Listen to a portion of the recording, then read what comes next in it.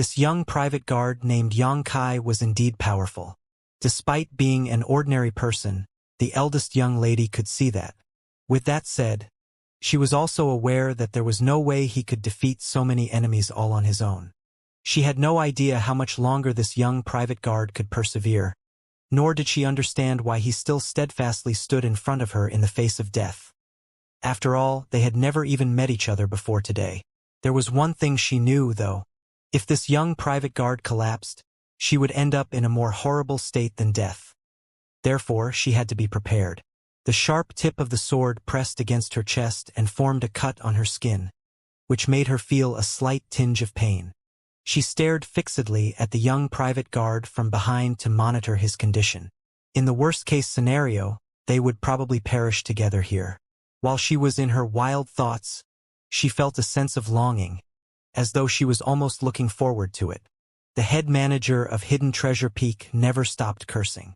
As more of his subordinates collapsed, his voice became louder while his saliva spouted out of his mouth. As the bandits were continuously reprimanded, they were furious while they became increasingly ruthless with their moves. Although their ruthlessness had inflicted a lot of injuries on this private guard from the Meng Manor, they could not make him fall. Presently, the private guard from the Meng Manor was covered in blood while his clothes were all tattered. There was a long cut on his forehead from which blood slid down his face and dyed his eyes scarlet, which made him look like a mad, ominous beast. His sword had become crooked from all the hacking and slashing, so he randomly took up the blade of a nearby dead bandit so he could wield two weapons at once. Nevertheless, the cutlass was also badly chipped, so there was no way it could last for a long time. About 20 to 30 corpses had been piled up in front of him. Blood streamed past his feet and made him look extremely terrifying. The bandits from Hidden Treasure Peak were horrified. They knew that as long as they persevered, there would come a moment when this private guard from the Meng Manor collapsed to the ground. But before that, many of their lives would be sacrificed. They were afraid that they would be the ones who died uselessly here. The bandits, who were initially high-spirited following the order from the head manager, started becoming timid as they launched attacks less frequently. An infuriated head manager killed a bandit who was trying to flee. He then drove his horse forward as he apparently planned to enter the battlefield personally. Just then, the ground started shaking as the sounds of hooves could be heard rapidly approaching from a distance. The head manager felt his chest tightening. When he turned his head, he saw that the dust was rising in the distance as a lot of people were rushing towards them on horses. Reinforcements from White Jade City had arrived. Upon that realization, the bandits became flustered as they instinctively moved backwards. Many of them turned to the head manager and awaited his order. The head manager stared at the private guard from the Meng Manor, who had been standing resolutely in front of the cave all this time. After a moment of hesitation, though, he shouted through clenched teeth, "Retreat!" A lot of soldiers from White Jade City were approaching, so there was no way their weakened group could ward them off. They might even lose their lives by staying here. It would be an unwise decision to do so just because they were not willing to give up their prize. The bandits were already frightened by Xianxia's actions to begin with, so upon hearing the head manager's order, they turned their horses around and ran for their lives without hesitation. A moment later, more than 100 knights clad in sturdy armor arrived at this place with a young man leading the way. The young man looked in the direction the bandits from Hidden Treasure Peak were fleeing with narrowed eyes, but he didn't have the intention to chase after them. He turned his head and took a glance at Xianxia, who was covered in blood. Despite being an experienced man, he was still astounded at the sight. The attention of the knights behind the young man was also attracted to Xianxia. He was standing there like a statue, as though he was trying to protect something. His figure was covered in cuts of different sizes, and his clothes were in tatters. The corpses of the bandits had been piled up in front of him, and his feet were drenched in a puddle of blood. His murderous intent seemed to have materialized, and the horses beneath the knights were unable to bear it. They neighed and instinctively stepped backwards. None of them had seen such a sight before, but they could imagine how intense the situation had been. A lot of bandits must have continuously launched attacks on this young man in an attempt to defeat him. However, like a rock amidst the storm, he was still standing strong in the end. It was obvious that after his sword became bent, he picked up a cutlass that was also chipped. Even with such broken weapons, he wielded them to kill these bandits. "Is it him?" the young man asked. The person beside the young man was Yong, who was also a private guard from the Meng Manor. Upon hearing that, he quickly nodded. "Yes, it's him." After he finished speaking, he leaped off the horse and bolted towards Kai, shouting, "Little brother! Little brother!" Before he could get close, though, he saw a sword slashing at him. He exclaimed in fright and fell on his bottom, his soul almost leaving his body. When he came to his senses, he quickly examined himself. Upon confirming that he wasn't injured, he breathed a sigh of relief. While reeling from the shock, he called out, "Little brother, it's me, Yong. Don't you recognize me?" He had no idea why Kai would suddenly hack at him. If he were killed just like that, he would have passed away full of grief. "He has already passed out," the leading young man suddenly said. Yong was dumbfounded. "He has? How could Kai still attack him when he was unconscious?" Upon closer look, though, Yong realized that there was indeed something off about Kai. He was glowering at the front, but never batted his eyes. The blood from his forehead streamed down his face, which made him look horrifying. But his eyes seemed to have lost focus as he looked hollowly in no particular direction. Nevertheless, he remained unmoving with the weapons in his hands. "Don't go near him. He will only react on instinct now," the young man ordered. A dazed Yong nodded. Despite his age, it was the first time he saw someone who was still able to react out of reflex while unconscious. How resolute must one be in order to achieve that? "He's really something." The young man stared at Kai with admiration written all over his face. He turned to Yong. "What's his name?" Yong quickly replied, "Young City Lord. His name is Kai. He's a new private guard in the Meng Manor." Kai. The young city lord narrowed his eyes as his expression became conflicted. Yong didn't notice it as he looked worriedly at Kai. "Little brother Yang is badly injured, young city lord.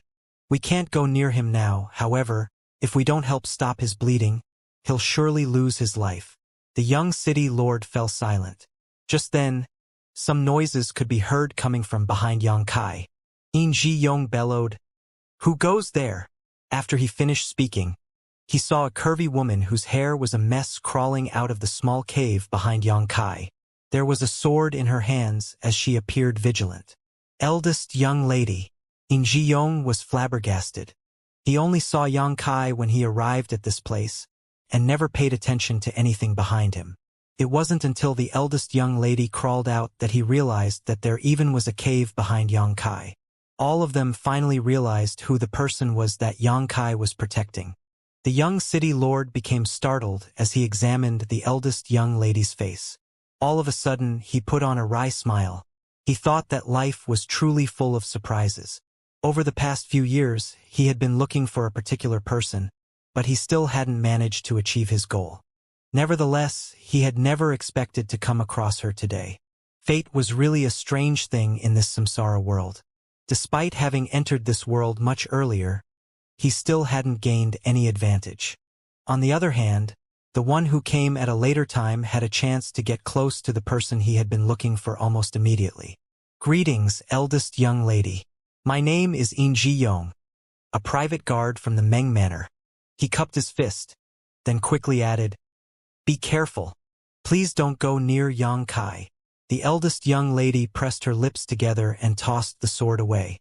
After making up her mind, despite the warning, she still shuffled towards Kai.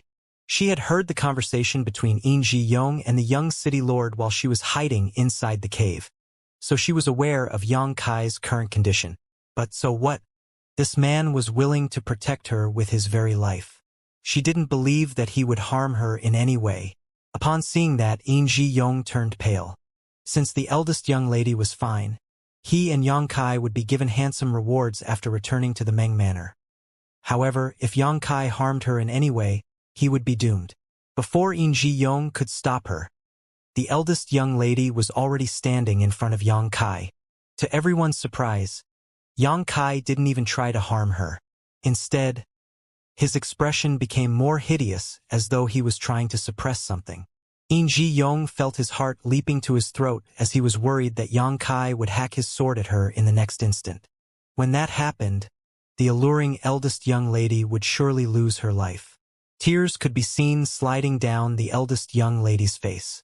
She covered her mouth with her hands as her shoulders uncontrollably trembled. The person in front of her didn't have any part of his skin intact. He was soaked in blood, and through his tattered clothes, she could see that he was covered in deep cuts with his flesh rolling up around his wounds.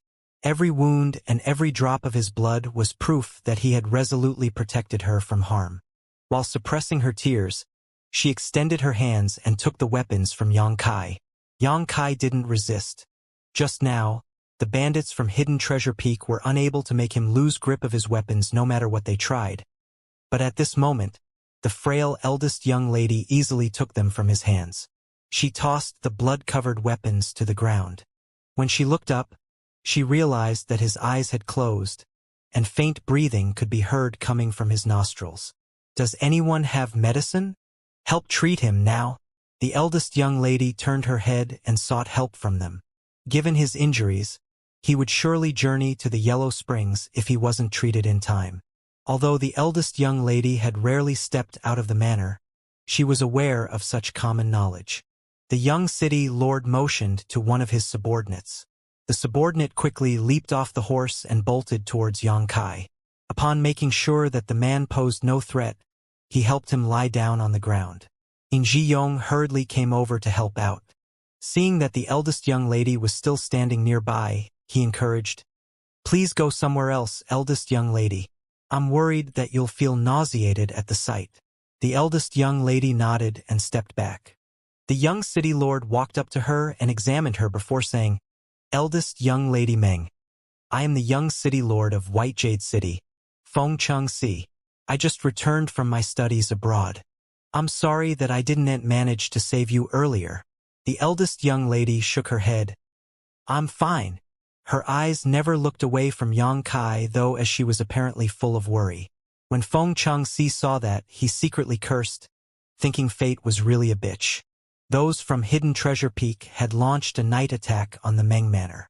The second manager, Luo Ngua, personally made a move and kidnapped the eldest young lady of the Meng family amidst the chaos. A new private guard from the Meng Manor chased after him and intercepted him in a place that was over 100 kilometers from the city. He fought against the enemies on his own and killed many of them. Eventually, he successfully saved the eldest young lady. Everyone in White Jade City was shocked when the news spread. Rumor had it that the power of the new private guard from the Meng Manor was inscrutable.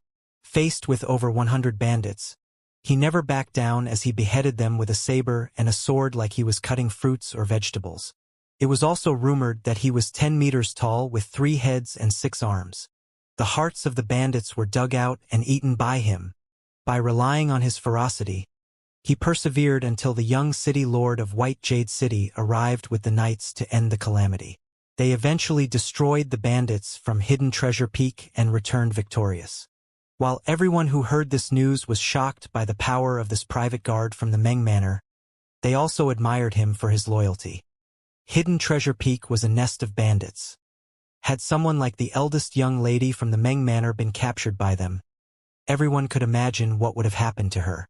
It was thanks to this loyal private guard that the eldest young lady's modesty was saved. They also found out this private guard was hired at the arena that the Meng family had set up some time ago. Many families secretly felt envious and thought that the Meng Manor had found a treasure. Nowadays, it was hard to find a loyal guard like him. Meanwhile, Yang Kai was still unconscious in the Meng Manor. He had exhausted himself from battling against the bandits from Hidden Treasure Peak.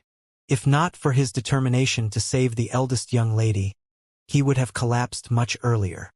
Had the soldiers from City Lord's mansion come any later, he would not have been able to persevere. After Yin Ji Yong and the others treated his wounds, the young city lord, Feng Changxi, escorted the eldest young lady back to the Meng Manor. Yang Kai, who had made the biggest contribution in this matter, was given special care. Before he even regained consciousness, the patriarch of the Meng Manor had already rewarded him with a lot of money and his own private residence. There was also high-quality healing medicine that the maidservants would use to apply on his wounds every day. It was unprecedented that an outer court's private guard be given such rewards. The steward of the Meng Manor personally visited Yang Kai and told Yin Ji-yong to inform him as soon as Yang Kai awakened. Certainly, Yin Ji-yong directly agreed to it. Many private guards also came to visit Yang Kai. Although it had only been a short time since Yang Kai joined the Meng Manor, and they were not close to each other, he had risked his life to save the reputation of these private guards. After all, the eldest young lady was kidnapped on their watch. Had Yang Kai not promptly decided to chase after the bandits, these private guards would have been punished by the Meng Manor by now. Some of them might even have lost their lives. When everyone who visited Yang Kai saw his injuries, they fell silent. That was because he was horrendously wounded. There was no part of his body that was intact. His entire figure was covered in bandages, which had been dyed crimson by his blood. No one knew how he was still alive given his injuries. The crooked saber and the chipped sword were brought back by Yin Ji-yong following the eldest young lady's order. They were the best proof that Yang Kai had used these weapons to kill those bandits.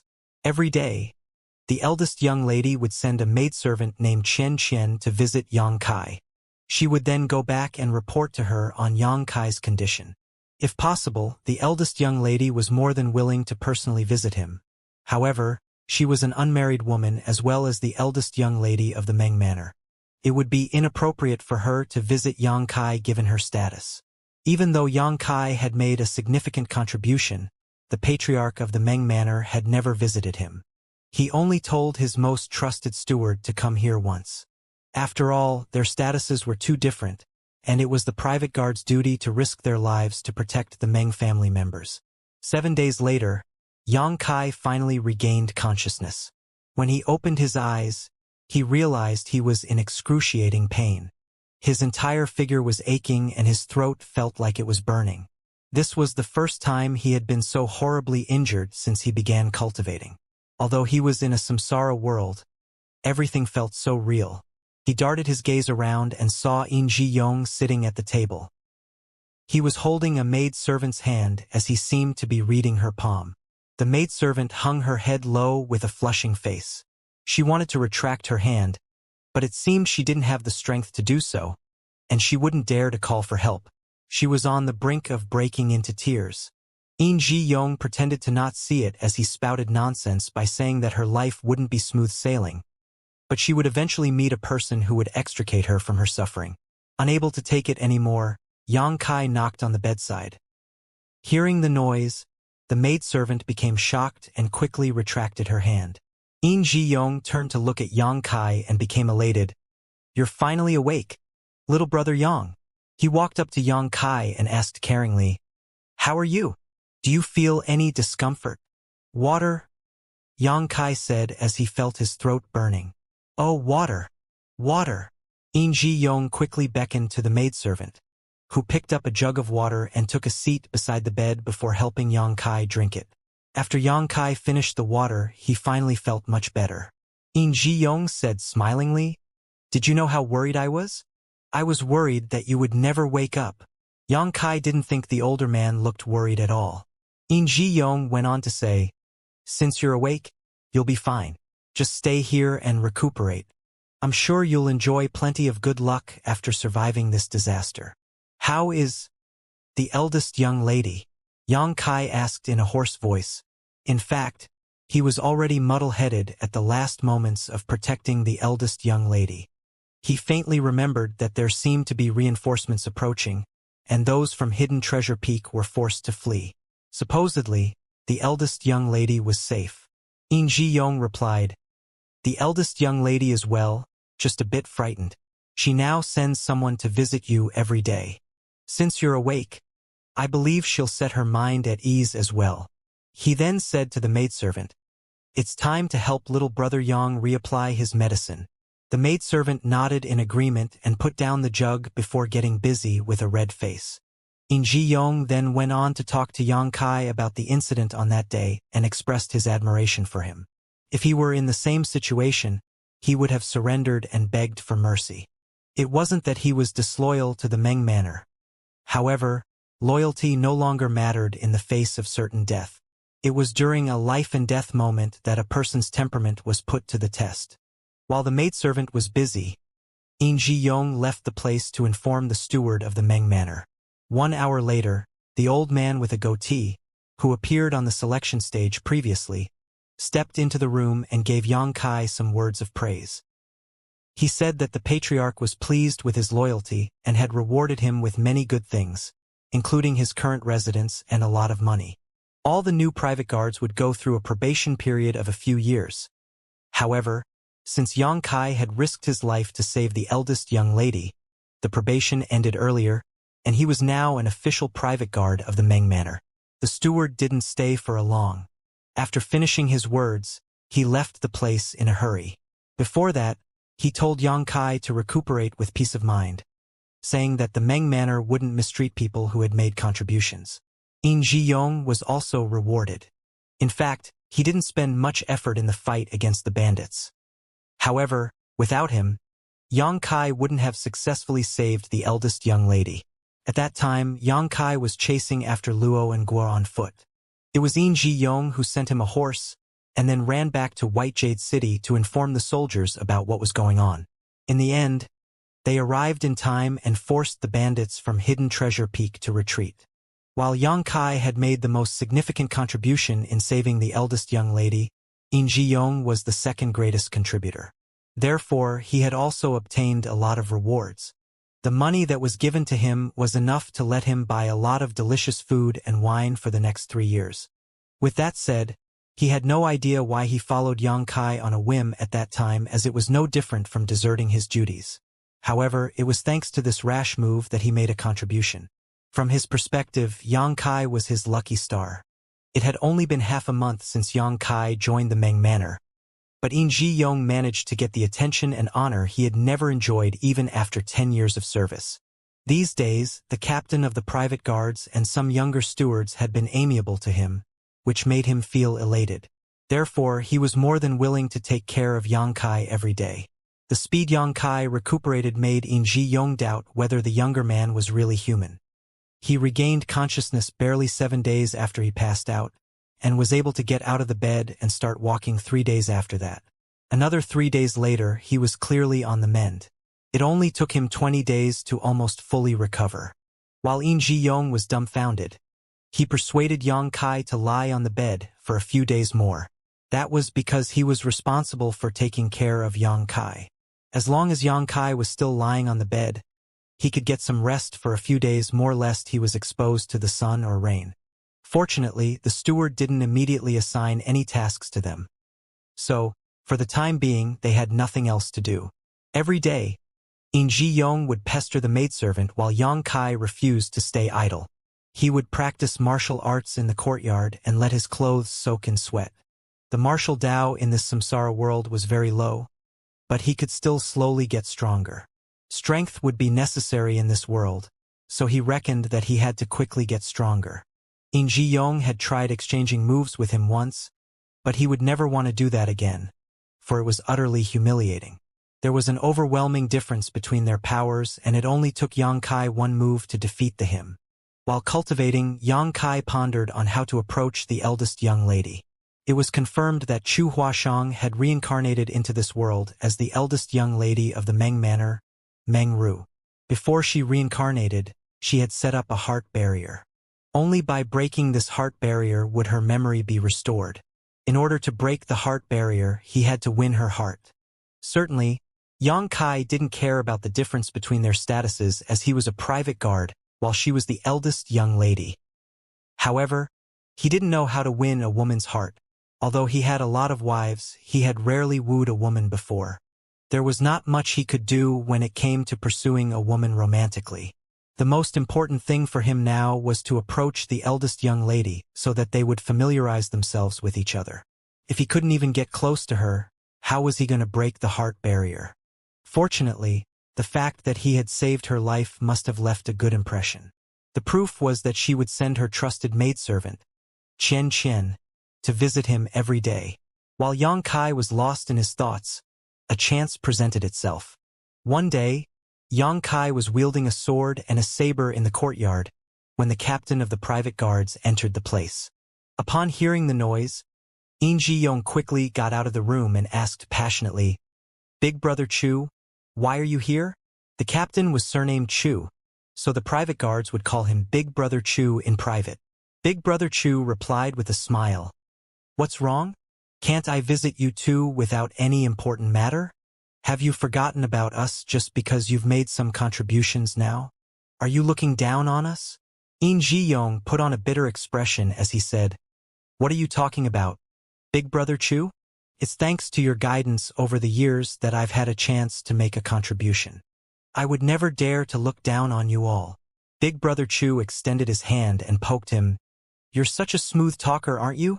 All of a sudden, he put on a solemn expression and changed the topic. "Anyways, there's indeed an important matter now," Yong quickly said. "Please tell us right away, Big Brother Chu." Big Brother Chu turned to look at Yang Kai. "How are you feeling?"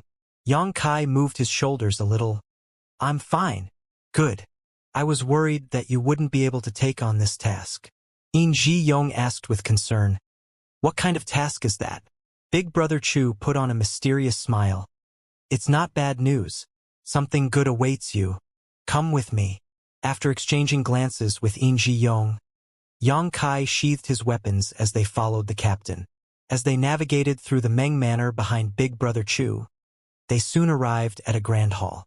In front of the grand hall stood an old man with a goatee. He was the chief steward of the Meng Manor. Seeing Captain Chu, he nodded gently. Yong suddenly felt his legs trembling slightly, for he finally recognized this grand hall. Although he had been working in the Meng Manor for more than 10 years, he had never had the right to come to such an important place as he was just an outer court's private guard. "Captain?" Yong looked inquisitively at the captain in the hope that he would be given a hint. Big Brother Chu muttered quietly, "Don't say anything unnecessary after going in." Yong nodded repeatedly. After having a small talk with Big Brother Chu, the steward with a goatee turned to Yang Kai and Yong. "Come with me." Upon finishing his words, he shuffled into the grand hall. Yong stuck close to Yang Kai and said in a small voice, "Little brother, I believe we're going to meet the patriarch. You have to be cautious."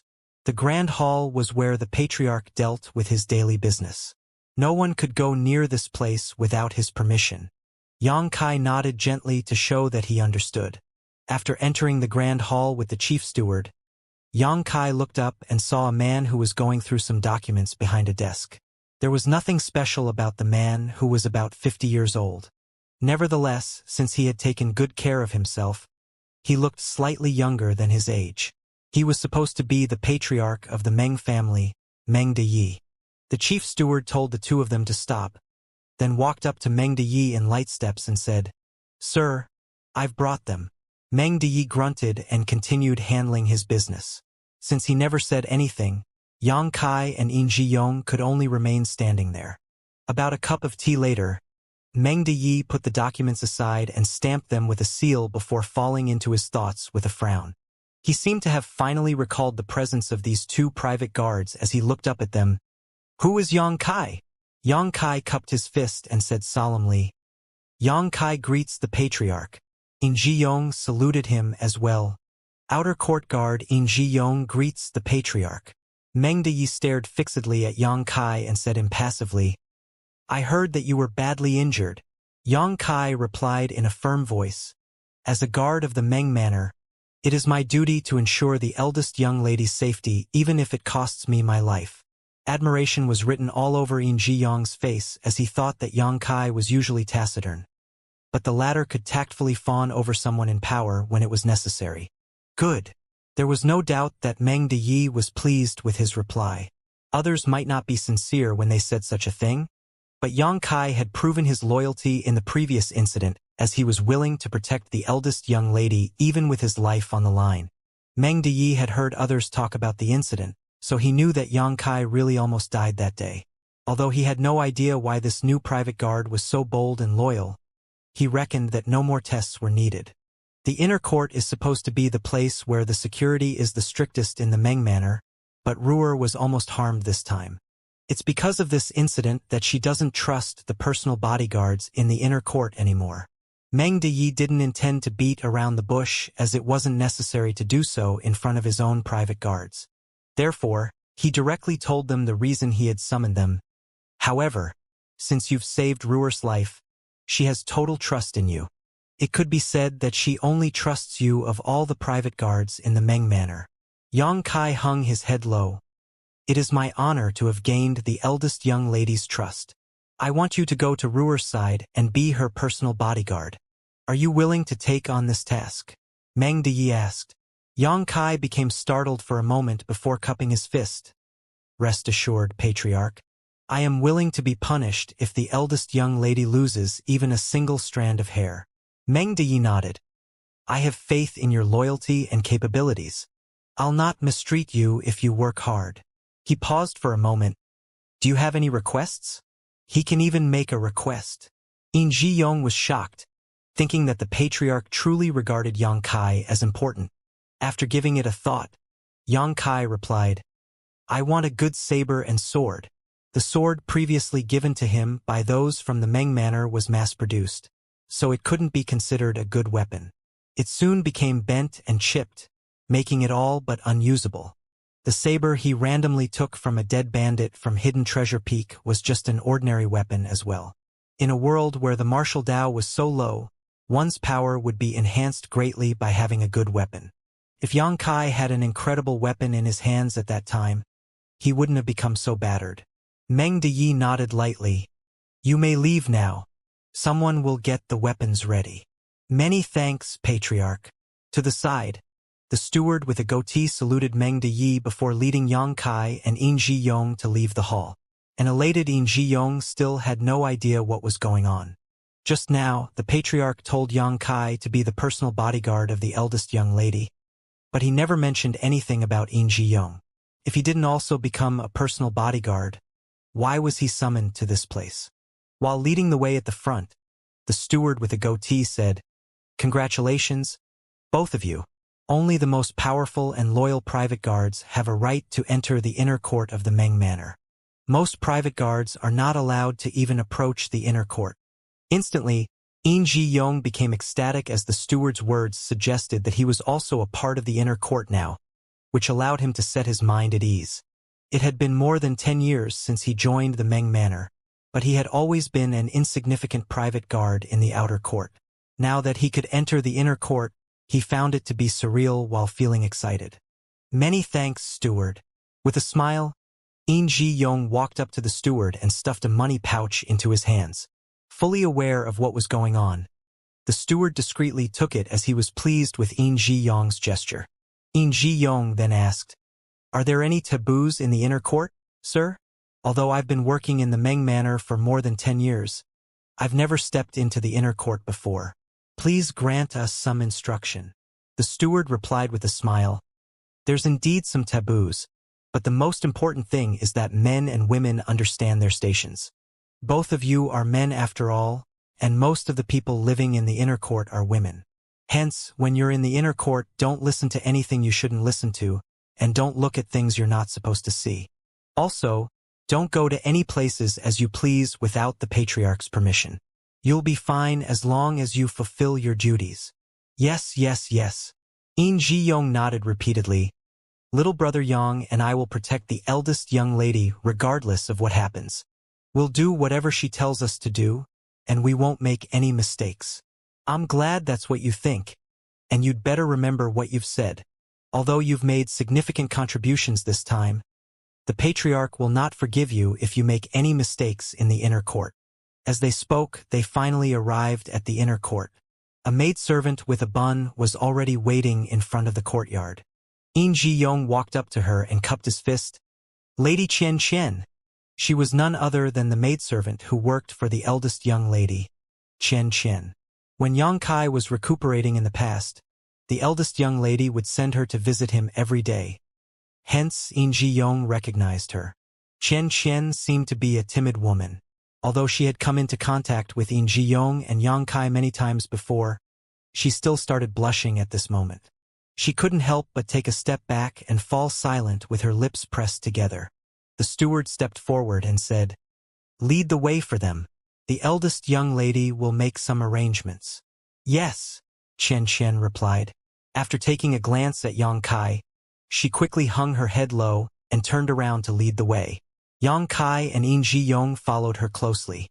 The inner court was vast and beautiful. A lot of small bridges, ponds, and rockery gardens were built among the various courtyards. In Ji-yong looked around and tooted in amazement. It had been more than 10 years since he joined the Meng Manor, but it was the first time he came to the inner court, so he was curious about everything here. He was especially enamored of the pleasant fragrance that lingered in the air that reminded him of the times when he was on a woman's bed. When he came across any women in the inner court, he quickly hung his head low as he would never forget that he was just a guard. Of Meng Deye's 3 daughters, 2 of them were already married. Only the eldest daughter, Meng Ru, was still single. The patriarch had more than 10 wives though, so there were a lot of women in the inner court. If In Ji-yong caught a glimpse of anything he was not supposed to see, his eyes would probably be dug out. After making many turns, they finally arrived at the eldest young lady's residence. Chen went inside to inform the eldest young lady about their arrival while Yang Kai and In Ji-yong waited outside the building. It was a building with 3 stories. Many busy servants continuously entered and left the place. Perhaps they had heard the news, so they would look curiously at Yang Kai and In Ji-yong when passing them by. Seeing that these 2 men appeared anxious, they covered their mouths and giggled while whispering among themselves.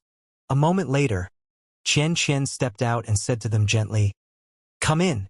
The eldest young lady is waiting for you."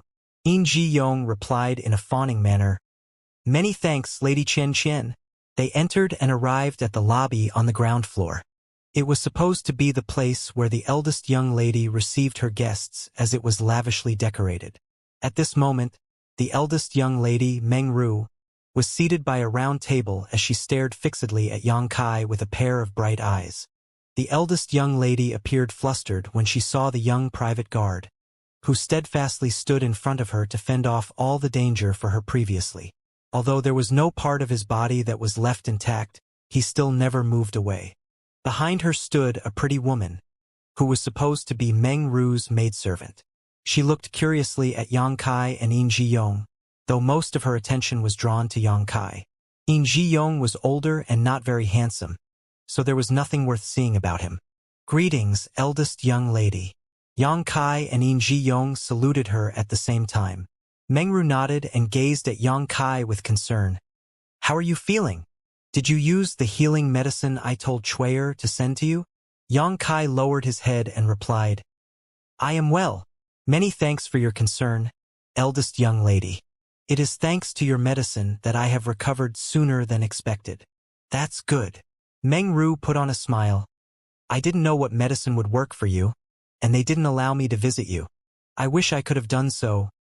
Yang Kai quickly said, "Eldest young lady, you are a noble woman, so it is not appropriate for you to step into the outer court where the men live. Your reputation would be tarnished if word got out." Meng Ru sighed. "That is what they all said." She appeared dejected. However, she soon put on a bright smile. "I can be at ease now since you're fine. I was frightened when I saw you looking so horrible. I thought you would die." Yang Kai lifted his head and flashed a smile at her. "Well, it is not so easy to kill me." Seeing that he was so impudent, the maidservant, who was standing behind Meng Ru, frowned with displeasure and shot him a glare. She interrupted their conversation by saying, "Since you 2 have made a contribution, the eldest young lady has asked the patriarch to transfer you to this place. You must fulfill your duties and ensure the eldest young lady's safety at all costs." "We will remember." Yang Kai and In Ji-yong cupped their fists. The maidservant then whispered to Meng Ru, "Eldest young lady, it's getting late. You must take your medicine now. Isn't it still being prepared?" "Just wait a while longer," Meng Ru replied. The maidservant shook her head. "The medicine is indeed being prepared, but you were quite frightened previously. The doctor has said that you must recuperate without being disturbed for the time being. A helpless eldest young lady let out a sigh. Fine. With the help of the maidservant. She rose from the chair and spoke to Xianxia, who had led Yongkai and Yong to this place. Show them around the inner court and find a place for them to live. Yes. Xianxia saluted her in an elegant manner. The maidservant then helped the eldest young lady Meng Ru walk up the stairs while Xianxia said to the two of them in a small voice, "Please come with me." Yongkai and Yong thanked her before taking a stroll around the surrounding area, with Xianxia leading the way. The place where the eldest young lady lived wasn't large, but there were still some places that they had to pay attention to lest they failed to discover some ill-intentioned people who hid there when the enemy struck again. While following the maidservant, Yongkai looked around and memorized the terrain. Since he was now responsible for protecting Meng Ru in the inner court, he had to put in his best effort. Furthermore, he had to find a way to win the eldest young lady's heart in order to break the heart barrier that Chu Huashang had set up before this reincarnation. A moment later, Xianxia brought them to a tile-roofed house. This is where you will be living, as it is not far away from the eldest young lady's room. When you're not on duty, you can just remain here and be ready for any emergencies. Many thanks, Lady Xianxia. Yong thanked her and passed her a package as a gesture of friendliness. Xianxia apparently had no idea what was going on as she took the package. When she realized what was inside, she quickly passed it back to him and waved her hands. There's no need for that. Yong said with a smile, we'll need your advice in many areas in the future. Please don't turn me down as it's just a small gift. There's really no need for that. Xianxia was flushing. I just joined the Meng Manor not long ago, so there's no advice I could give you. Yong was startled. You just joined the Meng Manor not long ago? Yes. Xianxia nodded repeatedly as she appeared uneasy. Yong's interest had been piqued. Supposedly, the maidservants by the eldest young lady's side must have passed a lot of tests and proven their loyalty to the Meng Manor.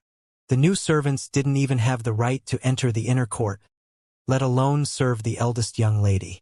When did you join? Yong asked curiously. About a month ago, Xianxia replied in a small voice. Yong was dumbfounded as he gave her a thumbs up. You're truly lucky to have the right to serve the eldest young lady after only a month. Xianxia hung her head low. I don't understand either. After the previous incident, I was told to send some medicine to the eldest young lady. When she saw me, she decided to make me stay. I see. Yong thought that she was extremely lucky. He was a private guard while Xianxia was a maidservant. In the past over 10 years, he had always been an insignificant private guard in the outer court. If not for the contribution he had inadvertently made, he wouldn't have been transferred to the inner court. On the other hand, Xianxia had only been working here for a month, but she could get into the inner court just because the eldest young lady was fond of her. In comparison, his journey was much tougher, which made him feel a bit bitter. With that said, Xianxia was indeed beautiful and innocent-looking, so it was no wonder that the eldest young lady was fond of her. Upon learning that Xianxia wasn't a long-time maidservant of the eldest young lady, Yong became much more at ease. At the very least, he didn't have to fawn over her. Yongkai, who had remained silent all along, suddenly asked, the woman beside the eldest young lady is named Chuyer? Xianxia's figure shook a little, as though Yongkai had scared her by talking suddenly. With a blushing face, she replied, yes, she's big sister Chuyer. She has been serving the eldest young lady since she was a child. They grew up together. Yongkai nodded his head, then fell silent. A short while later, Xianxia left. Yong closed the door and asked in a small voice, little brother Yang, is there anything wrong the eldest young lady's maidservant, Chuyer? He thought that Yongkai had discovered something when the latter asked that question suddenly. He couldn't help but speculate that Chuyer might be a mole sent to this place by those from Hidden Treasure Peak. Would they make another contribution not long after coming to the inner court? There's nothing wrong with her. Yongkai didn't know what was on his mind. It's just that the eldest young lady said she had told Chuyer to send some healing medicine to me. After giving it a thought, Yong replied, yes, That's what she said. Had you ever met Chuyer before that? Yang Kai asked. In Ji Yong shook his head. No. He suddenly realized something. You've saved the eldest young lady, and judging from her reaction today, there's no doubt that she's grateful to you. In that case, she would definitely send the most important maidservant to visit you. However, it was Lady Chen Chen who had been visiting you every day when you were recuperating. He initially thought that Chen Chen was someone important to the eldest young lady, but it was apparently not the case. It had only been a month since she joined the Meng Manor, and she had only begun serving the eldest young lady's side after the incident. The most important maidservant to the eldest young lady should be Chuyer, who grew up with her. Why was that? In Jiyong was puzzled. Yang Kai replied with a smile. I suppose Lady Chuyer received the eldest young lady's order, but she was too lazy or frightened to visit a person who was horribly injured, so she told Lady Chen Chen to visit me instead. After Lady Chen Chen reported everything to her, she would then report to the eldest young lady. Upon learning what had happened, In Ji-yong gave Yang Kai a thumbs up. You're indeed clever since you're able to figure out so many things from what the eldest young lady had said. It was no wonder that you decisively ran after the bandits that night. To be honest, when I saw you leaving, I thought that you were escaping. Yang Kai put on a smile without responding to him. In Ji-yong asked curiously, Little brother, how did you know that the eldest young lady was kidnapped?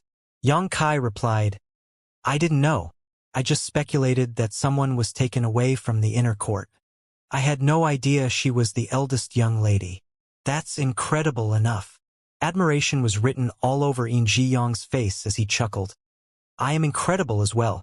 I followed you as soon as I saw you running after the bandits. In fact, he didn't have the confidence to ward off the enemies on his own after Yang Kai left the place, so he had no choice but to follow him. With a frown though, he said, This incident shows us that it's not easy to deal with Lady Chuyer. We'd better be cautious so that she won't be able to find fault with us. Yang Kai nodded. He had a feeling that if he wanted to win the eldest young lady's heart, Chuyer would be an obstacle. Certainly, Yang Kai and In Ji-yong were not the only private guards in the inner court. In fact, there were a lot of private guards, and they were significantly more powerful than the ones in the outer court. After the previous incident, the eldest young lady no longer trusted the personal bodyguards in the inner court though. It wasn't that she was willful, but she was taken away by the bandit under the watch of so many personal bodyguards. So trust had indeed been lost. That was the reason she wanted Yang Kai and In Ji-yong by her side. Patriarch In Ji-yong doted on his eldest daughter, so he directly agreed to this request. Despite that, he had still told some personal bodyguards to hide around the eldest young lady's residence. All of them had profound auras. However, the eldest young lady and the maidservants were unaware of their presence as they had never cultivated before. When Yang Kai came over from the building earlier, he detected some people who secretly examined him. Of course, he didn't react despite knowing what was going on. When Yang Kai agreed to become the eldest young lady's personal bodyguard, he also made a request to the patriarch, and it seemed the Meng family was as efficient as they were wealthy. They entered the inner court in the morning, and by the afternoon a sword and a saber were presented to Yang Kai. The saber was similar to the ones given to the private guards in the Meng Manor. The characters Stirring Clouds were engraved on the hilt. When he pulled out the weapon, a dazzling glint flashed through the blade. The simple-looking sword was about 1 meter long, but the blade was shiny and sharp. When he flicked at the blade, a sword cry rang out for quite some time. The characters Covering Rain were engraved on its hilt. In Ji-yong was dumbstruck when he saw these two blades. The Stirring Clouds saber and Covering Rain sword are real treasures. They're said to have been left behind by a powerful cultivator several hundred years ago. They last appeared 30 years ago when they were obtained by a rogue cultivator. I didn't expect that they were in the Meng Manor. With a fervent expression, In Ji-yong fiddled with the saber and sword. He was also a cultivator, so he loved treasures like these. The average cultivator would see his power increase by 30% by wielding these exquisite weapons. Not to mention that Yang Kai was a very powerful cultivator. Moreover, given In Ji-yong's eyesight, he was certain that the Stirring Clouds saber and Covering Rain sword before his eyes were genuine. not counterfeits one could easily find on the streets. He reluctantly put the weapons back into their sheaths and said with envy, "Little brother Yang, the patriarch must regard you highly if he gave you such treasures. I suppose only someone like you deserves such an incredible sword and saber though." In the battle to protect the eldest young lady Meng Ru, Yang Kai did not only prove his loyalty but also his incredible strength and skill. In fact, Meng Deyi had sent his trusted aide to examine the battlefield, and the conclusion was that there were fewer than 10 people in the world who could fight against 100 bandits on their own and cause such casualties. Since Yang Kai was both loyal and powerful, it was expected that Meng Deyi regarded him highly. Yang Kai's power would increase significantly as he now possessed the Stirring Cloud Saber and Covering Rain Sword. It was not tiring to work in the inner court because Meng Ru stayed in her residence most of the time. She would rarely step out of the building. It wasn't certain whether it was because she loved staying indoors, or she was still frightened following the previous incident. Therefore, Yang Kai and Yin Jiyong just had to remain hidden when they were on duty and paid close attention to her to prevent any accidents from happening. With that said, rarely would any accidents happen in the inner court. Other than the two of them, there were a lot of personal bodyguards hiding in different places. Those who were untrustworthy would never be allowed to enter the inner court. Nevertheless, Yang Kai now faced a conundrum as he was unable to get into any close contact with the eldest young lady. This was giving him a headache. There was no doubt that he had left a lasting impression on her, and he was now lucky enough to become her personal bodyguard in the inner court. However, if he was unable to strike while the iron was hot, his efforts might all go to waste. Nonetheless, Yang Kai was just a personal bodyguard in the inner court while Meng Ru was the eldest young lady of the Meng Manor. There was a huge difference between their statuses. If he crossed the line, he would only invite trouble to himself. Yang Kai reckoned that he had to come up with a plan to get closer to the eldest young lady. One day, Meng Ru was in a good mood as she led her two maidservants to take a stroll around the garden. Although it had only been a short time since Chen Qian entered the inner court, she had gained the eldest young lady's favor for some reason. Only 1 month had passed, but she was now one of her trusted maidservants. Despite the fact that she was on an equal footing with Chuier, she wasn't as close to the eldest young lady as the latter. After all, Chuier and the eldest young lady grew up together. Having said that, many of the maidservants in the inner court were envious of Chen Qian's luck. No one knew why the eldest young lady was fond of this new maidservant. Yang Kai and Yin Jiyong followed them without revealing themselves. The eldest young lady and the maidservants had no idea where they were.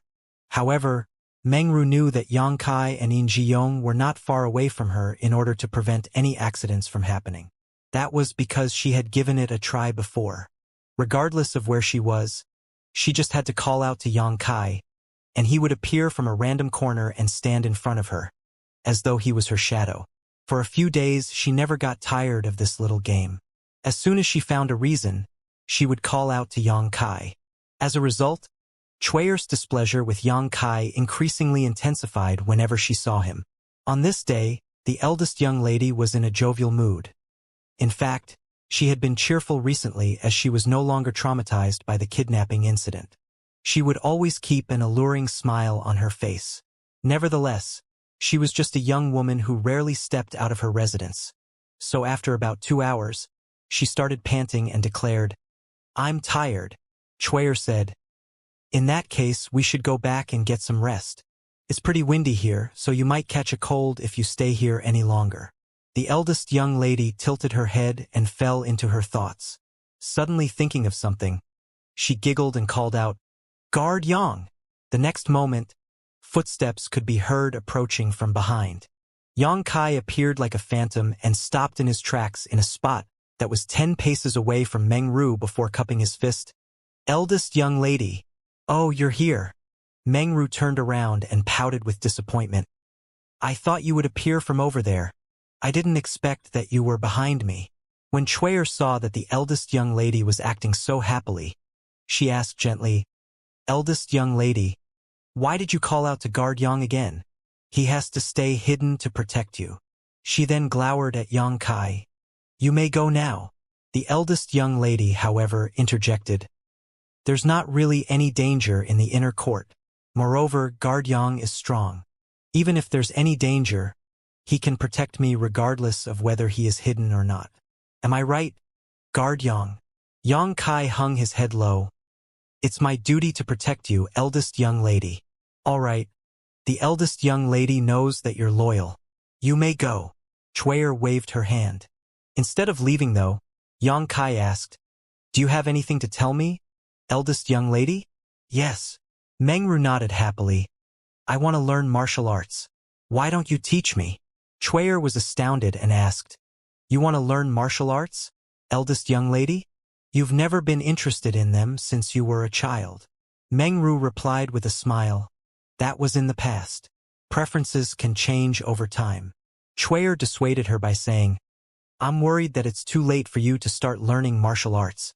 You won't become a powerful cultivator. Furthermore, Mengru cut her off by saying, it's not like I want to become a powerful cultivator. I just want to strengthen my body. Isn't that one of the benefits of learning martial arts? I feel tired after just walking for a short time, which must be because I'm weak. Moreover, I found it difficult to hold a sword previously as I almost couldn't lift it. If I had learned martial arts, that wouldn't have happened. Even if I come across any danger again, I'll have the strength to protect myself. Seeing that the eldest young lady was insistent, Chuyer wouldn't dare to refute her. After giving it a thought, she offered a suggestion. If you want to learn martial arts, you can ask a martial arts instructor in the manor to teach you. Guard Yang has his own duties, so it might not be convenient for him. Mengru snorted. The martial arts instructors in the manor are not as strong as Guard Yang. You have no idea how bold he was. At that time, he easily killed those bandits with the sword and saber in his hands. The blood formed into a puddle and dyed my shoes red. Chuyer had never heard of anything so ruthless before, so she turned pale in an instant and wouldn't dare to say anything. Mengru then turned to Yang Kai and asked, will you teach me, Guard Yang? Certainly. Yang Kai was more than willing to do that as he would have a chance to come into close contact with the eldest young lady repeatedly. So after pretending to ponder for a moment, he nodded. I am your subordinate, so I will definitely obey your orders. Mengru clapped her hands with joy. Let's start now then. Here? Yang Kai asked. Oh, and let's go back first. Mengru came to her senses and shuffled forward. Yang Kai followed her closely. Chuyer snapped back to reality and frowned. After telling Qian something, she pulled up her dress and dashed out of the inner court. The eldest young lady wanted to learn martial arts, and she insisted that Yang Kai had to teach her.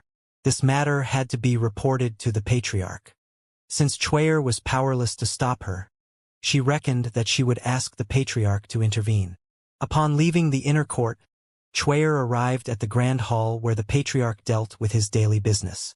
After waiting for a bit, she was allowed to see him. Chuyer quickly told him what was going on.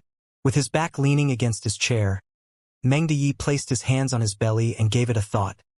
If Ruer wants to learn martial arts, just let her be. I suppose she just wants to learn it for fun.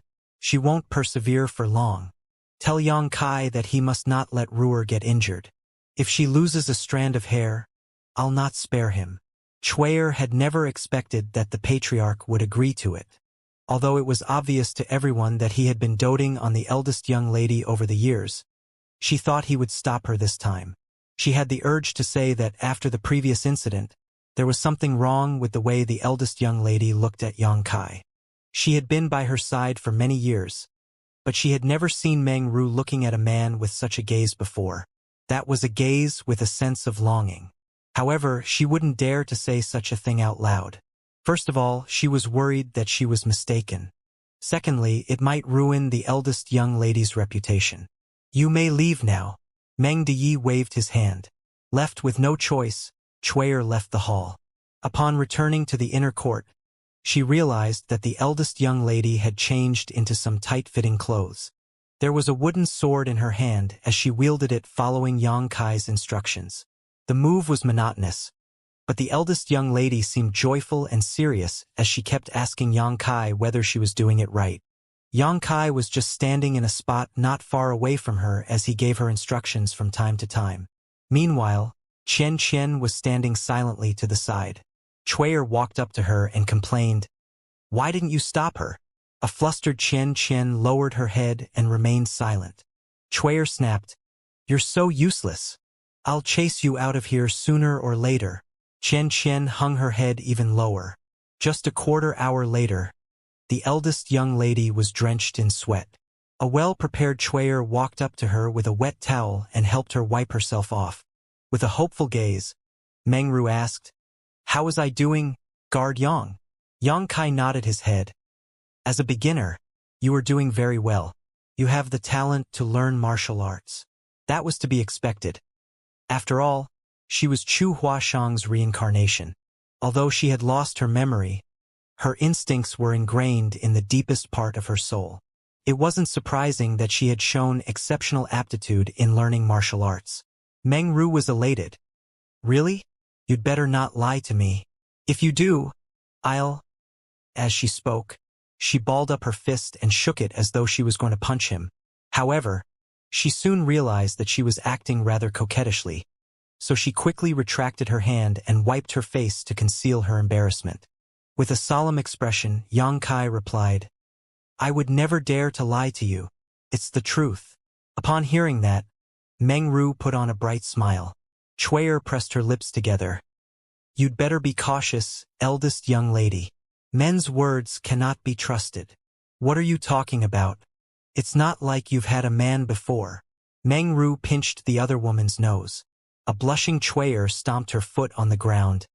"How could you even say such a thing? I have to tell the patriarch about it." "No, don't do that. I'll keep my mouth shut, Chuyer." Meng Ru quickly pleaded with her. Everyone thought that Meng Ru was just learning martial arts for fun, which was why she pestered her personal bodyguard to teach her. After she became exhausted and lost interest in it, she would give it up. Therefore, after she persevered for a few days, the women in the inner court were shocked, including her maidservant Chuyer. Every day, the eldest young lady would get out of her bed before the sky turned bright. Unlike in the past when she would dress up patiently, she just had to tie up her hair and put on some tight-fitting clothes now before heading to the courtyard with a wooden sword. Yang Kai would always be waiting for her there. She would be soaked in sweat every day, but she was still high-spirited. Even just by monotonously wielding her sword, she increasingly became better with the movements. The two maidservants were asked to learn martial arts as well. The main reason was that the eldest young lady was annoyed by Chuyer, who always tried to stop her from practicing. If Chuyer could learn with her, perhaps she would keep her mouth shut. However, not everyone had the eldest young lady's perseverance. Chuyer gave it up barely 2 days later. Other than the fact that the moves were monotonous, her entire figure would ache every day. Although she was a maidservant, she grew up with the eldest young lady and enjoyed the finer things in life. She had never gone through such hardship before. With that said, after she gave it up, she rarely dissuaded the eldest young lady from learning martial arts again. Perhaps she no longer had the nerve to do so. On the other hand, even though Chen appeared timid, she had impressive willpower. Moreover, Yang Kai discovered that she was just as talented as the eldest young lady when it came to learning martial arts. Time went by quickly as he taught martial arts with an ulterior motive while the two women learned attentively. 2 months had passed. Yang Kai and the eldest young lady had become much closer to each other through their contact every day. He could clearly notice that whenever the eldest young lady looked at him, her gaze was filled with a sense of longing. Only when a woman was in love with a man would she gaze at him in such a way. Back then, after he risked his life to save her, she started treating him favorably. The contact and guidance over the past few months had just pulled them closer to one another. Yang Kai had a feeling that he was close to breaking senior sister Chu's heart barrier, but he had no idea how much more he had to do before he could succeed. He could only play it by ear now. After all, he didn't have similar experiences that he could refer to. This samsara world had its own rules. One day, after Yang Kai was done teaching the eldest young lady, Chuyer came over with a wet towel and helped wipe her face. All of a sudden, the eldest young lady said, "Guard Yang, I'm leaving the city tomorrow. Please come with me." Yang Kai became startled for a moment before nodding. "Yes." He had no idea why the eldest young lady was leaving the city. Since she returned to the Meng Manor some time ago, she had never left her residence. She would only take a stroll in the garden at most. She must have a matter to attend to for leaving the city. However, as a private guard, he wasn't in a position to ask her anything. "Is there anything I need to prepare?" Xianxia asked. "No, you just have to follow me." The eldest young lady forced a smile. "I'm a little tired now, so I'll get some rest." "Please rest early as well, Guard Yang." Xianxia nodded his head and stepped back into the darkness. The next day, the eldest young lady was dressed in some simple clothes. A carriage was ready outside the Meng Manor. Besides that, there were a group of personal bodyguards with sabers who would escort her. Xianxia and Yin Zhiyong were on either side of the carriage. Beside Xianxia was Chen Chen, while Chuyer was leading the way at the front. With his left hand on his hilt, Xianxia looked around to prevent any ill-intentioned people from coming near. Although the crisis caused by the bandits from Hidden Treasure Peak had been resolved previously, he had no idea whether the Meng Manor had dealt with those from Hidden Treasure Peak in any way recently. He had to be ready for a fight at any moment. There was one time when he turned his head. He realized that Chen Chen was looking at him. He nodded at her and put on a smile. In an instant, Chen Chen started blushing and hung her head low. She lost her balance and almost stumbled over. A dexterous Xianxia quickly took her arm. "Watch out!" A flustered Chen Chen retracted her arm and said in a small voice, "Thanks." Xianxia flashed a smile at her. He was pleased with this maidservant who was timid but hard-working. She was unlike the annoying Chuyer, who loved to boss others around just because she was the eldest young lady's trusted maidservant. What happened? The eldest young lady lifted the curtain and revealed her alluring face. She must have heard the noise just now. "Nothing." Xianxia shook his head. The eldest young lady shot him a doubtful look and gazed at the blushing Chen Chen before snorting. "Don't bully Chen Chen. If you do, I won't let you off." "I would never dare to." Xianxia secretly smiled in a helpless manner, thinking that the eldest young lady was the one he wanted to bully. However, he couldn't say such a thing for the time being, as he was just a personal bodyguard. The eldest young lady pretended to be fierce and showed him her fist before letting the curtain down. A moment later, she was heard saying in a melancholic voice, "It's the anniversary of my mother's death. I visit the gratitude shrine to pray for her every year." It was only then that Xianxia found out why the eldest young lady was leaving the city. Gratitude Shrine was more than a dozen kilometers away from the city, where a lot of believers would pray to the heavens. Shrines were rarely seen in the 3,000 worlds. There were no shrines in the universe worlds where Xianxia had stayed before. With that said, he was aware of such places. It had something to do with a kind of faith. Furthermore, over the past couple of months, Yin Zhiyong had given Xianxia some information about the Meng Manor. Although Meng Ru was the eldest young lady, she wasn't a legitimate child. Her mother wasn't Meng Deye's wife. Instead, the two apparently got to know each other when they were still very young. Even though Meng Deye had many wives, he loved this woman, who had started following him since childhood and would never leave him, the most. Unfortunately, she didn't enjoy a long life. She passed away when the eldest young lady was still a young child. Perhaps Meng Deye felt guilty as well as a sense of longing. So he doted on Meng Ru the most out of all his children. Despite the fact that she was pretty mature now, he had never forced her to marry anyone. In this samsara world, women who were still not married by the age of 26 or 27 would be treated like jinxes. However, the eldest young lady was still doing perfectly well in the Meng Manor, which was a wealthy family to begin with. Despite the fact that she was a noble lady, Meng Deye still allowed her to learn martial arts. Gratitude Shrine was more than a dozen kilometers away from White Jade City, where there were a lot of believers. While going up the mountain, they saw a lot of people walking along the path. Seeing the formation of the Meng Manor, these people would move to the sides. The ordinary people would never dare to offend those from the Meng Manor.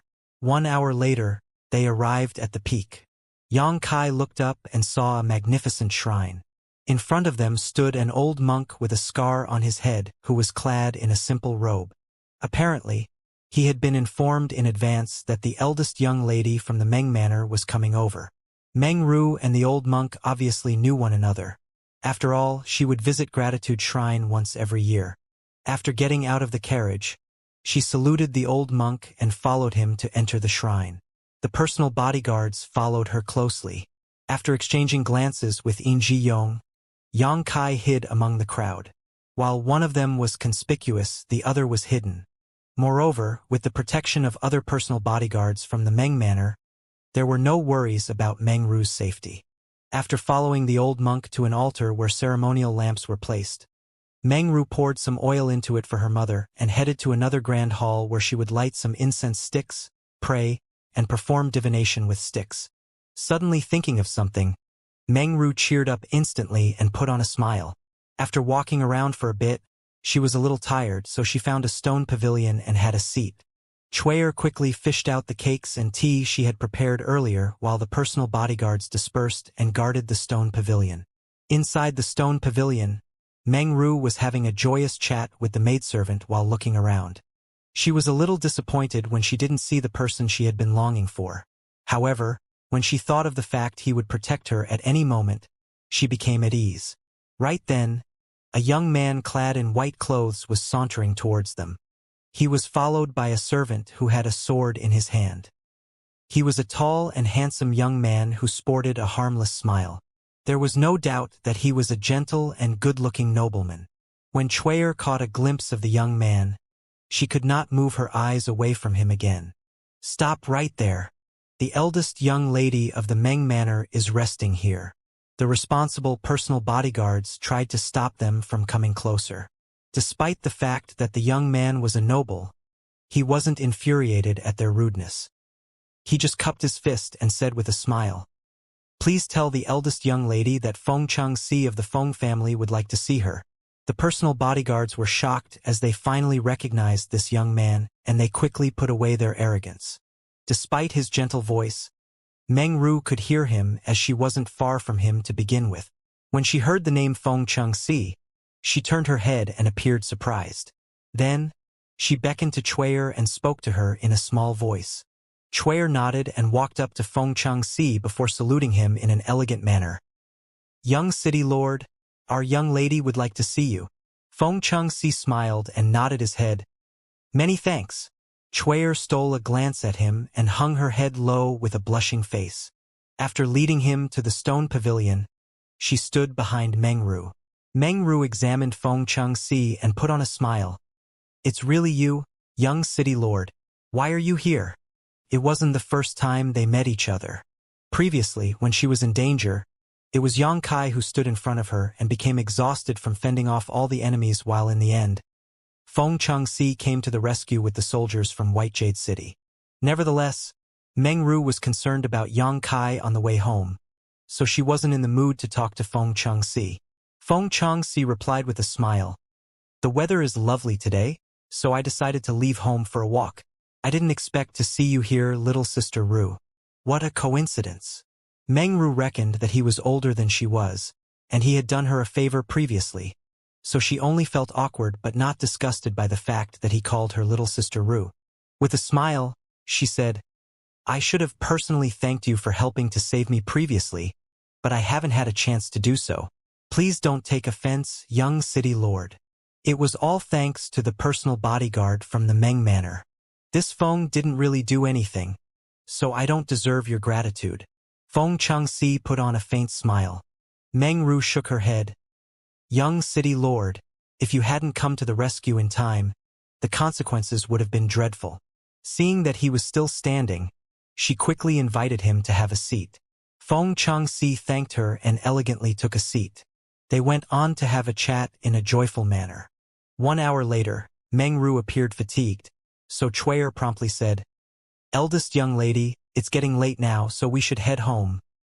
Otherwise, the patriarch will be worried about you." Following a nod, Meng Ru rose from the seat and bid Feng Xianxia farewell.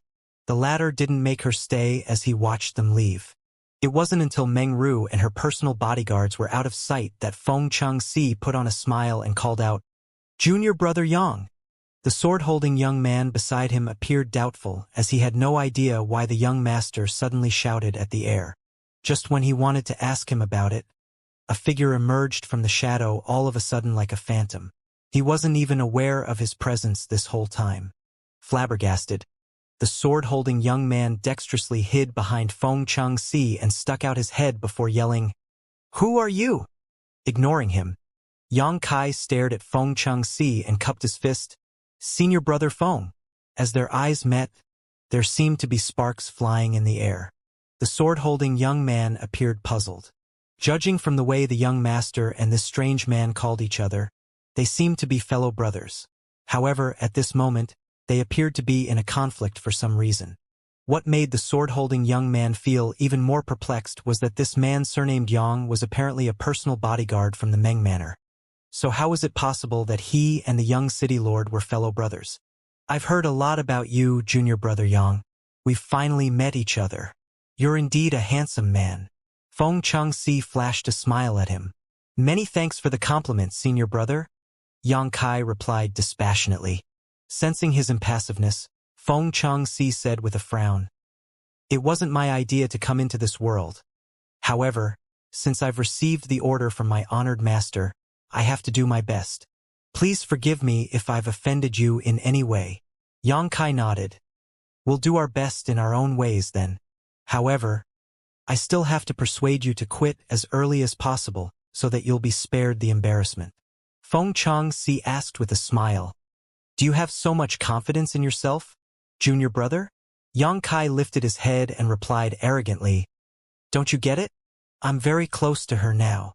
He found it somewhat laughable that he was competing against another man to win over a woman's heart. Feng Changxi said, "I'm fully aware of the advantages you have, but you'd better not underestimate me. I have my own advantages as well. I'll be looking forward to it then." Yang Kai turned around and disappeared into the darkness. A moment later, the sword-holding young man, who was hiding behind Feng Changxi, looked around curiously. "Young master, is that ghost gone?" An annoyed Feng Changxi knocked on his head. "What nonsense are you spouting? We're heading back now." "Yes," the sword-holding young man responded as he kept looking back at the stone pavilion, as though a saber and sword-wielding ghost would reappear at any moment. Yang Kai would soon find out what Feng Changxi's planned to do.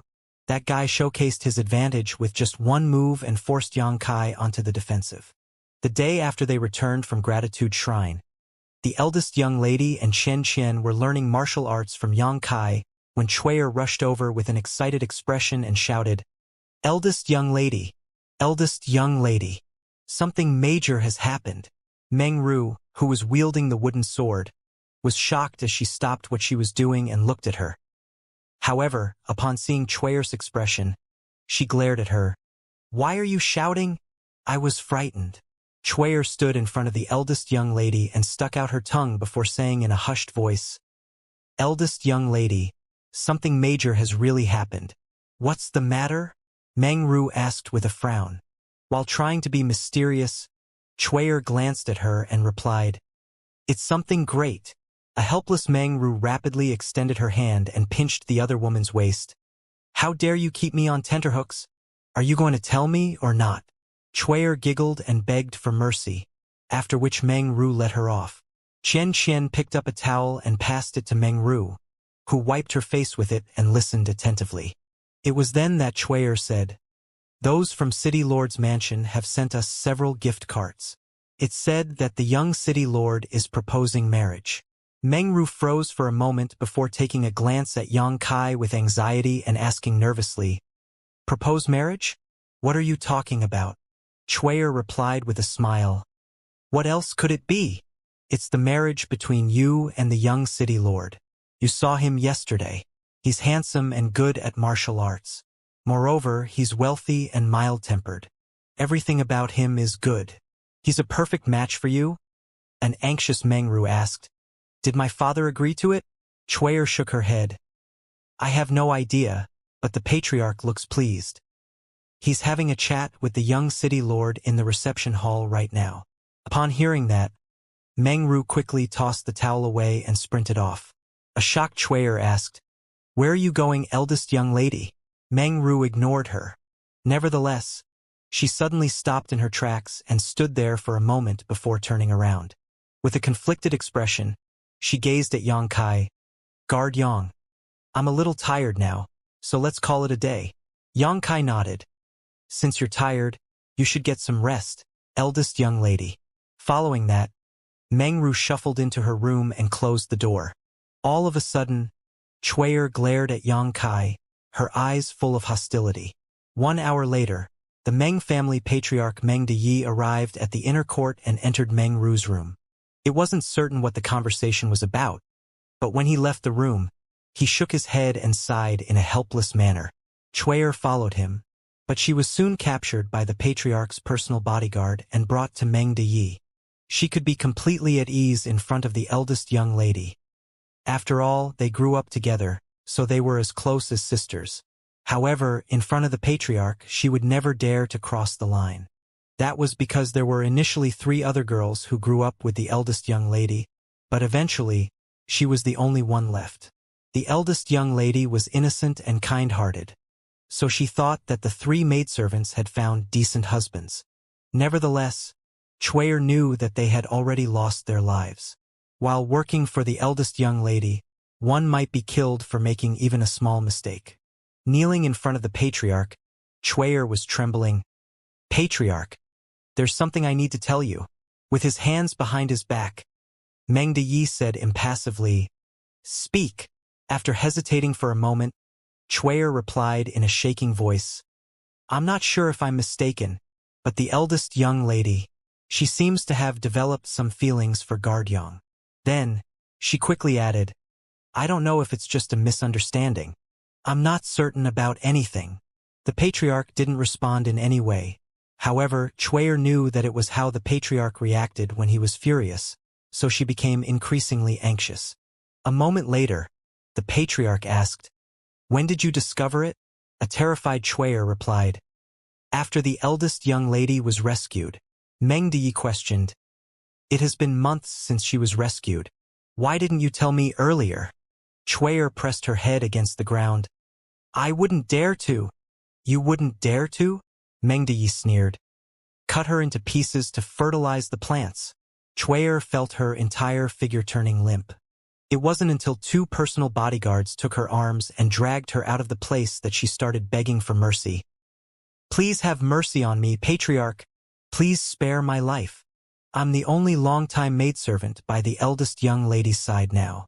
If I'm killed, she'll be sad. Her words just barely saved her. After receiving an instruction, the 2 personal bodyguards dropped her. Meng Deyi's voice could be heard saying from a distance, Watch over the eldest young lady and inform me immediately whenever something happens. If anything goes wrong again, I will personally kill you. Chui'er hurriedly agreed. When she looked up, there was no one in front of her. After that day, the eldest young lady was back to her usual self. Yang Kai didn't ask how the young city lord's proposal was dealt with, but In Ji Yong had found out quite a bit of information. In fact, the young city lord had personally come over to propose marriage, and Meng Deyi was apparently pleased with him. After all, Feng Changxi was of noble background, and was a perfect match for the eldest young lady of the Meng family. Meng Ru was not getting any younger, and it was impossible for her to stay in the Meng manor forever.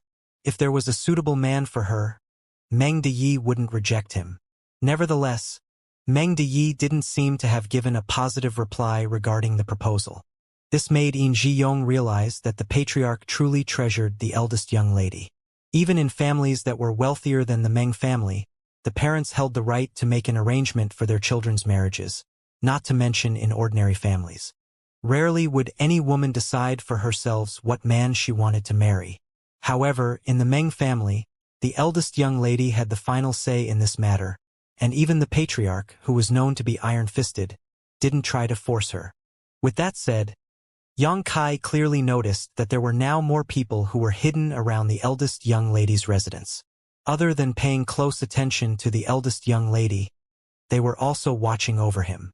Recently, Chui'er had been acting weirdly as well. In the past, he could sense that she detested him, but it seemed to have turned into resentment now. She could barely contain the hatred in her eyes. Yang Kai had a feeling that something was amiss. One day, Yang Kai and Yin Zhiyong were told to see the patriarch. Inside the grand hall, Meng Deyi gazed at them and said, "I have some goods that have to be sent to Great Abundance City tomorrow. These goods are extremely important, so I want you two to escort them." Upon hearing that, Yin Zhiyong was startled. What about the eldest young lady? He and Yang Kai were the eldest young lady's personal bodyguards. So supposedly, they would have to send goods to another city. Hence, he was puzzled by Meng Deyi's order. Meng Deyi replied, "I've made arrangements for her, so you don't have to worry about her." He paused for a moment. "She'll marry someone sooner or later. You two are loyal to the Meng Manor. After she gets married, I'll need you two to work in other areas. So, try getting used to it now." An excited Yin Zhiyong cupped his fist. "Many thanks for trusting us, Patriarch." Meng Deyi waved his hand, after which they respectfully left the hall. It would take a person about half a month to travel from White Jade City to Great Abundance City. He would pass through a lot of desolate places where bandits might appear at any moment. The average person had to be escorted by powerful cultivators if he wanted to take this journey. Otherwise, he would most likely be killed. On the other hand, this was one of the major business routes for the Meng family. Every year, countless goods would be sent to or dispatched from the Meng Manor through this route. There were more than 20 people who were tasked with escorting the goods this time. Other than Yang Kai and Yin Zhiyong, who were personal bodyguards from the Meng Manor, the rest were from Grand Abundance Bureau, an armed escort service provider from White Jade City. The chief armed escort was surnamed Gua. He was a straightforward and well-built man. The Meng Manor had worked with Grand Abundance Bureau many times before, so they were on good terms. Therefore, after accepting the order, the chief armed escort immediately made an arrangement and even personally led the best armed escorts in the Bureau to protect the goods to show that they truly valued this partnership. The task assigned to Yang Kai and Yin Zhiyong was simple. They just had to follow the people from Grand Abundance Bureau and escort the goods to Great Abundance City. After the other party accepted the goods, they could return. Yin Zhiyong had been confined to the eldest young lady's side recently. Upon leaving the Meng Manor, he was as happy as a bird that had been released from a cage. With a wine bottle in his hand, he went everywhere to look for people who could drink wine with him. Besides that, he also boasted to Yang Kai that the women in Great Abundance City were beautiful and promised to take Yang Kai to a brothel when they arrived at the destination. The armed escorts from Grand Abundance Bureau were professional. The scouts were regularly sent out in pairs to gather information and return with useful news. It had been peaceful for the first 5 days. On the 5th day, the team had to sleep the night in a place named Upward Mound. It was an open-air area with no places for anyone to hide. It wasn't possible for there to be any ambushes. Even if an emergency happened, it would be easy for them to flee. Those from Grand Abundance Bureau were careful when looking for a place to rest, and after they were done with dinner, most slept while the rest stood guard. In the middle of the night, Yang Kai awakened in shock as he caught a whiff of a metallic tang. This faint smell of blood was imperceptible to those who hadn't had a lot of experience in battle. However, Yang Kai had experienced countless carnage in his life. Although his strength had been significantly weakened after he was incarnated into this world, he remained sensitive to the smell of blood. Right then, the sounds of something breaking through the air rang out. In the darkness, sharp arrows broke through the sky and poured down on them like rain. "Enemy attack!" Yang Kai got to his feet and shouted. At the same time, he picked up Yin Zhiyong, who was sound asleep, and rolled away before hiding behind a tree. The sounds of arrows breaking through the air were heard amidst the grunts and shrieks. After just a short moment, the armed escorts from Grand Abundance Bureau were all either killed or injured. Yin Zhiyong had had some wine before going to sleep, but he was completely sober at this moment and asked in horror, "What's going on?" There wasn't a need for Yang Kai to answer the question. Presently, all the tents were on fire. The arrows were aflame as they turned the tents and carriages into pyres. The horses neighed in shock as the entire place descended into chaos. The rain of arrows didn't seem to be stopping anytime soon. Yang Kai pulled a dead armed escort towards himself and covered his body with the corpse. Upon seeing that, Yong did the same. The arrows that poured down like rain only stopped a cup of tea later. The entire place was ablaze as all 20 armed escorts from Grand Abundance Bureau were all dead. It wasn't until this moment that horses were heard approaching them from a distance. Hiding beneath a corpse, Yong looked around in horror with the help of the flickering fire. More than 100 people on horses had appeared from all directions. The burly bald man at the front was holding a saber with a hideous expression. Yong felt his heart skipping a beat, for he recognized the bald man. The person was none other than the head manager of Hidden Treasure Peak. After those from Hidden Treasure Peak barged into the Meng Manor in the middle of the night and took the eldest young lady away, their managers were put on wanted lists, and their faces became known to everyone in the city. That was the reason Yong could instantly recognize this man. However, why were the people from Hidden Treasure Peak here? This was a route that led to Great Abundance City, which was in the south, while Hidden Treasure Peak was in the north. Those from Hidden Treasure Peak didn't have any business in this. Nevertheless, he didn't have any time to ponder on it as the head manager wielded his saber and shouted, "Find the corpses!" His subordinates then dispersed and searched around. Yong had no idea what corpses they were looking for. He only knew that he would be doomed if he couldn't come up with a solution. He turned to look at Yang Kai's hiding place and became dumbfounded. That was because Yang Kai was nowhere to be seen. Only the dead armed escort, who was previously used to fend off the arrows, was left behind. That stinking brat is too much. How could he run away without telling me? Yong had the urge to howl in misery. He didn't even notice that Yang Kai had left. He only knew that when he was sound asleep, Yang Kai picked him up and rolled away to dodge the first round of arrows. Seeing that those from Hidden Treasure Peak were about to find him, Yong was struggling internally between begging for mercy or fighting to the death. Right then, someone was heard exclaiming, after which something heavy thudded on the ground. The next moment, everyone was heard yelling, "Head manager! Don't move!" The head manager bellowed. Yong had no idea what was going on, but with the help of the fire, he looked up and faintly saw a figure standing behind the head manager, holding a sharp blade to the latter's neck. Stirring Cloud's saber, Yong was ecstatic. Even though he couldn't make out the person behind the head manager, he could recognize the incredible weapon. After pushing the corpse away, Yong, who was drenched in blood, got to his feet. His action stunned the bandits around him. The head manager took a glance at him and grinned. "You two are indeed martial arts experts. I didn't expect you to survive. Thanks for the compliment." Yang Kai's voice was heard coming behind him. The next moment, Yong saw Yang Kai sticking out his head as the latter asked, "Are you all right, Brother Yin?" "I'm fine." Pretending to be tough, Yong wiped the blood off his face.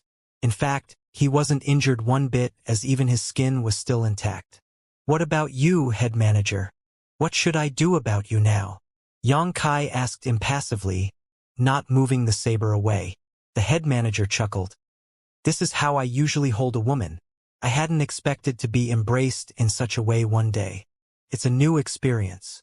Just then, a glint flashed through the weapon as 2 fingers were sent flying away. The head manager grunted while his hand, which had secretly reached for the dagger at his thigh just now, was covered in blood. At that moment, the head manager turned ferocious, while the bandits from Hidden Treasure Peak were agitated. "Nothing good will ever come out of your mouth, huh? Only say something after thinking it through and don't do anything unnecessary. My blade is pretty sharp. If I cut off something important, you won't be able to put it back." Yang Kai threatened him in a hushed voice. "Tell your people to back up. I'm a timid person. My hand will shake with so many people around me." The head manager sported a hideous expression, then raised his hand. "Move back 300 meters. The bandits from Hidden Treasure Peak exchanged glances before they stepped backward and disappeared into the darkness. Despite the fact that the head manager was held captive while his blood was dripping from where his fingers were cut, he remained calm and collected. Yong couldn't help but think that this man was really something. "I think we can have a talk now," the head manager said. Yang Kai sheathed Stirring Cloud's saber and leaped off the horse before shuffling towards the carriages where the goods were kept. When the head manager saw Yang Kai facing away from him, he had the urge to unsheath his saber. However, as he recalled Yang Kai's mastery in martial arts, he stifled his urge to do so. When he held Meng Ru captive previously, he led more than 100 bandits to launch an attack on Yang Kai. Nevertheless, a lot of his subordinates were killed while the other party persevered until the soldiers from White Jade City came to the rescue. This time, the head manager was captured by Yang Kai while he was unsuspecting, which was why he became at a disadvantage. He still couldn't believe that those from the Meng Manor had found such a powerful guard. "Tell me, who told you to do this?" Yang Kai asked with narrowed eyes while standing in front of the carriage. Upon hearing that, the head manager sneered, "Do we need anyone to tell us to avenge the death of Hidden Treasure Peak's second manager? How did you find out our route and exact location? I'm guessing you have been hiding here for more than a day." The head manager replied impassively, "That's what we do for a living. Of course, we have our own ways of gathering information." While facing away from him, Yang Kai said, "It was those from the Meng Manor, right?" Upon hearing that, In Ji Yong was astounded. "Little brother Yang, what are you talking about?" The head manager flashed a smile at In Ji Yong. "Your little brother is pretty interesting. Is there something wrong with his head?" Yang Kai unsheathed his covering rain sword. As a glint flashed through his weapon, the carriage fell apart and revealed the goods inside. When In Ji Yong took a glance, he became flabbergasted. What's going on here? The valuable goods that the two of them and those from Grand Abundance Bureau had been escorting were just stones placed in crates. He couldn't believe his eyes. He quickly went over to examine the stones. In the end, he confirmed that they were just rocks with nothing else hidden inside them. It was the same case for the other carriages. How could this be? In Ji Yong found it hard to accept the truth as he still had no idea what was going on. More than 20 people from Grand Abundance Bureau had lost their lives just to protect a few carriages of stones. If not for Yang Kai's quick response, the two of them would have perished tonight as well. "There's something I don't understand." Yang Kai turned to look at the head manager. Previously, those from Hidden Treasure Peak barged into the Meng Manor in the middle of the night and kidnapped the eldest young lady from the Meng family. There were quite a few casualties on both sides, and even the second manager lost his life. Supposedly, those from the Meng Manor would never work with you, but this is exactly what happened. Can you tell me the reason behind it? The head manager was no longer as calm and collected as before because he felt helpless at the fact that the other party had seen through everything. However, he chose to say nothing and simply stared at Yang Kai with a grim expression.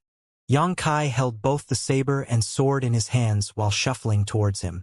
With his gaze lowered, he said, "A person who doesn't speak is no different from a corpse." The head manager replied grimly, "I can only tell you that I received a piece of information that you would pass through this place while escorting goods. However, the person who told me this has nothing to do with the Meng Manor." "Who is that person associated with, then?" Yang Kai asked while standing in front of him. The head manager shook his head, apparently unwilling to reveal anything. "Farewell, then." As soon as Yang Kai finished speaking, he pushed out his saber and sword at the same time. Although the head manager had put his guard up, he was still unable to ward off both weapons. His head was sent flying away while blood spurted out from his neck. On the other hand, Yang Kai leaped onto a horse and picked up the dazed In Ji Yong before clenching his thighs. The next moment, they galloped off in a particular direction. After the head manager was killed, the bandits from Hidden Treasure Peak madly chased after Yang Kai and In Ji Yong, while the latter killed those who pursued them. It wasn't until the break of dawn that they were finally safe. In Ji Yong was already soaked in blood, and there were cuts all over his figure. With that said, those were not comparable to his mental fatigue. In front of a river, Yang Kai cupped some water with both hands and washed his face. After that, he leaned against the tree trunk and panted. Unable to contain the doubt in his mind, In Ji Yong gazed at him and asked, "Little brother, just what is happening?" The incident on this night was too strange. He wasn't really a bright person, so he was unable to figure it out. He just had a feeling that he and Yang Kai were sold out. After measuring his words, Yang Kai said, "It's me who has dragged you into this." In Ji Yong replied, "What are you talking about? That's really the case," Yang Kai reiterated. "Those from the Meng Manor want me dead. That was why they told us to escort some goods and orchestrated an attack in the middle of the night." In Ji Yong parted his lips, not knowing what to say. They were the eldest young lady's personal bodyguards, but they were suddenly tasked with escorting some goods to Great Abundance City. However, the goods from the Meng Manor were just a bunch of stones. On the other hand, the bandits from Hidden Treasure Peak lived in the opposite direction from their route, but they had laid an ambush around this business route in advance. Moreover, before the head manager's death, he said that someone told him Yang Kai would pass by Upward Mound while escorting some goods. All of this showed that In Ji Yong had been dragged into a scheme. Is there a partnership between the Meng Manor and Hidden Treasure Peak? In Ji Yong found it hard to accept the notion. It wasn't that he was surprised that those from the Meng Manor were in contact with bandits. As a wealthy family, it was expected that those from the Meng family had contacts in both the authorities and the underworld. Nevertheless, just like what Yang Kai had said the day before, those from Hidden Treasure Peak had kidnapped the eldest young lady. So there was supposed to be a blood feud between them. Given how the Meng family patriarch doted on the eldest young lady, there was no room for partnership between the two. That might not be the case. Yang Kai shook his head. There is something in between that connects the Meng Manor and Hidden Treasure Peak. In Ji Yong came to his senses. Are you saying that there is no direct partnership between the Meng Manor and Hidden Treasure Peak? Instead, there is a middleman between them. Yang Kai nodded. Regardless, I've dragged you into this mess. In Ji Yong still couldn't figure it out. But why do those from the Meng Manor want you dead? Did you do anything wrong? Yang Kai shook his head as he didn't want to explain anything. He finally understood why there were more people who were hiding around the eldest young lady's residence recently, and the reason Chuier's gaze was filled with resentment whenever she looked at him. It was apparent that they were the patriarch's spies.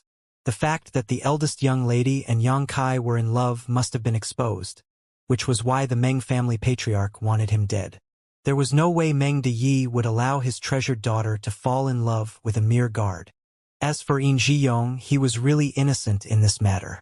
Yang Kai rose to his feet and declared, Brother In, you'd better leave now. Stay away from White Jade City and go to a place where the Meng family can't find you. In Ji Yong was startled. What about you? Yang Kai leaped onto the horse and turned around. There's a matter I have to settle. Upon finishing his words, he drove the horse to leave. In Ji Yong called out to him from behind, but upon getting no reply, he had no choice but to grit his teeth and leave. There was no way he could return to White Jade City. Those from the Meng Manor hadn't managed to achieve their goal this time, so if he dared to show up, he would certainly lose his life. Just like what Yang Kai had said, he could only go to a place where no one would recognize him. A few days later, a young man covered in dust passed through the city's gates. When he looked up, he saw two new faces on the wanted list on the wall. Both of them were private guards of the Meng Manor. One of them was named Yang Kai while the other was In Ji Yong. The painter was pretty skillful as the two pictures were quite lifelike. On the wanted list, it was said that both of them were the private guards of the Meng Manor, but they had worked with the bandits from Hidden Treasure Peak and ruthlessly killed more than 20 people from Grand Abundance Bureau at Upward Mound before stealing a lot of goods that belonged to the Meng Manor. They were cold-blooded and unforgivable. With a dispassionate expression, Yang Kai looked away and directly entered the city. He had put on a disguise so he could easily fool the people who were looking for him. He had lived for many years and killed countless people, so it was expected that he had learned various skills and techniques. He wasn't particularly good at disguising himself, and in the eyes of the experts, he must have made a lot of mistakes. However, his skill was good enough for him to deal with this kind of situation. Nevertheless, not long after he entered the city, Yang Kai realized that he was being stalked. This surprised him quite a bit. When the stalker barged into the alley, Yang Kai, who had been hiding in the dark, instantly appeared and clenched his neck. The stalker was apparently shocked as he pleaded, Please don't kill me. I'm just following orders. and I don't intend to harm you. Who gave you the order? What are you trying to do? Yang Kai questioned coldly. Seeing that the stalker shook his head, Yang Kai exerted more force with his hand. The person widened his eyes in horror, but he still wouldn't expose anything. Just when he thought he was about to get killed, Yang Kai suddenly tossed him away. Having just escaped from death's door, the stalker coughed violently and panted. Speak. What's going on? Yang Kai asked. The stalker got to his feet with difficulty and looked at Yang Kai with a terrified expression. With his head lowered, he replied, Sir said that he wants you to follow me to another place. Before Yang Kai even replied to him, he went on to say, Sir also said that you don't have to worry about anything as he has no intention to harm you. If he wanted that, I just needed to shout loudly, and you wouldn't be able to leave White Jade City. There's no point in going to such trouble. I would kill you before you could shout. Yang Kai threatened. The stalker trembled. Even if I can't shout, someone else will. Is your sir threatening me? Yang Kai narrowed his eyes. The stalker shook his head. No, no, no. It's just his way of showing his sincerity.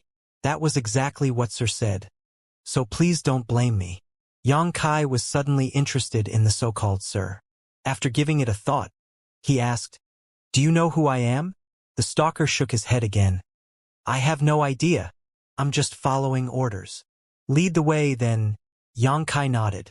The Sir behind this person must be aware of Yang Kai's identity, and he had found out that the latter had entered the city. It meant that someone could recognize him just now. Perhaps that Sir had been observing the surroundings somewhere near the city's gates. However, just like the stalker had said, he could expose Yang Kai's identity by simply shouting it out loudly. By then, Yang Kai would never be able to leave White Jade City. In that case, he could only play it by ear. He wanted to find out who was behind all this and what their intentions were. They took countless turns as Yang Kai followed that person. He suddenly realized that White Jade City was currently bustling with noise as the sounds of drums could be heard from time to time. As though noticing his doubt, the person at the front said in a small voice, In 3 days, the Meng Manor's eldest young lady and our young city lord will be getting married. It's wonderful news for all of us in the city. They'll be married in 3 days? Yang Kai was astonished upon hearing that. That's right. The young city lord has personally proposed marriage, and the Meng family patriarch agreed to it. It could be said that the Meng family has found a powerful backer. Yang Kai's face fell as he realized he was one step too late. Feng Xianxia had made a quick and decisive move. During the encounter at Gratitude Shrine, Yang Kai said that he had a better chance of winning the eldest young lady's heart as he was close to her. However, he was soon asked to escort some goods following the Meng family patriarch's order. Eventually, there was an ambush that awaited him. Now, he had lost all his advantages while Feng Xianxia had gained the upper hand. He didn't think that Feng Xianxia was a despicable person. He had his own motives for coming to this samsara world, so he had to do his best to achieve his goals. The person with better methods would have the last laugh. The fact that he was ambushed should have nothing to do with Feng Xianxia. He reckoned that it was the Meng family patriarch's doing. However, Yang Kai had no idea who the middleman between the Meng Manor and Hidden Treasure Peak was. From Yang Kai's perspective, he naturally wouldn't allow the wedding to take place. However, he didn't have enough time to come up with a solution in just 3 days, and he was now faced with this situation that was shrouded in mystery. We've arrived at our destination. The man stood in front of a house and extended his hand. Yang Kai nodded and stepped into the house, but there was no one inside. He turned to look at the man, who appeared embarrassed. Sir told me to bring you to this place, and there were no further instructions. He said that you'll realize he really means no harm after you enter. After a moment of silence, Yang Kai went further into the house and saw a red invitation card on the table. While feeling doubtful, he picked it up and realized that it was an invitation card from the Meng Manor. With this invitation card, he would be able to attend the eldest young lady's wedding in 3 days. Yang Kai arched his brow as he felt a sense of discomfort that his intentions had been seen through. This invitation card was apparently targeted at him. The mastermind realized his thoughts and even created an opportunity for him. There was no doubt that this invitation card was difficult to come by, as the average person wouldn't be able to get his hands on one. Fewer than 100 people in White Jade City had the right to receive such an invitation card. The mastermind left behind one invitation card here for him, which suggested that the person had a powerful background. The person who led Xianxia to this place secretly fled while the latter was going through the invitation card. Xianxia didn't bother stopping him. Since the mastermind had made such an arrangement, he naturally wouldn't harm Xianxia in the short term. It was obvious that this person wanted Xianxia to make a scene at the wedding. His scheme would definitely be revealed by then. Xianxia didn't intend to be led by the nose as he pocketed the invitation card. In the middle of the night, he put on some dark clothes and secretly left. He had to head to the Meng Manor to see whether he could enter the inner court and see the eldest young lady. Xianxia had been a personal bodyguard in the Meng Manor for several months, so he was fully aware of the arrangements within the manor. He felt that he had a chance to sneak in. However, the reality was that the security in the Meng Manor had become far stricter. He still hadn't found a chance even after waiting for a long time, so he could only give up in the end. In that case, he could only look for an opportunity in 3 days. With the invitation card, he was supposedly able to enter the Meng Manor safely.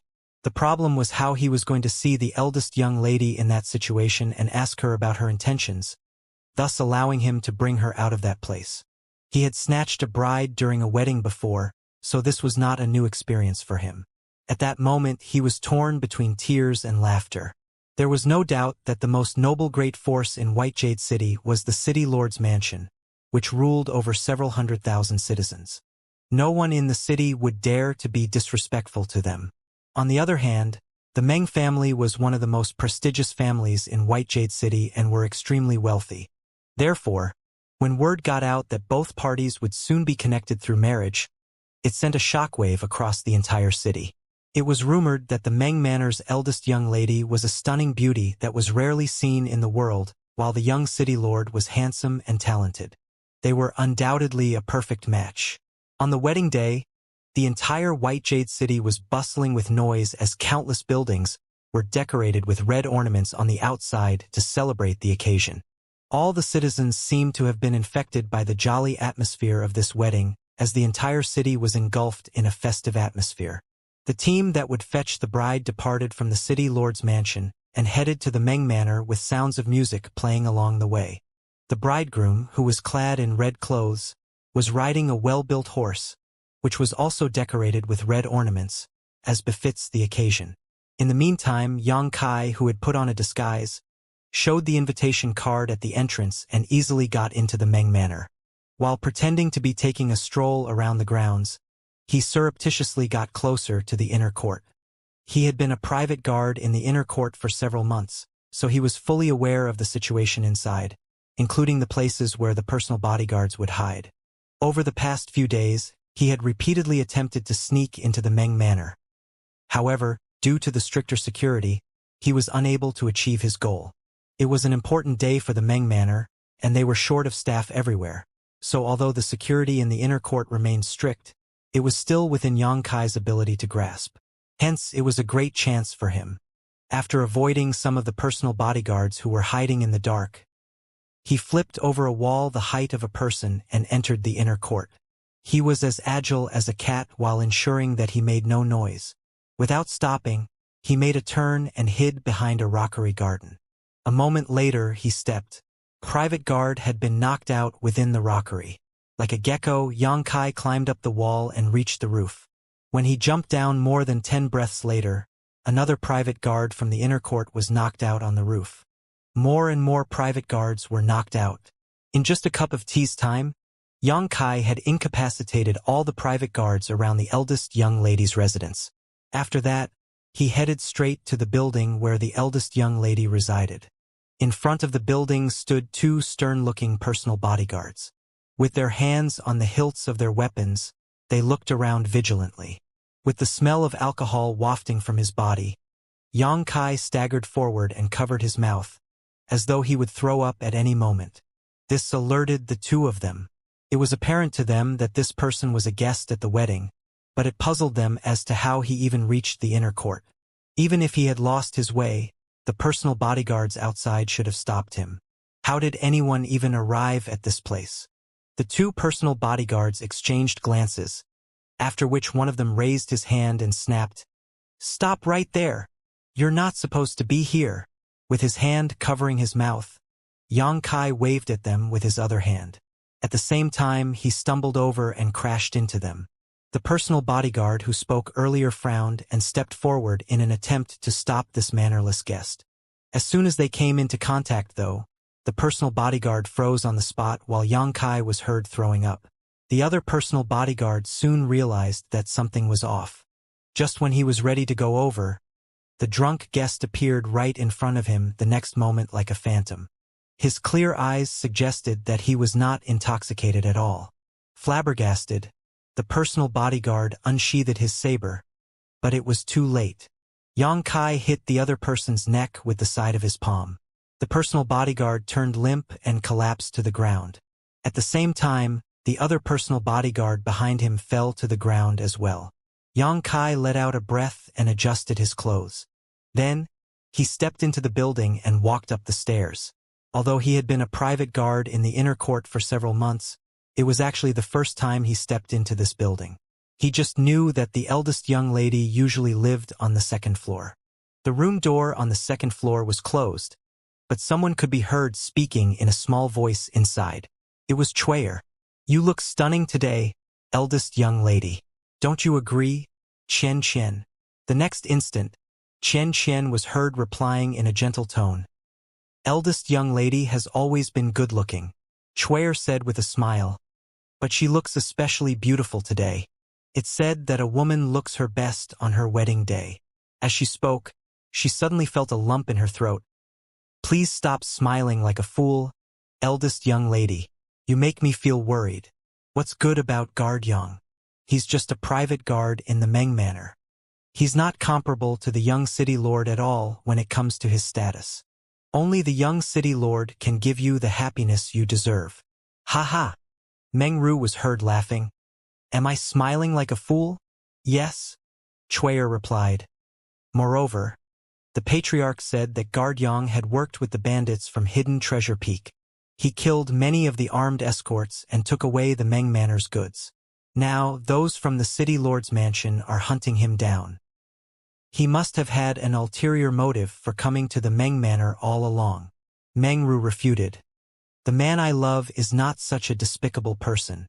He didn't do any of that. Furthermore, he'll come back to look for me." "Are you out of your mind, eldest young lady?" Chuyer was furious.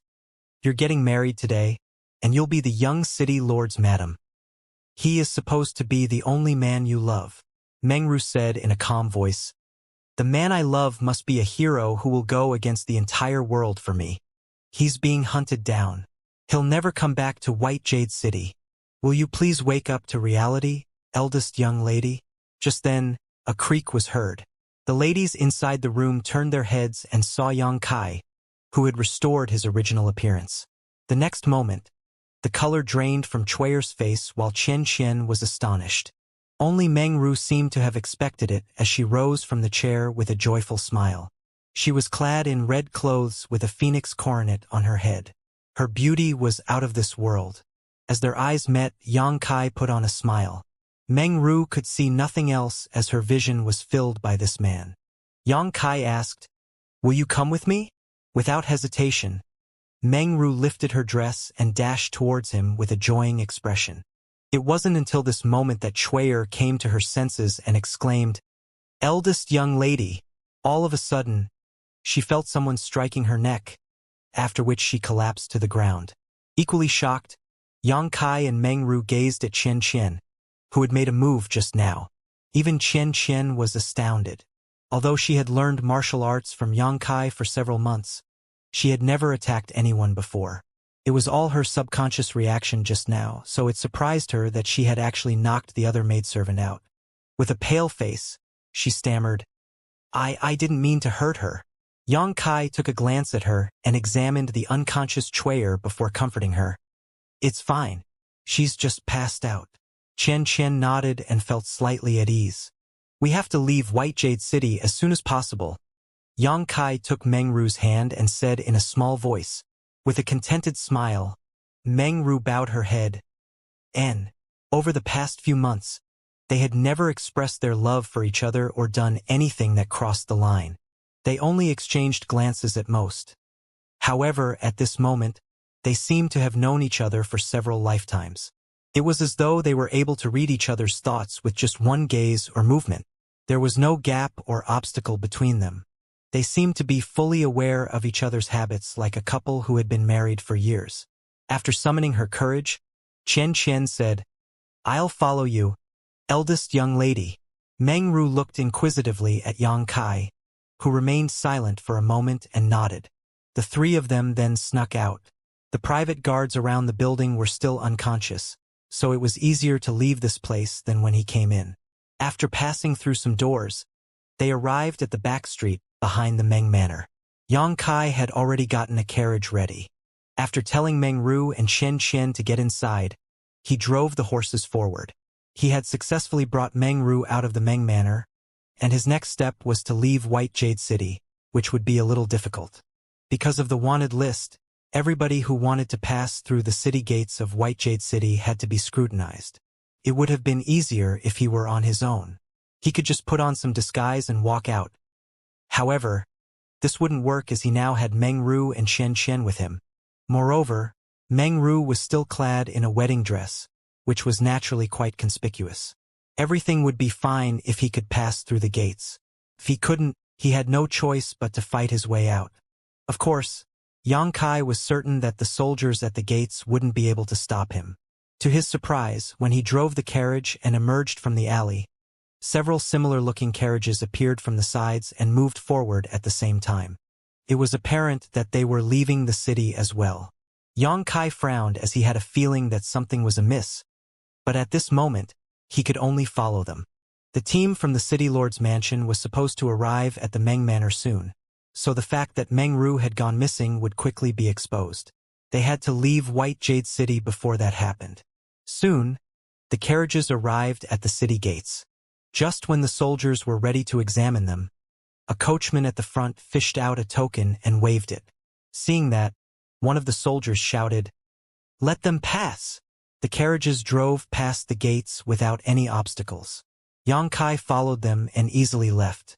After leaving the city, Yang Kai furrowed his brows while following the carriages. He had a feeling that it was the mysterious mastermind's doing. In a place that was more than a dozen kilometers away from the city, the carriages suddenly dispersed. There stood a figure in silence as though he was waiting for something. Yang Kai's carriage stopped in front of that person as he turned his head. "Wait a moment," Meng Ru grunted in response. It was then that Yang Kai leapt off the carriage and walked up to that person before cupping his fist. "Senior brother Feng." Feng Changxi looked smilingly at him. "You don't look surprised at all." Yang Kai nodded. "I had a speculation, though I was not certain about it. Many doubts are resolved now that I see you here." Given his disguising technique, he was still discovered after entering White Jade City, and he was subsequently followed.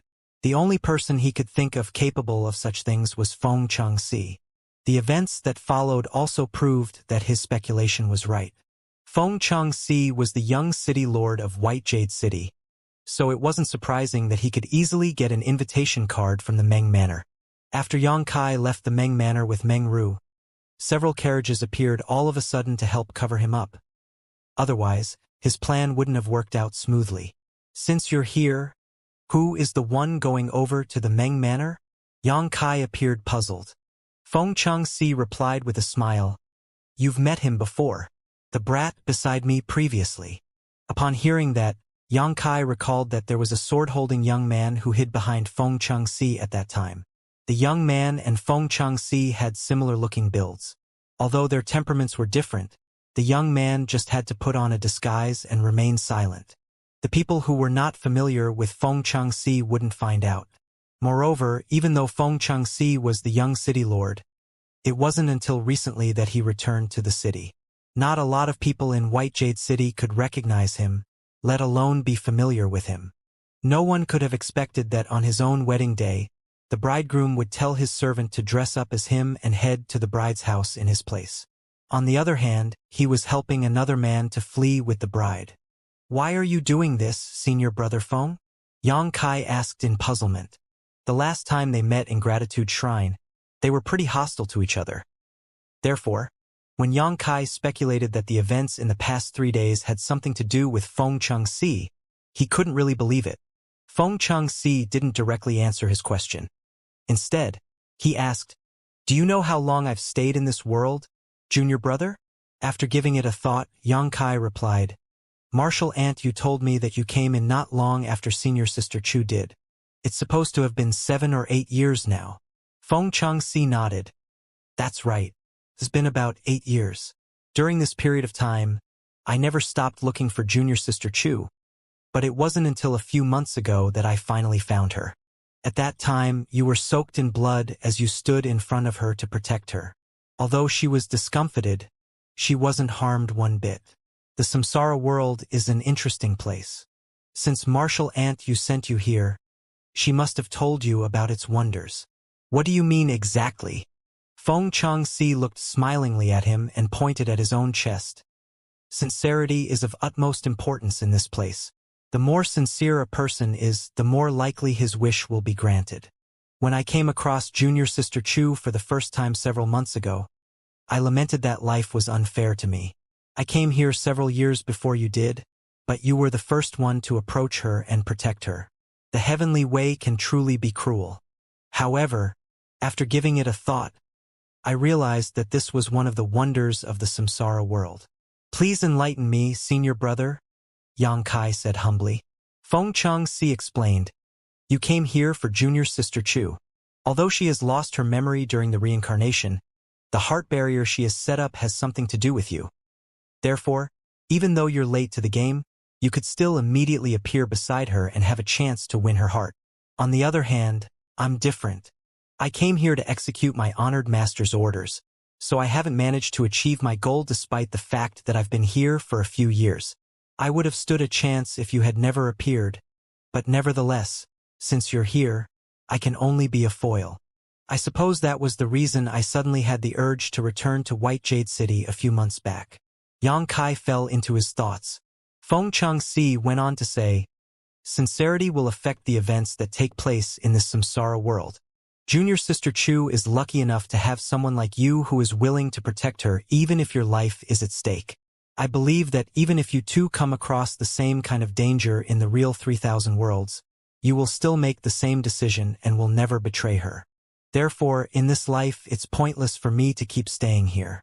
To do so will go against my true heart." Yang Kai saluted him. "Many thanks for helping us, senior brother." Feng Chengxi waved his hand. "There's no need to thank me. I've just realized what it is I should do. However, you have to work harder. Although I have no idea what kind of heart barrier junior sister Chu has set up for herself, I suppose it won't be easy to pass the tests. If you can't help her shatter the heart barrier, she'll be lost in the samsara pavilion forever. If that happens, Inyang Cave Heaven won't let you off. I'll do my best to bring her out of this place safely. That's for the best." Feng Chengxi nodded. "I have another thing to ask you, though." "Go ahead." Yang Kai took a glance at the carriage. "It seems that I still haven't managed to help senior sister Chu shatter the heart barrier.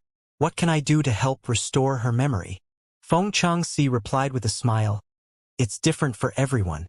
In fact, you have already done more than enough, but junior sister Chu still hasn't retrieved her memory. It seems that her expectations of you are quite high, so you'll have to work harder. I'll lend you a hand as well." Upon hearing that, Yang Kai frowned. Certainly, he would work hard, but the other man didn't specify how much more he had to do. Instead, he felt that Feng Chengxi's smile was somewhat ominous, especially when the latter said that he would lend Yang Kai a hand. Yang Kai had a feeling that something terrible was about to happen. "Also, it's the City Lord's mansion that has partnered up with Hidden Treasure Peak," Feng Chengxi said. "It's also the City Lord's mansion's arrangement that you were attacked when escorting goods." "I already had such a speculation." Yang Kai dipped his head. Feng Chengxi appeared surprised. "It seems that you've seen through everything." Yang Kai replied impassively. "A few months ago, those from Hidden Treasure Peak easily barged into the Meng Manor while the soldiers from the city lord's mansion were unusually slow to react. That, in and of itself, was ridiculous. If White Jade City had always been this unsafe, the city lord's mansion would have lost its authority long ago. Feng Changxi nodded. Indeed, the Meng family is extremely wealthy, so the city lord's mansion would like to have a share of that. That's why they worked with Hidden Treasure Peak to kidnap the eldest young lady, so that they could have a talk with Meng Deyi. At that time, I happened to return to White Jade City. When I heard about the matter, the first thought that came into my head was that she might be the one I had been looking for. Hence, I took the initiative to lead the soldiers to chase after the bandits. However, it was too late at that time. One night had passed since the second manager of Hidden Treasure Peak took the eldest young lady away, so even if I ran after them, I wouldn't have stood a chance to save her. He then added, however, no one could have expected that there was an outer court's private guard from the Meng Manor who risked his life to protect the eldest young lady and persevered until the soldiers from White Jade City came to the rescue. In that case, the plan between the City Lord's mansion and Hidden Treasure Peak was foiled. Left with no choice, I had to personally propose marriage to the eldest young lady. If we could get married, the City Lord's mansion would be able to get their hands on the Meng family's wealth given their power. He went on to say, Meng Deyi is fully aware of that, but he can't resist. Moreover, I'm a young man with a promising future, so I'm more than good enough to be his son-in-law, and the eldest young lady is mature enough to get married. Hence, he decided to just agree to it. Yang Kai nodded as everything was just like what he had speculated. The connection between the Meng Manor and Hidden Treasure Peak was the City Lord's mansion, which was why Feng Changxi was aware of what was going on behind the scenes. After agreeing to the proposal, Meng Deyi told Yang Kai and Yin Zhiyong to escort some goods to another city, while the Meng Manor provided some information to those from City Lord's mansion, who would then contact Hidden Treasure Peak in order to have the two of them killed. Nevertheless, no one could have expected that Yang Kai wasn't a native in this world. Instead, he was a sixth-order open heaven realm master who was incarnated into this place, so he had some skills and strength that were simply unimaginable to others here. Many thanks for enlightening me, senior brother. Yang Kai cupped his fist. It wasn't until this moment that he figured out the things that had been puzzling to him. All right, we should stop talking. You're supposed to flee now. The Meng Manor must be in chaos, and they'll soon be after you. Feng Changxi waved his hand. Yang Kai thanked him again and leaped onto the carriage before driving the horses forward. Certainly, Meng Ru and Xianxia, who were inside the carriage, must have heard their conversation just now, but Meng Ru didn't ask anything. As a maidservant, Xianxia naturally wouldn't be nosy. In the meantime, not only the Meng Manor, but the entire White Jade City was in chaos. The bride had gone missing on the wedding day. The young man, who replaced Feng Changxi to head to the Meng Manor, was drenched in cold sweat as he didn't know what to do. Meng Deyi's expression was as gloomy as the weather right before a storm. The people around him could hardly breathe. Just now, they poured a basin of cold water on Chui'er to awaken her. Upon learning that it was Yang Kai who took Meng Ru away, Meng Deyi flew into a rage. He ordered the personal bodyguards of the Meng Manor to chase after them. They must capture him regardless of whether he was dead or alive. There was no doubt that the Meng Manor was embarrassed as such an incident happened on the wedding day of their eldest young lady. It was equally humiliating for the City Lord's mansion. They worked together and soon found some traces, and 1 hour later, a large group of people set out from White Jade City, following the traces to hunt them down. The speed at which the carriage moved forward was slow, so both Yang Kai and Meng Ru knew that they would be caught sooner or later. What surprised Yang Kai was that there were people in front of them that attempted to stop them. As though they had already expected that Yang Kai would come to this place, they were well prepared as several dozen riders charged forward. Yang Kai instantly recognized that they were the soldiers from the City Lord's mansion. As he recalled Feng Changxi's devious smile, he had the urge to curse. Only Feng Changxi was able to do this. Yang Kai had no idea what was on the other man's mind. Earlier, Feng Changxi had a frank talk with him and said that he would back down from the competition. However, he had brought some people to intercept Yang Kai at this moment. What was he trying to achieve?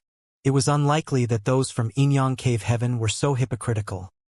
Moreover, Feng Changxi appeared sincere when he said those words. Yang Kai believed that he wasn't lying. There were several dozen people over there, so if Yang Kai were on his own, he could have chosen to fight with them or flee. However, with Meng Ru and Chen Chen behind him, he didn't have a choice. After killing the knights that tried to block his path, he turned the horses around and headed in a different direction. These people must have heard that Yang Kai was strong, so they wouldn't dare to go near him again after losing some of their companions. They only chased after him while keeping a safe distance. Nonetheless, barely an hour later, another group of knights, about several dozen of them, came right at Yang Kai.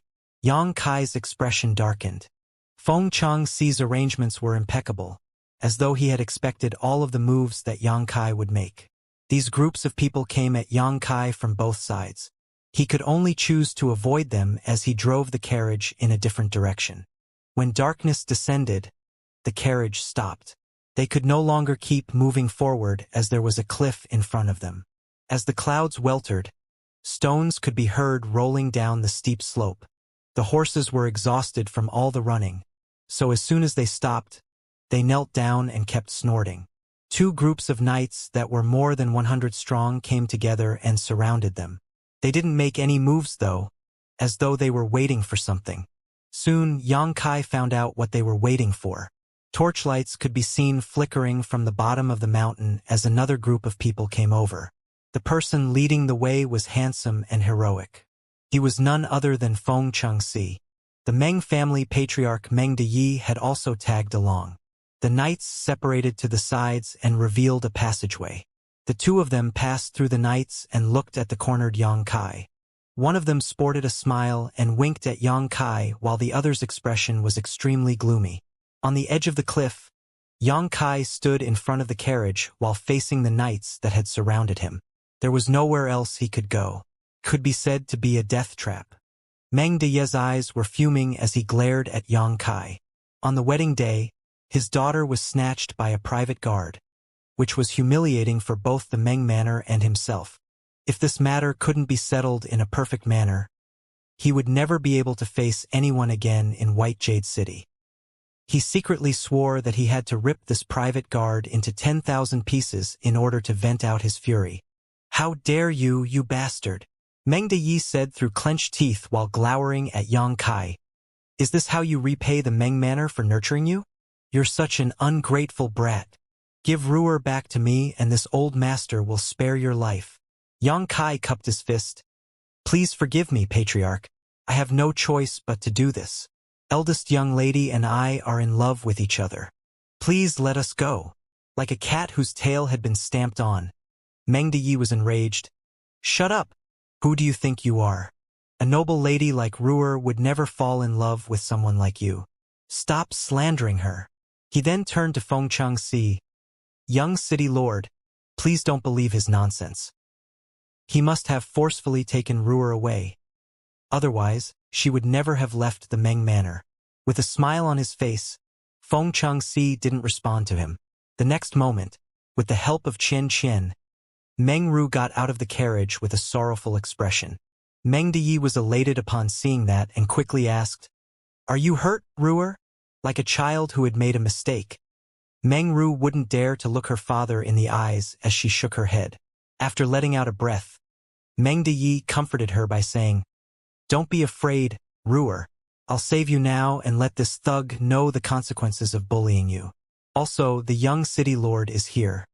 He'll never let you feel aggrieved in any way." "Father," Meng Ru called out. Meng Deyi quickly replied, "I'm here." Meng Ru hung her head low. "Father, please let big brother Yang and me go."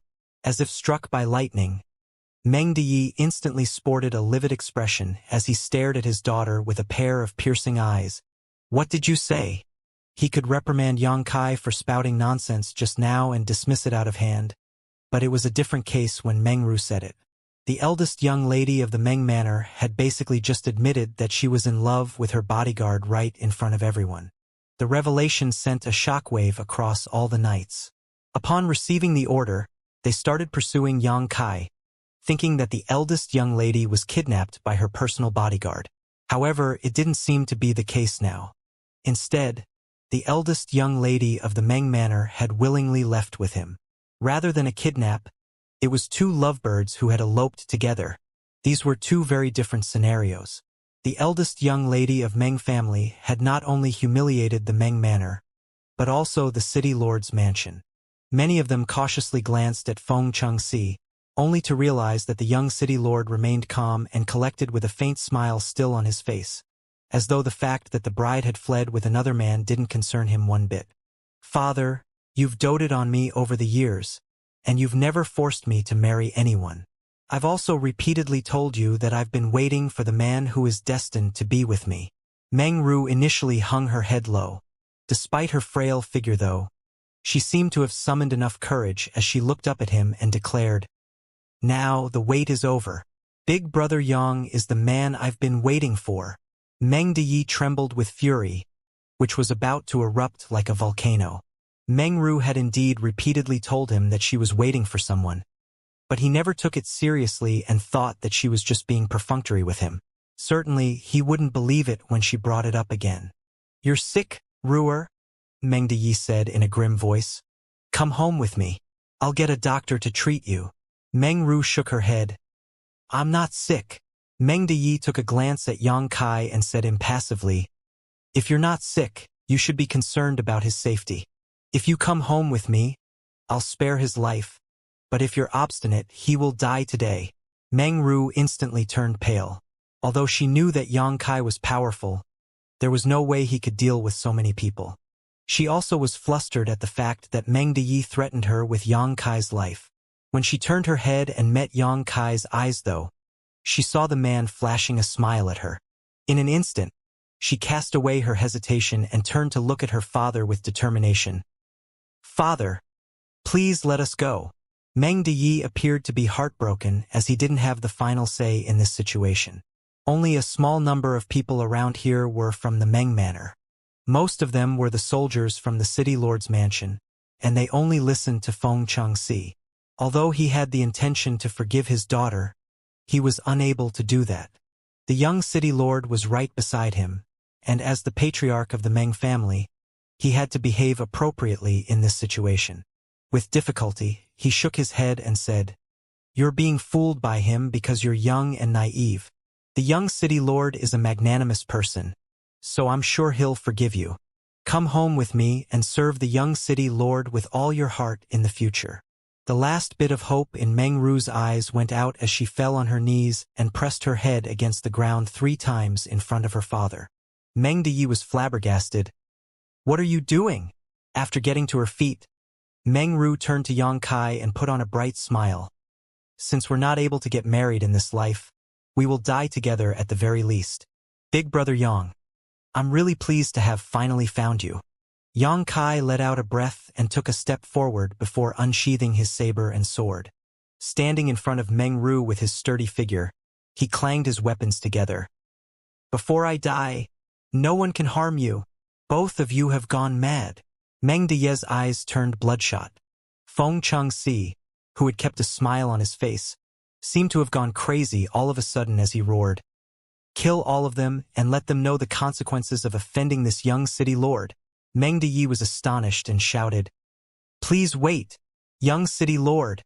Just when he wanted to stop them, he was kicked off the horse by Feng Chengxi and fell to the ground in pain. The knights crisscrossed one another and came at Yang Kai from all directions, ensuring that he would not be able to flee.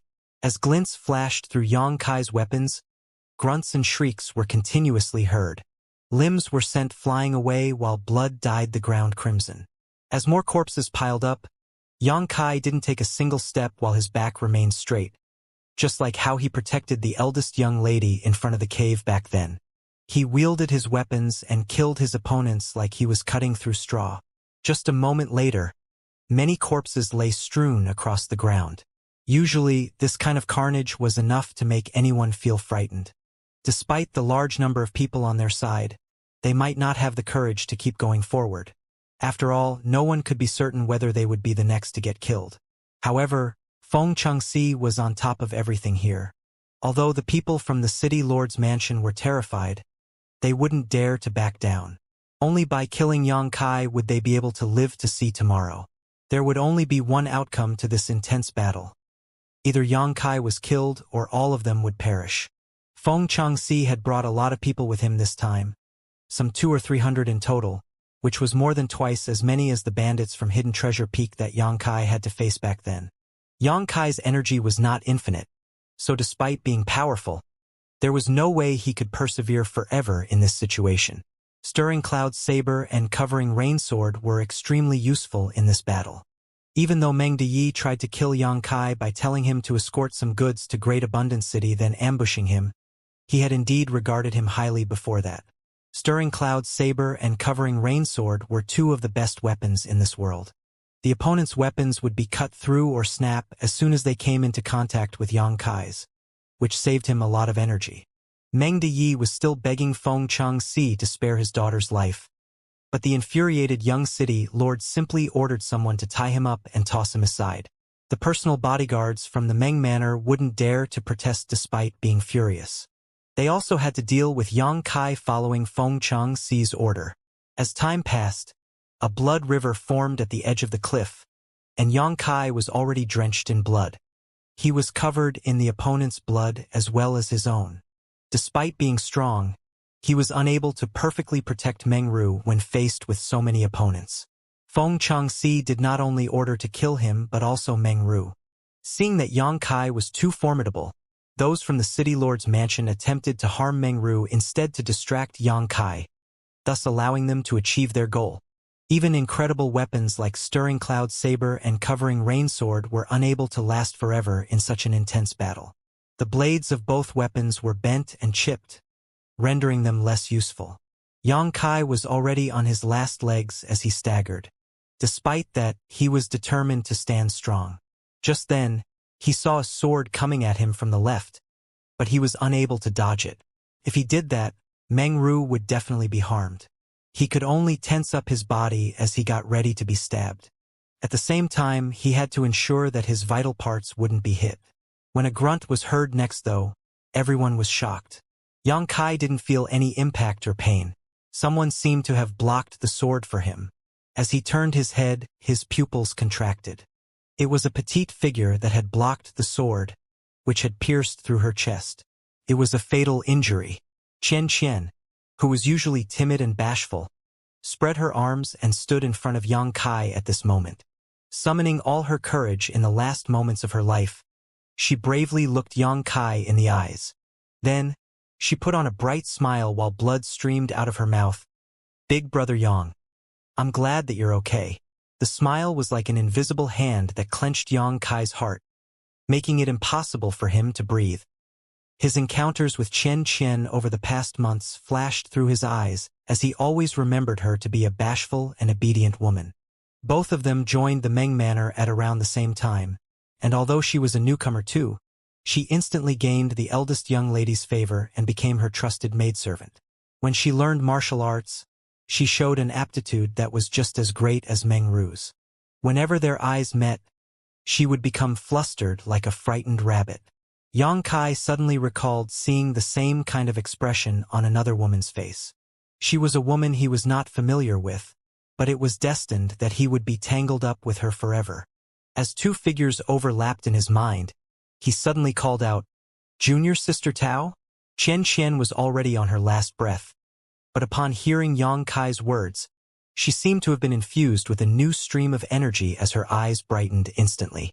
All the sorrow and doubts in her heart were cast away as she called out, "Senior brother Yang! Senior brother Yang!" Chen called out with a satisfied smile, "Thank you." Yang Kai had no idea why she thanked him, nor did he know whether she would really pass away like this. With that said, it was just a samsara world that she had reincarnated into, so the real her wouldn't be affected when she was killed here. However, he had never expected that Tao Lingwan had also come to this samsara world, and she had been by his side without him knowing the whole time. At the critical moment, she had even blocked a fatal sword strike with her body for him. Both Feng Changxi and Yu Xiangdai had said that sincerity was of utmost importance in the samsara world. The more sincere a person was, the more likely his or her wish would be granted. Furthermore, everything that happened here reflected one's true heart. Tao Lingwan was willing to die in Yang Kai's stead in this samsara world. In other words, she would make the same decision in the outside world if she was faced with the same situation. Yang Kai felt an excruciating pain in his heart. He wielded his stirring cloud saber and cut off the attacker's arm. Then, he wrapped his arm around Chen Chen's waist and stepped backwards. When he looked down, he realized that Chen Chen had closed her eyes. Despite the trace of blood on the corner of her mouth, she sported a contented smile. Feng Chengxi, who appeared to have gone mad shouting orders to his subordinates, suddenly became startled and muttered, "Junior Sister Tao?" Nevertheless, he soon realized what had happened and sported a bitter smile. Honored Master made a move in the end, but not only did he fail to catch the chicken, he even lost his rice in the process. He couldn't imagine how his honored master would react upon learning what happened in this place, but he was certain that the latter wouldn't be pleased. Chen Chen's death didn't give Yang Kai a chance to breathe. Although the people from the city lord's mansion were surprised at the maidservant's bravery and determination, it ultimately didn't change anything. Before Yang Kai could even lay Chen Chen's corpse down, he was faced with another round of attacks. Despite his anger, he had nowhere to vent it out. He staggered and dealt with the enemies with difficulty as blood spurted out of his wounds. Meng Ru picked up a sword and wielded it at the enemies with gritted teeth, determined to fight alongside Yang Kai. She had never fought with anyone before, let alone killed a person. However, after learning martial arts from Yang Kai for a few months, she had built a solid foundation, so she was in a far better state than when she was saved by Yang Kai previously. At that time, she found it hard to even pick up a sword. Nevertheless, at this moment, she was somewhat intimidating when wielding her blade. Furthermore, she was the eldest young lady of the Meng Manor as well as the young city lord's future wife, so no one dared to really kill her. Chen Chen's death seemed to have shocked Feng Chengxi, so while riding his horse, he simply looked up at the sky and sighed. It was getting late, so it was time everything ended. Despite the fact that he hadn't managed to achieve his goal after staying in this world for a few years, he never lost hope as he was determined to complete the task given to him by his honored master. However, the moment he realized his true heart, he discovered that all he really felt was fatigued. Everything he had done in this samsara world seemed to be nothing more than a farce. The young city lord leaped into the air and flew over everyone like a bird. With a dazzling light flashing through his weapon, he came right at Yang Kai. Yang Kai saw the attack and knew it would be fatal. Although he wanted to ward it off, he was powerless to do that. Just like what happened to Chen Chen, the sword penetrated his chest. However, Feng Chengxi apparently didn't intend to kill him. The sword didn't pierce into his heart, thus allowing him to survive. Yang Kai was already on his last legs with countless wounds on his figure. After getting struck by the attack, he fell backwards and collapsed into Meng Ru's arms. Despite the fact that blood was streaming out of his mouth, he looked gratefully towards Feng Chengxi. All of a sudden, he realized how he was supposed to break Chu Huashang's heart barrier. He had also figured out the reason Feng Chengxi had done all of this. Feng Chengxi didn't say anything as he gently nodded. "Big brother Yang," Meng Ru said in a choking voice. She covered the wound on his chest with her fair hand, but she was unable to stop the blood from spurting out. Soon her hand was dyed red. Yang Kai took her hand. "It's useless. I'm sorry for not being able to protect you." Meng Ru's face was already soaked in tears as she repeatedly shook her head. "It's me who has dragged you into this." She knew that given Yang Kai's strength, he would have been able to flee if he were on his own despite being surrounded by so many people. However, with her around, he could not run away. The soldiers gathered around him, but did not immediately make a move. They were horrified by the power Yang Kai had showcased earlier, but at the same time, they mourned for a dying hero. All of a sudden, Meng Ru stopped crying and put on a smile. As she stroked the man's face, she said gently, "I'm sorry for what happened in this life. Let me protect you in the next."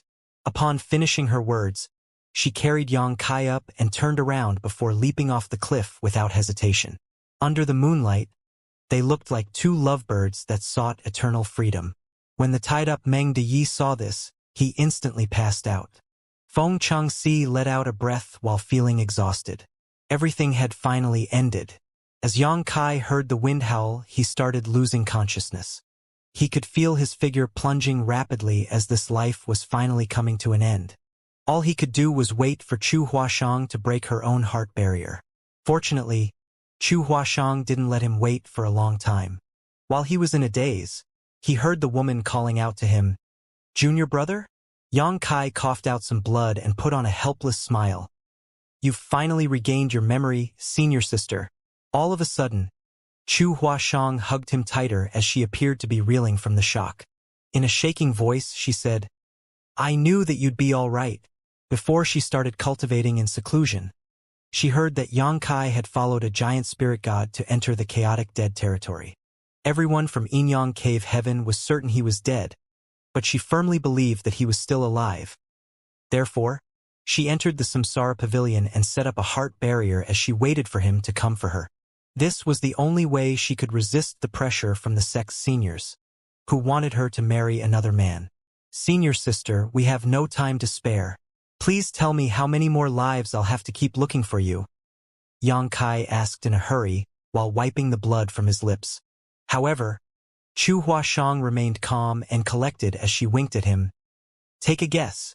Yang Kai was torn between tears and laughter. "You do realize we're dying, right?" Chu Huashang snorted. "It won't be easy, so you'll have to work hard. Okay? However, I can tell you that the first life is the easiest but also the hardest. What I mean is that you could easily win Meng Ru's heart, which was why everything went smoothly for you." Yang Kai asked humbly, "Where's the difficult part, then?" Chu Huashang put on a smile. "The hardest part was that we'd have to live or die together. I told myself that only when you managed to achieve that in the first life would my heart barrier be shattered and my memory restored." Yang Kai nodded. It was because of this heart barrier she had set up that her memory wasn't restored even though he had won Meng Ru's heart some time ago. The moment they jumped off the cliff together, they managed to share life and death, thus breaking the heart barrier. However, the more times we are reincarnated, the tighter our memories will be sealed. It's the same case for both of us. If you are reincarnated too many times, you might even lose yourself in this samsara world and never find your true self again. So, junior brother, you must always stay true to your heart, Chu Huashang said with a solemn expression. "I'll remember." Yang Kai nodded. When he suddenly felt a pinch on his waist, he put on an aggrieved expression and asked, "What are you doing, senior sister?" Chu Huashang had actually pinched his waist and twisted it. She had crossed the line by treating a dying person in such a way. "Humph! What's going on with you and junior sister Tao?" Chu Huashang appeared to be jealous. Yang Kai parted his lips, but he had no idea how to explain it to her. Chu Huashang asked, "Junior sister Tao must be Tao Lingwan, right?" Yang Kai nodded. And he didn't know why Tao Lingwan had also come here and even entered the same samsara world as Chu Huashang. Suddenly, Chu Huashang let out a long sigh. "Although I have no idea what happened between you two, she would have been doomed if you hadn't recognized her." "Why is that?" Yang Kai frowned. "I'm sure you know a thing or two about the wonders of the Samsara Pavilion. A disciple who enters this place will set up a heart barrier for herself. If the heart barrier isn't broken, she will be lost in this place forever. My heart barrier was that I wanted you to find me and make me fall in love with you. You were aware of that, so you had a target regardless of what you did. Despite the difficulties, you knew the kind of goal you had to achieve." Yang Kai nodded. The heart barrier she had set up was definitely different. Chu Huashang, "I guess the heart barrier might be that you had to recognize her without knowing who she really was." It wasn't hard for Chu Huashang to come up with this speculation. After all, Tao Lingwan only recovered her memory after Yang Kai called her junior sister Tao earlier. "What would have happened if I hadn't recognized her?" Yang Kai asked. "All her memories were sealed within Chen Chen. If you hadn't managed to help her restore her memory when Chen Chen passed away, she would never have a chance to awaken. It was the same for me." Yang Kai was instantly soaked in cold sweat as he felt somewhat horrified. He couldn't figure out why Tao Lingwan would do such a thing, as he had no idea that she had also entered the Samsara Pavilion. The only reason he could recognize her was that Tao Lingwan and Chen Chen were so similar when it came to their temperaments. At that time, he was focused on breaking Chu Huashang's heart barrier, so he didn't pay much attention to Chen Chen. It wasn't until Chen Chen was killed in his stead that he recalled everything about her. What is she trying to do? Perhaps she's trying to prove something? Chu Huashang shook her head. Women can be foolish and unreasonable sometimes, but she succeeded, didn't she? Tao Lingwan was willing to die in Yang Kai's stead, and although they were in a samsara world, she had still risked her life just by coming here. Regardless of what Yang Kai thought of her, he now knew that this woman was willing to sacrifice her life for him. Will we see her again? Yang Kai asked. I'm not sure. Chu Huashang shook her head. Maybe we'll see her, but I doubt it. Her heart barrier is different from mine. You have recognized her, and she has expressed her sincerity. It's pointless to go through the same thing again. Senior sister, I'm sleepy. Yang Kai muttered under his breath. Get some rest. You'll see me again when you open your eyes. Chu Huashang pulled him closer to her embrace. In the meantime, Yu Xiangdai and Chen Xiu were waiting patiently outside the Samsara Pavilion. This place was where hearts were trained, not where one would cultivate. Therefore, even though the Samsara Pavilion was amazing, it didn't have the same advantage as small source worlds in which time would pass by quicker. The speed at which time flowed in the Samsara worlds and the outside world was the same. It had been 3 months since Yang Kai entered the Samsara Pavilion, and no one knew what was going on with him inside. It wasn't certain if he shattered Chu Huashang's heart barrier or had even found her. Certainly, they were worried, but as outsiders, their worries were meaningless. It all hinged on Yang Kai's own capabilities. It was because of this matter that Yu Xiangdai and Chen Xiu, who had been fellow brother and sister for thousands of years, got into a conflict. Presently, they were dozens of meters apart as they sat on empty clearings and waited patiently. Just then, a figure stepped out of the shopping district just outside of the Samsara Pavilion. Sensing something, Chen Xiu immediately opened his eyes and glanced at that person. Following that, he let out a breath almost imperceptibly. Yu Xiangdai noticed the person as well. There was a surprised expression on her face as she watched Tao Lingwan coming over. This couldn't be helped, as Tao Lingwan came out too soon. No one had ever managed to leave the Samsara Pavilion so soon after entering it. However, Yu Xiangdai recalled something as she narrowed her eyes and put on a smug smile. Honored master. Tao Lingwan walked up to Chen Xiu and saluted him in an elegant manner. Chen Xiu examined her to make sure that she was completely fine and healthy. He parted his lips in an attempt to express his concern, but he was not able to say anything. In the end, he just nodded. I'm glad that you're back. I'm sorry for worrying you. Tao Lingwan hung her head low. Yu Xiangdai approached her and asked, Did you meet young boy? Tao Lingwan nodded gently. How was it? After giving it a thought, Tao Lingwan replied, I believe he must have helped junior sister Chu restore her memory. Yu Xiangdai's eyes brightened when she heard that. Then, she let out a breath. That's good. That's good. Chen Xiu asked, Did you see him? Tao Lingwan nodded her head. Yes. Chen Xiu stopped asking further. Since Yang Kai had helped Chu Huashang restore her memory, it meant that he had broken her heart barrier. Hence, he had succeeded in this life. On the other hand, Feng Changxi had not managed to achieve his goal even though it had been 8 or so years since he entered the Samsara Pavilion. Although Chen Xiu had already expected it, he was still disappointed upon learning the outcome. As they spoke, Feng Changxi stepped out of the Samsara Pavilion and saluted Chen Xiu and Yu Xiangdai. Like a friendly senior, Yu Xiangdai patted the young man's shoulder and comforted him by saying, Sincerity can never be forced. You must not think that you're inferior to the other party just because you've lost this competition. You're a core disciple of Inyang Cave Heaven after all, and a bright future is ahead of you. However, love is not something which one can control at will. Feng Changxi obediently saluted her. Many thanks for your teaching, martial aunt. A gleeful Yu Xiangdai then shot Chen Xiu a glance and mocked. So what if you've done everything you can to set others up? Look at the outcome now. You're the one who has suffered a setback in the end. I suggest that you stop being so short-sighted, senior brother. A dispassionate Xianxia glanced at her. Wanner is my disciple as well as a member of Inyang Cave Heaven. Dai batted her eyes and suddenly said through clenched teeth, it's basically a buy one get one free deal. We have made a loss. Tao Ling Wan started blushing furiously. She found it hard to deal with Dai, who could be unrestrained in her words sometimes. And when she thought of the fact that she had to face Chu Huashang in the future, she couldn't help feeling guilty. Although she was just executing her honored master's orders, she was the one who had acted in the end. After struggling internally for a bit, Dai made up her mind. Senior brother, be prepared. When that brat exits the Samsara Pavilion, we'll let him marry Xiao Huashang and Wanner. Chun Xiu arched his brow. How are they going to get married? Dai snorted. Of course he has to get married into Inyang Cave Heaven. No core disciple has ever left the sect after getting married. There was finally a smile on Chun Xiu's usually stern-looking face. He nodded and said, that's wonderful.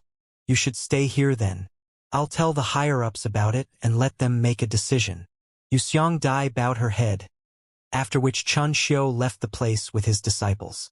The conflict between them was resolved after they came to an agreement. Some heavy things seemed to have pressed against Yang Kai's body as he realized that it was pitch black around him. He tried his best to break free from this situation but to no avail. He even found it increasingly difficult to breathe. For a moment, he thought that he was going to lose his life here and now. After falling off the cliff alongside Chu Huashang, he moved on to the next life. However, he had not the foggiest idea about the situation in this place. As soon as he opened his eyes, he realized that he was buried beneath some things. The sounds of people wailing and dying could faintly be heard, but they soon quieted down.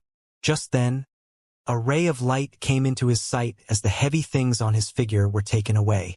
He got to his feet with difficulty and immediately examined his body. When he was beneath the heavy objects, Yang Kai already felt that something was off, and upon first examination, he realized what was wrong. Presently, he was just a boy around 12 or 13 years old. It was no wonder that he didn't have much strength as his body had shrunk. What the? Yang Kai secretly cursed. The reason he entered this samsara world was to break Chu Huashang's heart barrier. In order to do that, he had to win her heart. How was such a young brat supposed to do that? Did he have to grow up first? At this moment, he was standing on some debris. It was apparent that he was pressed under a collapsed house just now. He caught a whiff of a pleasant scent as a figure came into his sight. Looking up, he instantly saw the familiar face. The words "Senior Sister Chu" almost spurted out of his mouth. Presently, Chu Huashang was just standing in front of him. She was clad in tight-fitting clothes with a sword at her waist. She tapped the dust off his shoulder and asked gently, "Are you all right, little one?" "Little one." Yang Kai's brow twitched. "Where are your parents?" Chu Huashang asked. Yang Kai didn't know how to reply to her. Thinking that he was still reeling from the shock, Chu Huashang hesitated for a bit before letting out a sigh. Then, she bent her back and took his hand. "Don't be afraid. You should follow me from now on. I'll protect you." Yang Kai had the urge to curse. This would definitely be a life that he would never want to look back on. He could already imagine that when he and Chu Huashang got out of the Samsara Pavilion, she would certainly tease him whenever she remembered this. However, there was nothing he could do at this moment. With that said, he felt fortunate that he saw Chu Huashang as soon as he opened his eyes. He could grow up by her side and slowly get closer to her heart. All of a sudden, he recalled what Meng Ru said to him when she carried him up and jumped off the cliff. "I'm sorry for what happened in this life. Let me protect you in the next." Her wish had been granted. In this life, it would be her turn to protect him. The Samsara Pavilion was indeed an amazing place where sincerity was of utmost importance. When Meng Ru jumped off the cliff, she must have had a strong desire to protect Yang Kai in the next life, which was why her wish was granted after the reincarnation. In this life, Chu Huashang was one of the brightest disciples in a major sect. Not only was she talented and powerful, she was also beautiful. She had countless admirers within the sect, and even the rising stars from other sects had heard of her. There was never a lack of people who proposed marriage to her, which made Xianxia feel apprehensive as he was worried that the sect's elders would pressure her to accept one of those proposals. Fortunately, she was an important figure in the sect, so she had a say in this matter. If she didn't agree, no one could force her. After Xianxia was brought back to the sect, he became a disciple and started cultivating under her tutelage. They rapidly became closer to each other. In this life, Chu Huashang was like a master or elder sister to him. As time passed, Xianxia grew up to be an adult. Unfortunately, in this life his aptitude was terrible. Regardless of how hard he cultivated, he was still much weaker than Chu Huashang. Perhaps it had something to do with Meng Ru's last wish. He reckoned that he would really have to be protected by Chu Huashang in his life. Additionally, since he was an adult now, he realized that she started looking at him with a different kind of gaze, which was filled with a sense of longing. This made him feel secretly pleased. As she continued to protect and take care of him, her love for the man became increasingly conspicuous. However, due to the difference between their age and seniority, she wouldn't dare to cross the boundary. Upon that realization, Xianxia decided to take the initiative to pursue her. She would always blush and feel her heart pounding against her chest whenever he approached her. When he turned 20 years old, there was finally a breakthrough in their relationship. Following Xianxia's years of pursuit, she finally cast away the worries in her heart and accepted the man, who was 10 years younger than she was, and who she had saved all those years ago. The heart barrier was shattered, and Chu Huashang once again recovered her memory. There wasn't really any difficulty to speak of in this life. It just took Xianxia a lot of time to win her heart. With that said, he once again experienced the abstrusity of the samsara pavilion this time. As one's memory was repeatedly sealed, they could realize their true heart and train it more effectively. This was true for both Xianxia and Chu Huashang. Every reincarnation and success meant a new start. For the first 3 lives, it wasn't difficult for Xianxia. Be it Meng Ru in the first life, his senior sister in the second life, or the little sister in the neighboring village in the third life, he could immediately find Chu Huashang and start taking action. As long as he could find her, the rest wouldn't be hard. That was because her heart barriers had something to do with him, so he had a natural advantage when it came to breaking them. However, after the third life, the difficulty began to increase. In the fourth life, it took him half a year before he found Chu Huashang, and during that period of time, he came across a lot of danger and almost lost his life. It was the same case in the fifth life, and it became even more difficult to break Chu Huashang's heart barrier. It was no longer easy to win her heart.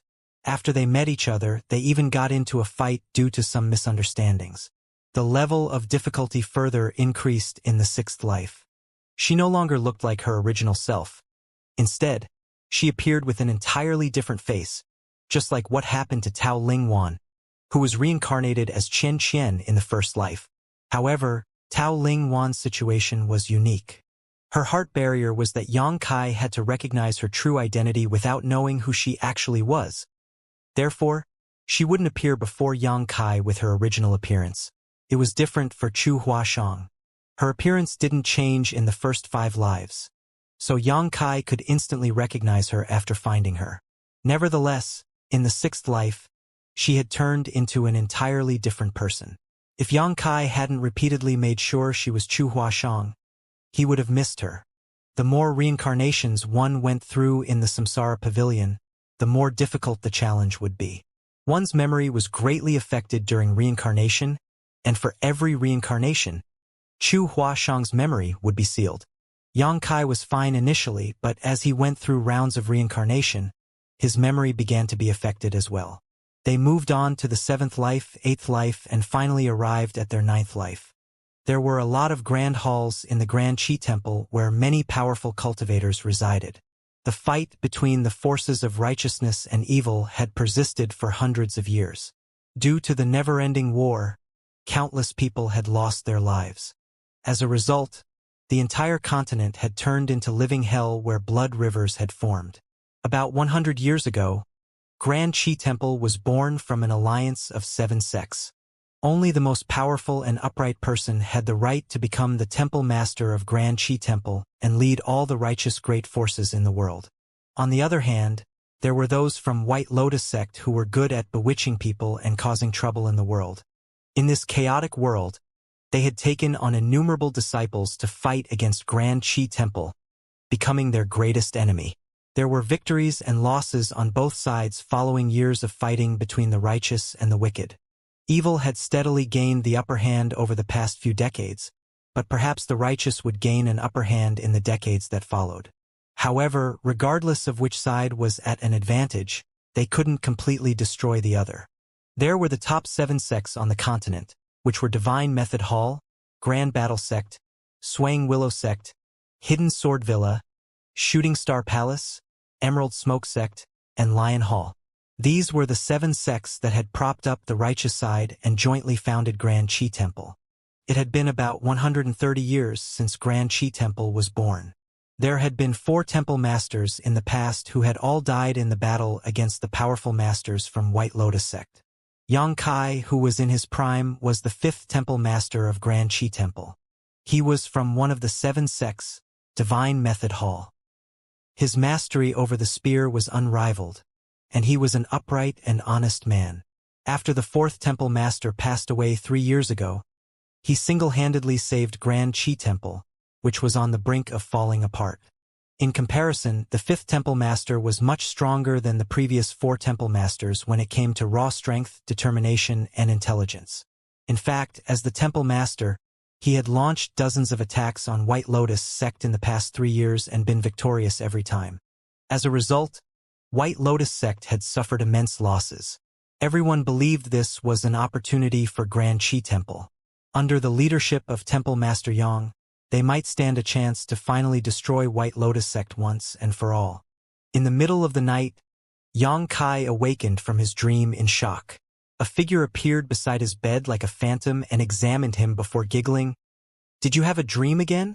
After shooting her a dispassionate glance, Xianxia sat up on the bed and nodded. The person was his personal bodyguard, Luo Ting, he from Emerald Smoke sect. Although she was a bit petite, she was extremely powerful. 3 years ago, she was the one who competed against Xianxia for the position of Temple Master. Nevertheless, she was defeated by Xianxia in the end. It wasn't certain what was on her mind at that time. Given her strength, she was more than good enough to be the Vice Temple Master, even though she had lost the competition to be the next Temple Master. However, she didn't do that. Instead, she requested to become Xianxia's personal bodyguard. Those from Emerald Smoke sect were against the idea. After all, if a person from their sect could become the Vice Temple Master, they would have a bigger influence in Grand Qi Temple. Nevertheless, Luo Ting, he obstinately wanted to become Xianxia's personal bodyguard, and no one could change her mind. Although she was a personal bodyguard on paper, she was more like a friend to Xianxia now. She could be at ease in front of the man. As they had spent the past 3 years together, she was fully aware of all the man's secrets as well. Therefore, she knew that this temple master, who was the hope of Grand Qi Temple's future, had a problem. He would always have strange dreams in the middle of the night. In those dreams, he would see a woman with a vague appearance. He had no idea who the woman was, nor had he met her before. However, he had a feeling that she was very important to him. "Have you not recalled it?" Luo Ting, he suddenly asked. A speechless Xianxia rolled his eyes. "Do you even know what you're asking?" Luo Ting, he shrugged. "I don't know. I just wanted to ask." The problem with Temple Master Xianxia was that he would always have strange dreams. On the other hand, his personal bodyguard also had a problem. Whenever Xianxia awakened from his dream in shock, she would always ask this exact question. Xianxia had a serious discussion with her the first time around, but she was unable to explain anything. Furthermore, after 3 years of getting along with one another, Xianxia realized that something was wrong with his personal bodyguard's head. She would always do things that were unexpected. For example, she would suddenly laugh for no reason, but sometimes she would weep in silence. Her mood swings were pretty drastic. "What time is it?" Xianxia looked out the window. Just after midnight. As Luo Ting he spoke, she soaked a towel in a basin of water and wrung it before passing it to Xianxia. After taking it, Xianxia wiped his face and felt refreshed. However, the vague image of that woman in his dream still lingered in his mind. He had a feeling that the woman in his dream was someone very important to him, but as he went through the past experiences in his life, he was certain that he had never met her before. This strange matter puzzled him. Just then, a slight noise was heard coming from outside. Yang Kai's gaze turned ferocious while Luo Ting, his petite figure, instantly disappeared from the spot. A cold breeze swept through the gap of the door. A moment later, Luo Ting he returned to the room with blood still dripping from her sword. Yang Kai looked up while a calm and collected Luo Ting he said, "Some of the conceited disciples from White Lotus sect wanted to assassinate you. How many of them are still alive?" Yang Kai asked in a grim voice. 3. Luo Ting he chuckled. "You must do whatever it takes to find out everything they know." Yang Kai snorted. "Don't worry." Luo Ting he nodded repeatedly. "I'll dig out everything from their heads." Upon finishing her words, she turned around and left. The next day, powerful cultivators gathered together in the main conference hall of Grand Qi Temple. There were 6 vice temple masters under Temple Master Yang Kai. Since Yang Kai was from Divine Method Hall, which was one of the 7 sects, the other vice temple masters were the ones who were in charge of the remaining 6 sects. Under the vice temple masters were the hall masters. There were about 30 of them. These were the managers of Grand Qi Temple that had gathered together. They could command all the cultivators in the world who belonged to the righteous path. At this moment, all of them were gazing at Yang Kai. The past 3 years were more than enough time for Yang Kai to build sufficient authority as the 5th temple master. Presently, he remained silent, and even though there were a lot of people in the grand hall, no one dared to say anything. A moment later, Yang Kai suddenly opened his eyes and said, "In 10 days, those from White Lotus sect intend to hold a sacrificial ceremony in East Star City and refine a 10,000 soul banner." All of them had their expressions changed drastically upon hearing that. Vice Temple Master Gon Wen Shan, who was from Grand Battle Sect, asked in horror, "Are you serious, Temple Master?" Yang Kai nodded. Xiao He personally obtained the information from the assassins last night. At the mention of Xiao He, all of them shuddered, including Vice Temple Master Xia Hong Tao, who was also from Emerald Smoke Sect. Although Luo Ting he appeared to be crazy sometimes, all of them knew how ruthless she was. She was the oddest one in Grand Qi Temple. If not for the fact that she had never done anything wicked, and that she was really from Emerald Smoke Sect, many would have condemned her as the things she had done were no different from, if not worse than, those from the wicked path. No one could hide any secrets following her interrogation. Yu Xingzhou, who was from Shooting Star Palace, frowned. "Can we believe what the assassins have said? Holding a sacrificial ceremony in East Star City to refine a 10,000 soul banner is no small matter. It's supposed to be a top secret that only the leaders of White Lotus sect have the right to know." Yang Kai explained, "It's a major event to hold a sacrificial ceremony in East Star City, so they will need a lot of people to carry it out. Even if White Lotus sect wanted to hide this news, some people might still be able to figure out what's going on. Xiao He has already speculated that something like this was about to occur, so this conclusion is not entirely based on what the assassins have said." Upon hearing that, Yu Xingzhou nodded. "In that case, East Star City will be in danger." Yang Kai rose from the seat and declared, "Although East Star City is not big, there are still around 100,000 residents, all of whom are innocent. If those from White Lotus sect succeed in refining the 10,000 soul banner, many more innocent people will be affected. We have to stop them. Moreover, the 10,000 soul banner is very important to White Lotus sect, so the White Lotus matriarch might personally host the sacrificial ceremony. If we can kill the White Lotus matriarch in East Star City, White Lotus sect will definitely collapse. The fight between the righteous and wicked path that has spanned hundreds of years will come to an end, and peace will be restored to our world." Upon hearing that, all of them felt their blood boiling as they got up and said, "We will follow your lead, Temple Master." With a satisfied expression, Yang Kai nodded. He calmly gave the orders as it was apparent that he was well prepared. When all the arrangements were made a moment later, Yang Kai swept an authoritative glance over them. This is a great opportunity for Grand Qi Temple. If we succeed, we'll be able to destroy White Lotus sect. All of you should lead your own people and wait for further orders. Any leak of information will be punishable by death. In the middle of the night in East Star City, only the sounds of dogs barking and babies crying could be heard from time to time.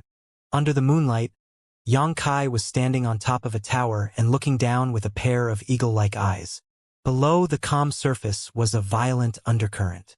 The people from Grand Qi Temple and the disciples from White Lotus sect had hidden themselves in this small city, but they seemed to be aware of each other's presence.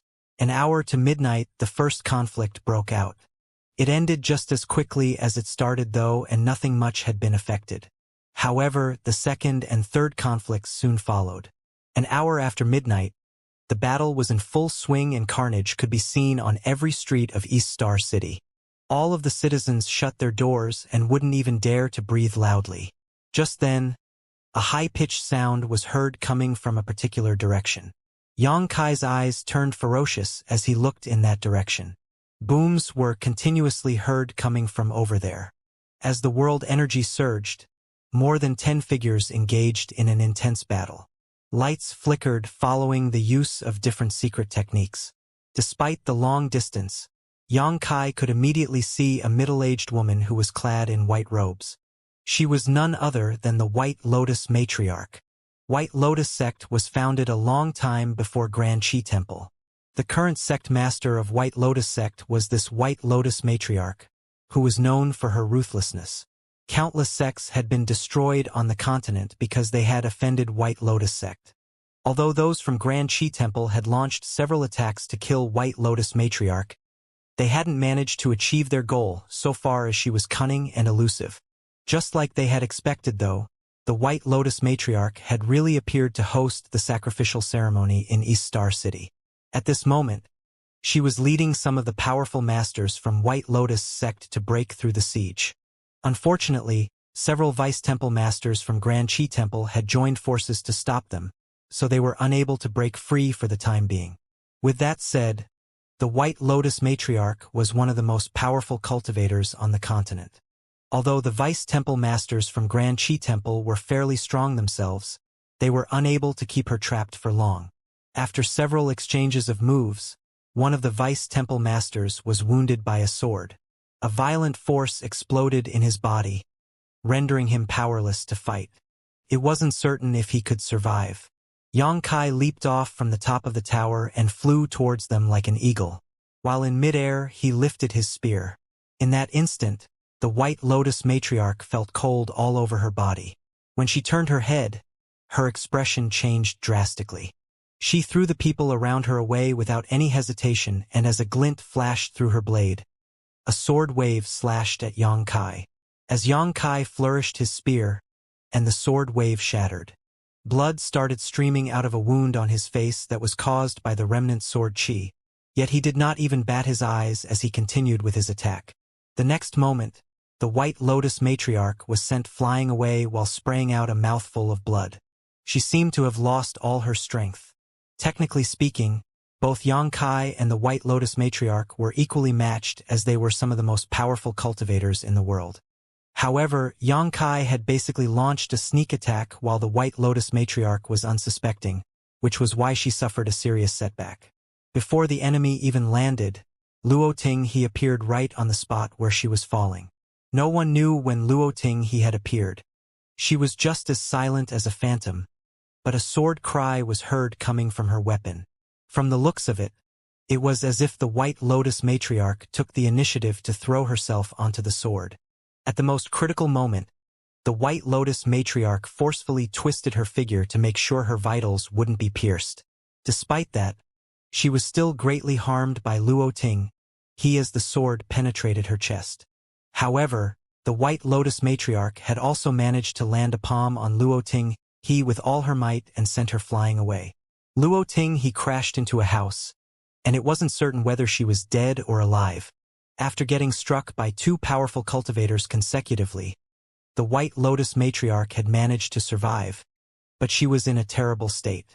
Her face was as pale as a white sheet, and her white dress had been dyed red. She stared fixedly at Yang Kai with a hideous grin. As she performed different hand seals, she said through clenched teeth, "Activate!" The next moment, she crouched down and pressed her hands against the ground as a violent force burst forth. It was too late for Yang Kai to stop her. The entire East Star City shook as everyone found it hard to keep their balance. The blood flowing on the ground seemed to have been infused with life as it squirmed and formed a gigantic spirit array. An eerie red light engulfed the entire East Star City as everyone could hear the sounds of crying and howling, and the cold wind which was whipped up made them shudder. The expressions of the Vice Temple Masters changed drastically. Xia Hong Tao from Emerald Smoke Sect exclaimed, "The 10,000 Souls Array!" Seizing the chance, the White Lotus matriarch escaped and disappeared into the darkness. Her voice could be heard saying from a distance, "I'll remember what all of you from Grand Chi Temple have done to me today. I'll make you pay a price that's 100 times greater than this." After hesitating between chasing after the enemy and saving lives for a moment, Yang Kai made a decision as he ordered, "Break the array and save the people." If the spirit array was allowed to fulfill its purpose, all 100,000 innocents in East Star City would be sacrificed. The White Lotus matriarch certainly shouldn't be allowed to escape, but they still had a chance to kill her in the future. The most important thing for them now was to save lives. There were other remnants of White Lotus sect in the city who still steadfastly guarded the array nodes. However, since the White Lotus matriarch had fled, the disciples from White Lotus sect were now leaderless. On the other hand, those from Grand Chi Temple were still moving forward in an orderly manner following the Temple Master's instructions. The array nodes were occupied by those from Grand Chi Temple one by one, causing the spirit array's operation to become increasingly sluggish. Yang Kai charged towards the center of the 10,000 Souls Array on his own, where the most important array node of the spirit array was located. As long as it was destroyed, the spirit array's efficacy would be halved. To his surprise, no sounds of fighting could be heard coming from over there. Instead, the place was in dead silence. With that said, the stench of blood here was the strongest. With the spear in his hand, Yang Kai arrived at the array node, only to see the corpses of White Lotus sect's disciples scattered across the ground. In front of the array node stood an alluring figure. As she performed different hand seals, she used some fairly powerful secret techniques at the array node. She must have been at this for quite some time as she was soaked in sweat. Her damp clothes stuck close to her back. Looking at the woman's figure, Yang Kai fell into a dazed state. He recognized this figure. The vague image that had appeared in his dream countless times perfectly overlapped with this woman's back. Sensing the man's presence, the woman turned her head and revealed a strikingly beautiful face. With sweat still streaming from her forehead, she bit her lip and said, "Help me quickly, otherwise it'll be too late. Step aside." Yang Kai came to his senses and shouted. The next moment, he thrust his spear towards the array node. The woman hurriedly moved out of the way. As innumerable spear shadows surged out, a violent force exploded. In an instant, the array node that no one was guarding collapsed. The next moment, the red light that had engulfed the entire East Star City turned dim. Yang Kai let out a long breath as he could finally be at ease. He had been apprehensive for the entire night. Thinking of the woman beside him, he turned around as he wanted to ask which sect she was from. However, he soon felt a pain in his chest. Looking down, he saw that a sword had penetrated his chest while a fair hand was clenching the hilt. The owner of the sword sported a strange expression. It was a combination of excitement, guilt, and even a sense of agony. The power in his body exploded as the muscles in his chest locked the sword in place. He raised his hand as his force gathered together on his palm before he pushed it towards the woman. As the temple master of Grand Chi Temple, it was expected that Yang Kai was extremely powerful. Even if there was a boulder in front of him, it would turn into dust following his attack. The woman wanted to dodge the attack, but it was too late for her to do so. The next moment, the hand that could shatter a mountain gently landed on the head of the sword's owner, but no force could be felt bursting forth. "Are you from White Lotus sect?" Yang Kai asked gently, as though he was worried that he would frighten her if he spoke too loudly. The sword's owner sported an even stranger expression now. The moment she received her mission, she knew that she was bound to lose her life. After all, she was aware that the temple master of Grand Qi Temple was formidable. Even if she could achieve her goal, there was no way she could survive. However, that was really what had happened. The temple master of Grand Qi Temple didn't kill her. In the meantime, the hand that rested on her head gave her a sense of warmth for some reason. "What's your name?" Yang Kai asked. The sword's owner pressed her lips together. "Chu Hua Shang." Yang Kai flashed a smile at her. "My name is Yang Kai." Upon finishing his words, he frowned and turned his head. Following that, he said to Chu Hua Shang, "Run quickly, or else it will be too late." Chu Hua Shang had apparently noticed company was approaching as she looked in the same direction. The next instant, she released the hilt and ran away. A short while later, a petite figure arrived with a sword in hand. Luo Ting he could immediately see that Yang Kai was seated on some rubble while holding his spear. There was a sword that had jabbed into his chest. She walked over and took a glance at him. Then, she grabbed the hilt with one hand and pressed her other hand on the man's shoulder. "It may hurt a little." Yang Kai nodded. The next instant, the sword was pulled out while blood spurted from the wound. Yang Kai's figure shook a little. A dexterous Luo Ting he struck some of the man's acupoints to stop his blood from streaming out. Then, she said, "The White Lotus Matriarch escaped." The White Lotus Matriarch ran away after activating the spirit array. Luo Ting he chased after her, but despite her injuries, the White Lotus Matriarch was as agile as ever when fleeing. After pursuing for more than a dozen kilometers, Luo Ting he realized that the enemy was nowhere to be seen. Left with no other choice, she could only return to the city. Following that, she saw that Yang Kai was hurt. "We'll have another chance to kill her in the future." Yang Kai nonchalantly nodded.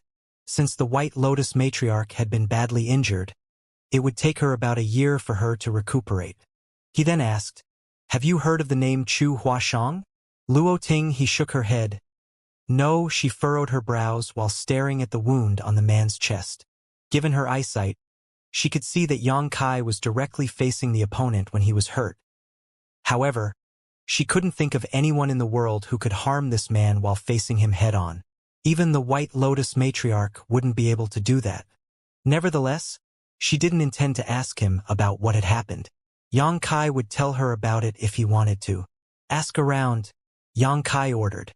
Luo Ting he said, "You'd better recuperate first." Yang Kai nodded.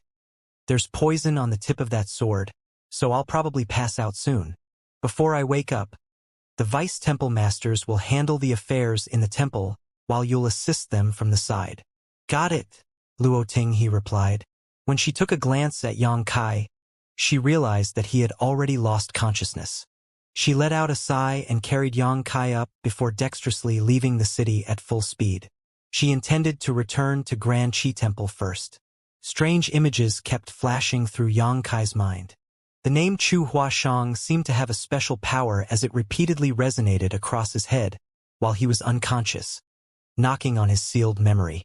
There came a moment when the seal was broken as he went through the experiences in his previous lives in his dream. The figure that had always been vague in his dreams finally became crystal clear. As she turned her head, a joyful and coquettish face came into his sight. Yang Kai abruptly opened his eyes. He was still weak due to the injury and poison he had suffered from. Even though he was strong, it was impossible that he could fully recover as soon as he awakened.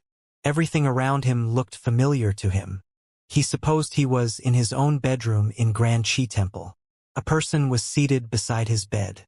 The only person who could enter his bedroom as she pleased and protected him while he was unconscious was none other than Luo Ting he. At this moment, she was looking at him with a weird expression. As though realizing something, she once again asked the question she had asked countless times before.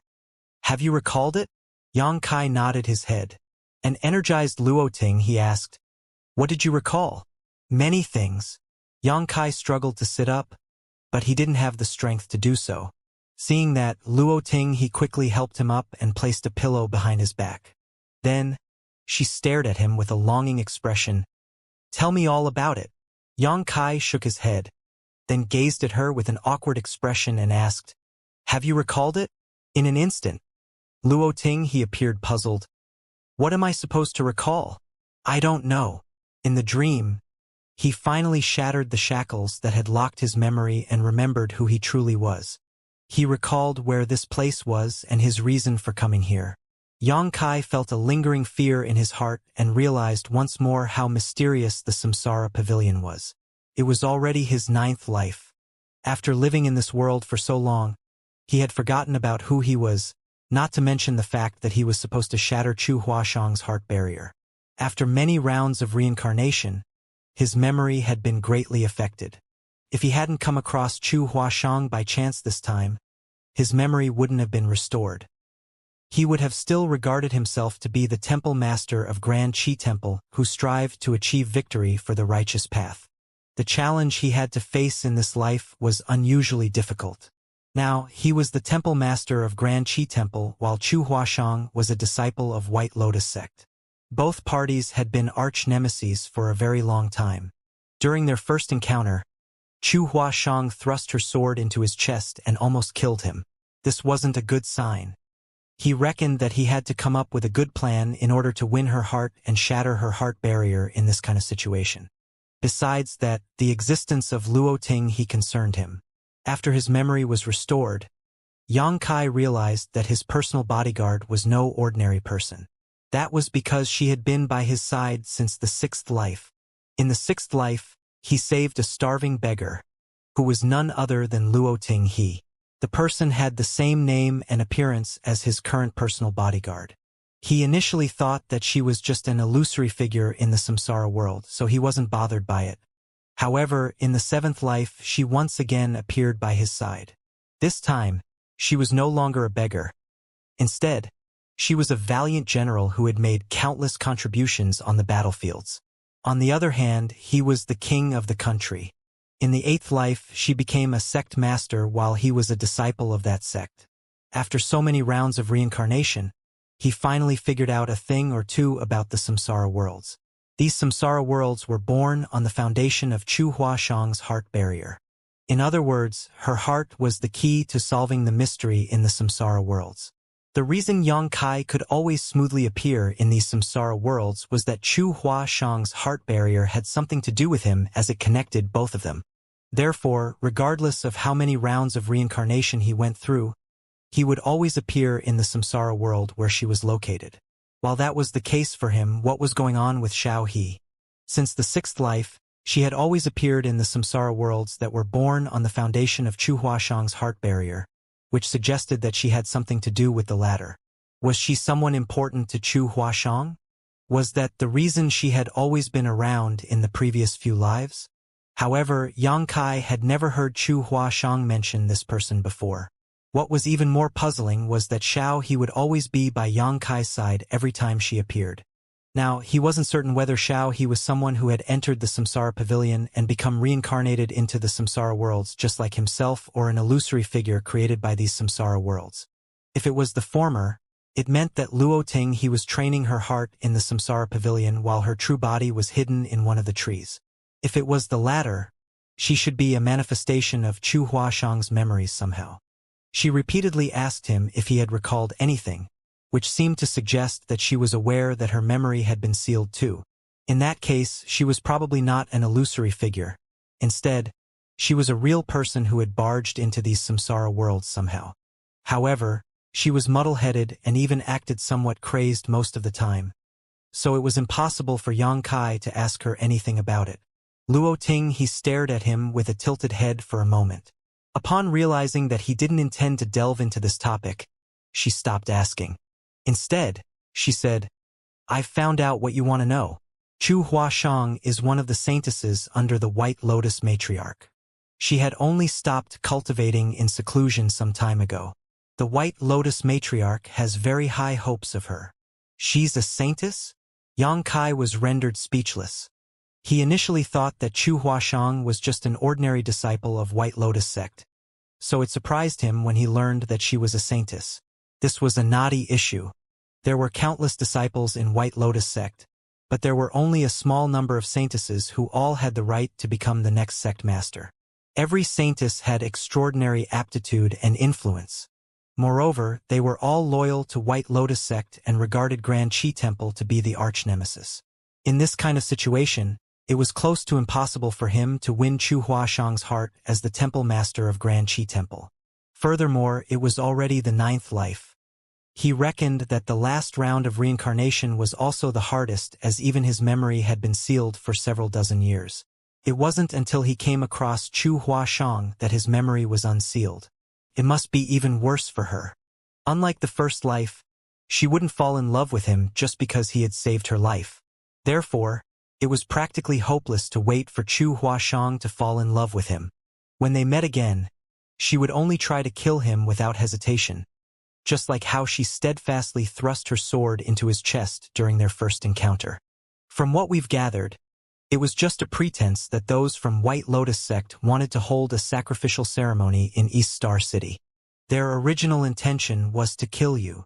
Seeing that he didn't say anything, Xiao He took the initiative to report to him the information those from Grand Qi Temple had gathered recently. Yang Kai nodded. I figured. In fact, the White Lotus matriarch had made an incredible move. Holding a sacrificial ceremony in East Star City might not be entirely a pretense. If those from Grand Qi Temple were unable to stop them, they would achieve something great by successfully refining the 10,000 soul banner. If those from Grand Qi Temple decided to interfere, they could attempt to kill Temple Master Yang Kai.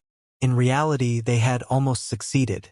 Yang Kai was fully aware of who the saintesses in White Lotus sect were, but those from Grand Qi Temple were completely clueless about this new saintess, Chu Huashang. Moreover, Yang Kai fell into a dazed state when he saw the familiar figure. Therefore, he was unsuspecting when Chu Huashang made her move. The people outside are flustered. They think that you might not ever awaken, Xiao He said. The vice temple masters have had some arguments. Do you want to go out and placate them? There's no need for that. Yang Kai shook his head. Okay. Luo Ting he appeared nonchalant. Everyone knew that Yang Kai was the only person in the world that she cared about. She wasn't even concerned about her own master sect, the Emerald Smoke sect. That was the reason she decided to become Yang Kai's personal bodyguard back then instead of one of the 6 vice temple masters. The fact that the temple master of Grand Qi Temple was badly injured wasn't supposed to be a big deal. Basically, every cultivator would become wounded at some point in their lives. However, the injury Yang Kai had suffered was not ordinary, and there was fatal poison on the sword that had wounded him. Everyone thought that the temple master was doomed. Even if he was lucky enough to survive, his strength would diminish significantly. In fact, that was indeed the case. The temple master was lucky enough to have escaped from death's door, but he had rarely stepped out of his room since he awakened. When he did show up sometimes, he was seen with a pale face, and it was apparent that he had difficulty walking. This was a sign that his condition had deteriorated. 1 month later, all 6 vice temple masters came to an agreement. During a meeting in Grand Qi Temple, they implicitly suggested that Yang Kai step down from the position of temple master. After all, the temple master of Grand Qi Temple was supposed to be the most powerful cultivator of all 7 great sects. The temple master wasn't just a symbol, but also the spiritual support of Grand Qi Temple. Every year, those from White Lotus sect would make countless attempts to kill the leaders of Grand Qi Temple. If the temple master was weak, the entire Grand Qi Temple would be greatly impacted if he was assassinated. By then, everyone would be flustered, and those from White Lotus sect would seize the chance to destroy them. Faced with the vice temple master's implicit request, Yang Kai didn't hesitate to step down as the temple master. As for who would be the next temple master of Grand Qi Temple, it was none of his business. If his memory hadn't been restored, he wouldn't have easily made a concession. After all, he was a disciple from Divine Method Hall in this life, and he had always been involved in the fight against White Lotus sect. Furthermore, his biggest wish had been to destroy White Lotus sect once and for all. However, since his memory had been restored, he knew what he was supposed to do. Yang Kai turned down their invitation to become one of the vice temple masters, and one fine morning, he simply left Grand Qi Temple with a horse and some belongings. Luo Ting he followed him closely. Although those from Emerald Smoke Sect were against the idea, they were powerless to stop her. As far as they were concerned, she was a crazy woman, and only Yang Kai was able to communicate with her. She wouldn't bother to talk to others at all. Barely after 3 years, she seemed to have perfectly accepted the fact that she was Yang Kai's personal bodyguard. Even though he had stepped down from the position of Temple Master, she still followed him wherever he went. 1 month later, a man and a woman, who were covered in dust, arrived at a certain village. The man's face was slightly pale as he coughed from time to time. There was a spear on his back. On the other hand, the woman was petite while her face was alluring. There was a sword in her hand. They were none other than Yang Kai and Luoting He, who had come all the way here from Grand Qi Temple. It was just an ordinary village. Beside the dilapidated walls were kids who were playing around. Smoke could be seen billowing from the chimney of every house as the smell of food lingered in the air. There were some plump women who called out to their kids to go home and have a meal. The kids, who were playing around with some weapons made from wood in their hands, were curious about these visitors as they surrounded and examined them. Xiaohe sniffled and stroked her flat belly. "I'm hungry." She then looked pleadingly at Yang Kai. Following a sigh, Yang Kai took the pouch from his waist and fished out a silver coin. He then said to the kids around him, "Whoever can bring us to have some delicious food will get this." The eyes of those kids brightened as they streamed towards him. "I have some delicious food in my house. I'll bring you there. Come to my house." "They're lying. They don't eat meat at all. There's salted fish in my house." After a tug of war, a slightly older kid managed to grab the silver coin. Although he was punched a bit by the other kids because of that, he didn't mind it. As he clenched the silver coin in his hand, he took Yang Kai's clothes with his other hand and said, "Come with me." Yang Kai nodded and motioned for Xiaohe to follow him. They soon arrived at the kid's house. His parents were around, wearing simple clothes that most farmers would own. Years of hard work had left some clear marks on their bodies. The man wasn't good with words as he smiled like a fool. Realizing that Yang Kai and Xiaohe were wealthy though, he treated them in a friendly manner. On the other hand, his wife was stocky, but she was pretty hospitable. Seeing the silver coin presented to them by their son, they generously gave Yang Kai and Xiaohe 2 bowls of rice, as well as a salted fish they had kept for quite some time. Xiaohe picked up the bowl and wolfed down the meal. The man was squatting at the door and smoking while the woman stood on the side with a smile. The kid was seated by the table as he watched Xiaohe devour the food with a pair of curious eyes. "Are you not going to eat?" After finishing her own food, Xiaohe looked up and realized that Yang Kai hadn't had anything. "You can have it." Yang Kai put on a smile. Without hesitation, Xiaohe picked up his bowl of rice and gobbled it up. It was hard to imagine that such a small woman had such a big appetite. In fact, Yang Kai had brought quite a bit of money with him when he left Grand Qi Temple, but barely 1 month later, he had used up almost all of it to buy food for Xiaohe. "My sister was born to have a big appetite. Please don't mind her, madam." Yang Kai turned to look at the smiling woman. Although the woman was hospitable, she wasn't good with words. Upon hearing that, she waved her hand and said, "It's fine. We still have quite a lot of rice. She can have as much of it as she pleases." Yang Kai then gazed at the kid beside him. "You're still growing. Why don't you eat something?" The kid replied with a smile, "You can eat first. I'll eat later." In response, Yang Kai nodded and stopped objecting. All of a sudden, Xiaohe raised the bowl and said to the woman, "More rice, please." Upon hearing that, the man, who was smoking at the door, started coughing violently. He almost couldn't breathe because of that. The woman's eyelids twitched as she took the bowl with an awkward expression before she entered the kitchen to get more rice for her. Xiaohe proceeded to devour that bowl and then asked for more. 1 hour later, the woman took the empty bowl with a bitter expression and looked at Xiaohe, who was still asking for more rice. "That's all we have." The man was no longer in the mood to smoke. Since Xiaohe asked for more rice for the 3rd time, he had kept turning his head to stare fixedly at her. The kid beside Yang Kai sported a cold expression. A disappointed Xiaohe said, "I'm not full yet." Disbelief was written all over the woman's face as she gazed at Yang Kai. She couldn't figure out how he managed to raise his sister. This kind of appetite was enough to make a wealthy family go broke. Was the food delicious? Yang Kai gaped at Xiao He. It was delicious, but there was a bitter aftertaste, Xiao He replied honestly. Of course the food was bitter since there was poison in it. Yang Kai chuckled. As soon as he finished speaking, 3 figures came right at Xiao He and him at the same time. The man, who had been seated by the door, suddenly attempted to tackle them. The saber in his hand flickered as he was engulfed in murderous intent. The woman tossed the bowl away as she took a step forward and pushed out her palm towards Xiao He. Even the kid beside Yang Kai suddenly fished out a sword and tried to stab it into the latter's heart from a tricky angle. The next moment Xiao He made a move. The man and woman grunted before they were sent flying away while spraying a mouthful of blood. Yang Kai extended 2 fingers and gently caught the blade. Regardless of how hard the kid tried, he was unable to retract his sword as his face started flushing.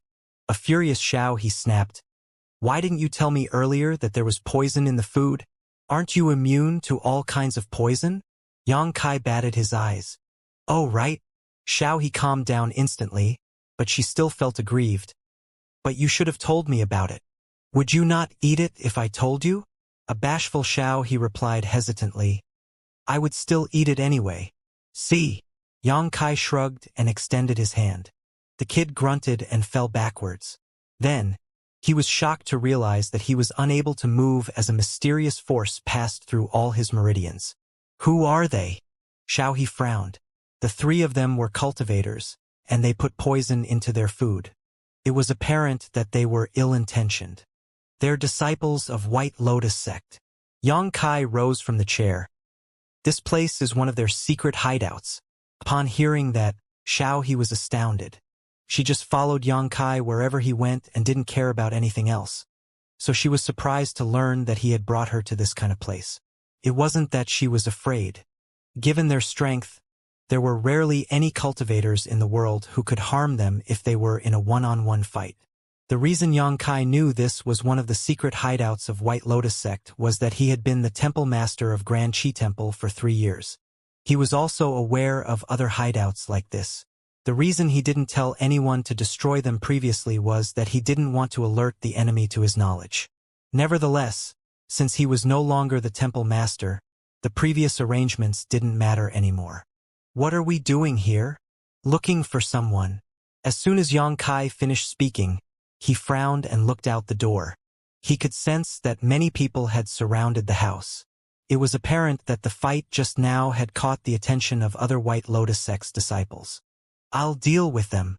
After having some poisonous food, Xiao He was furious.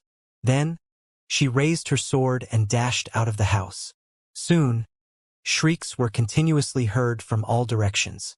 The woman and the man, who were lying on the ground, finally had their expressions changed drastically. The woman asked, "Who are you?" Turning to her, he slowly spoke his name, Yang Kai.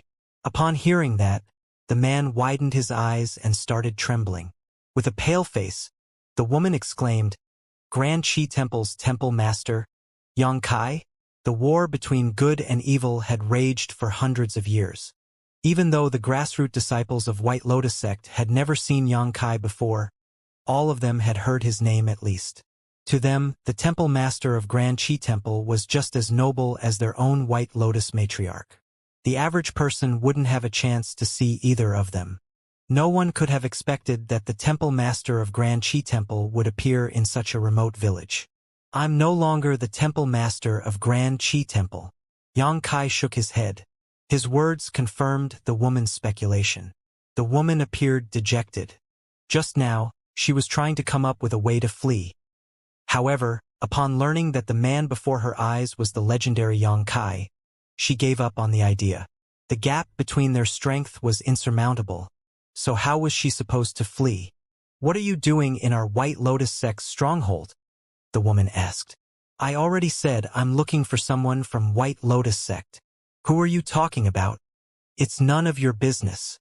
Just tell your higher-ups about it, and the person I'm looking for will come to see me." A myriad of expressions came over the woman's face. With her hand pressed against her chest, she got to her feet slowly.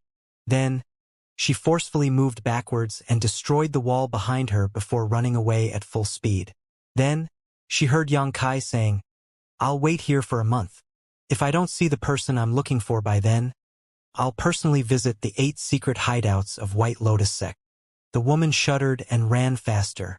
Xiaohe dashed into the house and looked around. She fled. "It's fine."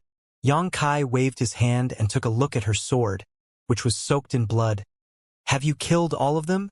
Nonchalantly Xiaohe replied. "Yes. You wanted some of them to live? You should have told me earlier." Then, she gazed at the man and the kid on the ground as her murderous intent surged. "Well, you should probably keep them alive to cook for you." "I don't know how to cook." Xianxia's words were effective in stopping her from killing the last 2 survivors. Although the man and the kid had escaped from death's door, they felt devastated. After all, as disciples of White Lotus sect, they had fallen into the hands of these 2. It was expected that life would be like living hell for them. They could already imagine the kind of torture they would face. In reality, things were different from what they imagined. In the following days, they were not tortured in any way. The man was responsible for cooking meals for Xiaohe and Xianxia every day. On the other hand, the kid had no choice but to play some childish games with Xiaohe. During this period of time, they repeatedly tried to flee using many different methods. However, what was a matter of life or death to them was like another game in Xiaohe's eyes. She would always appear at the most unexpected moments and capture the 2 of them, who were ready to run away or had already left the village. Every time they were captured, some of their hair would be cut as a punishment. After just half a month, both of them became bald.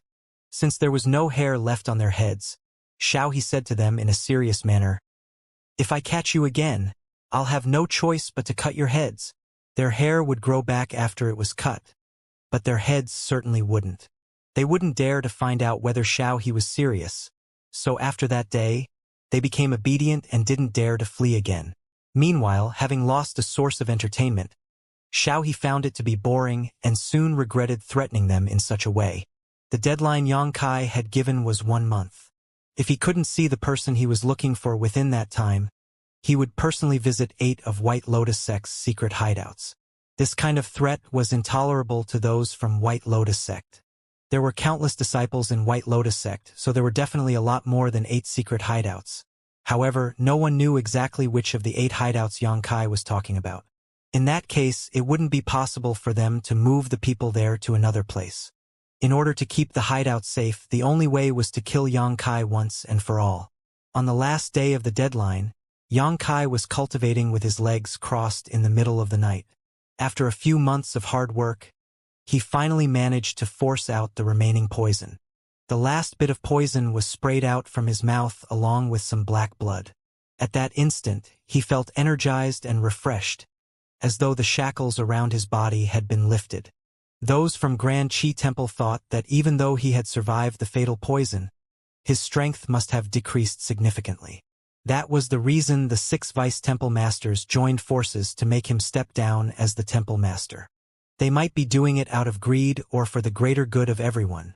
However, after realizing his true heart, Xianxia was no longer interested in the position of temple master.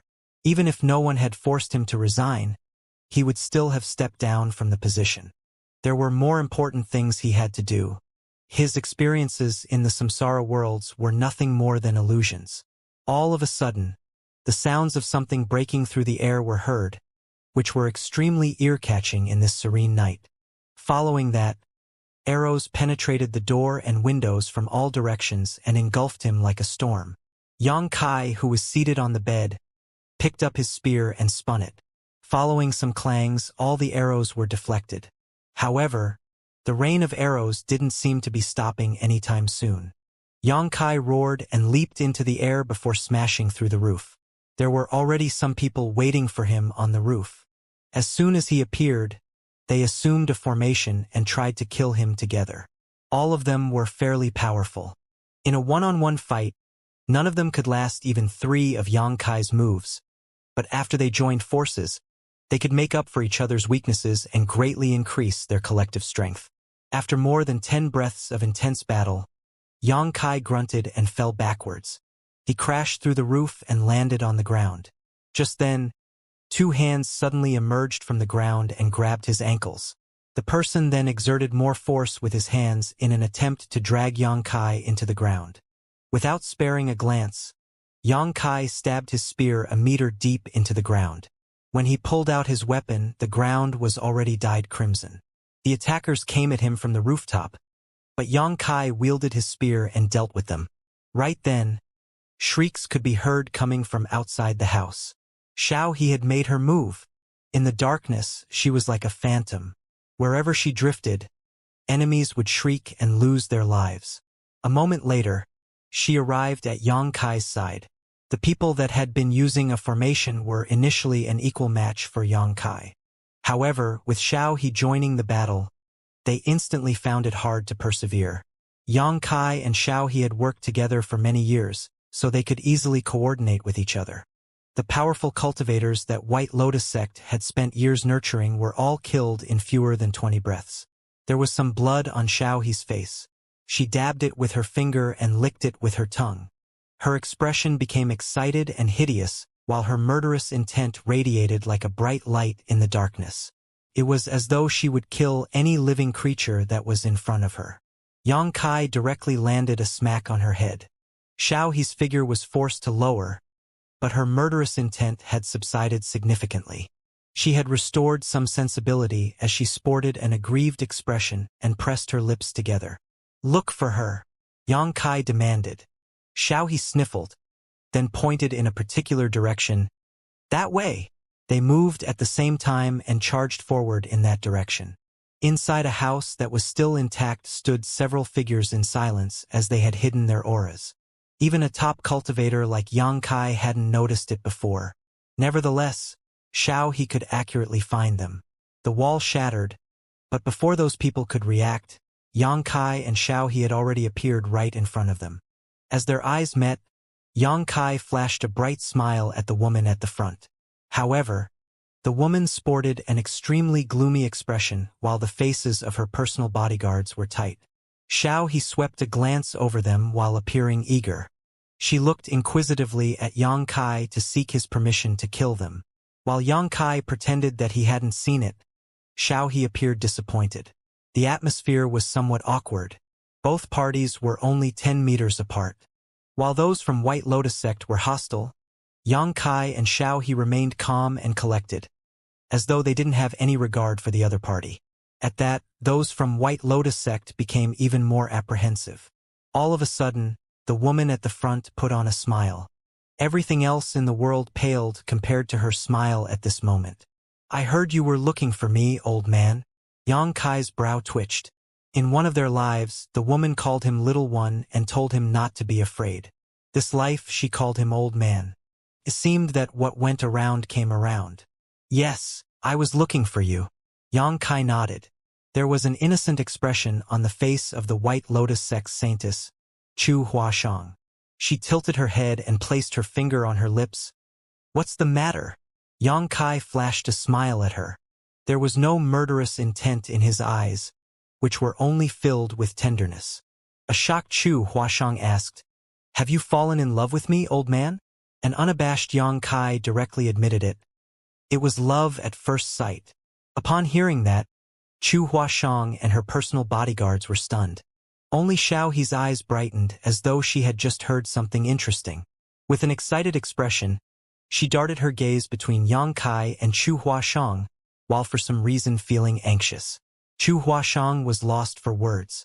She wasn't serious when she said that just now, so it surprised her that the other party directly admitted it. Moreover, his expression and tone seemed to suggest that he was completely sincere. Although she was young, she was good at reading people's faces. Therefore, she could judge whether a person was lying through his gaze and tone. She wanted to look for the traces of Xianxia lying, but her attempt was futile. All of a sudden, she started laughing and bent her back as though she had just heard the funniest joke in the world. Xianxia only looked silently at her with a pair of loving eyes. A moment later, Chu Huashang stopped laughing and wiped the tears off the corners of her eyes. She gazed at the man and said, "It was love at first sight? Did you forget I wounded you at that time?" Yongkai nodded. "Your attack almost killed me, so you have to make up for it for the rest of this life." Xiaohe's face started flushing as she became more agitated. She pressed her hands against her chest with an enchanted expression, as though she had just heard the most loving words in the world. The smile on Chu Huashang's face froze as she pursed her lips. "You're pretty good at spewing nonsense, old man." Yang Kai took a step forward and looked her in the eyes. "I speak only the truth." Chu Huashang suddenly became flustered and frowned. "You're the temple master of Grand Qi Temple, while I'm a saintess of White Lotus sect. We're basically blood enemies. Just tell me straight if there's anything you want to say, and stop teasing a little girl like me." "Do you think I'm teasing you?" Yang Kai took another step forward. Chu Huashang instinctively took a step backwards while her personal bodyguards felt threatened. After all, one of the strongest masters in this world was standing right in front of them. Given the short distance between them, they wouldn't have time to react if the other party abruptly made a move. "Are you not?" "Of course not. Everything I've said is from the bottom of my heart." Chu Huashang stared fixedly at him for a moment before turning to Xiaohe and asking, "Big sister, has he always been so crazy?" Upon hearing that, Xiaohe shook her head. "This has never happened before. I always thought that he wasn't interested in women. Well, since he's finally in love with one, you should just get together with him. What's there to hesitate about? Although there's a huge gap between your age and he's old enough to be your father, age has nothing to do with love. I'm telling you, even though he's old, he's still a virgin." A speechless Chu Huashang gazed at Xiaohe. Since she was aware of Yang Kai's identity, she certainly knew who Xiaohe was as well. This woman was from Emerald Smoke Sect, but she wasn't interested in the position of Vice Temple Master. Instead, she decided to become Yang Kai's personal bodyguard.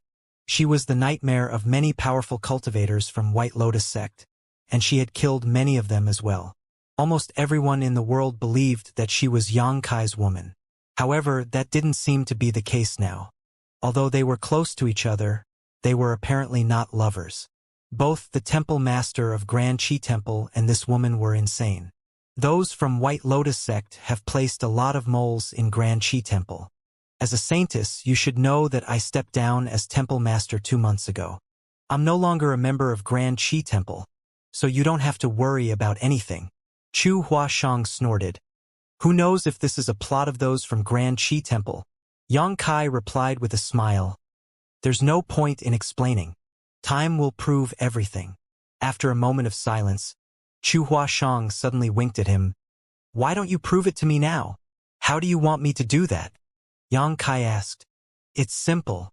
As soon as Chu Huashang finished speaking, she pulled out a sword from her personal bodyguard's waist and directly dashed towards Yang Kai before pressing her weapon against the man's chest. The sharp tip penetrated his skin as blood started streaming out of his wound. Chu Huashang was astounded. She was surprised at the fact that the man didn't try to resist or dodge the attack.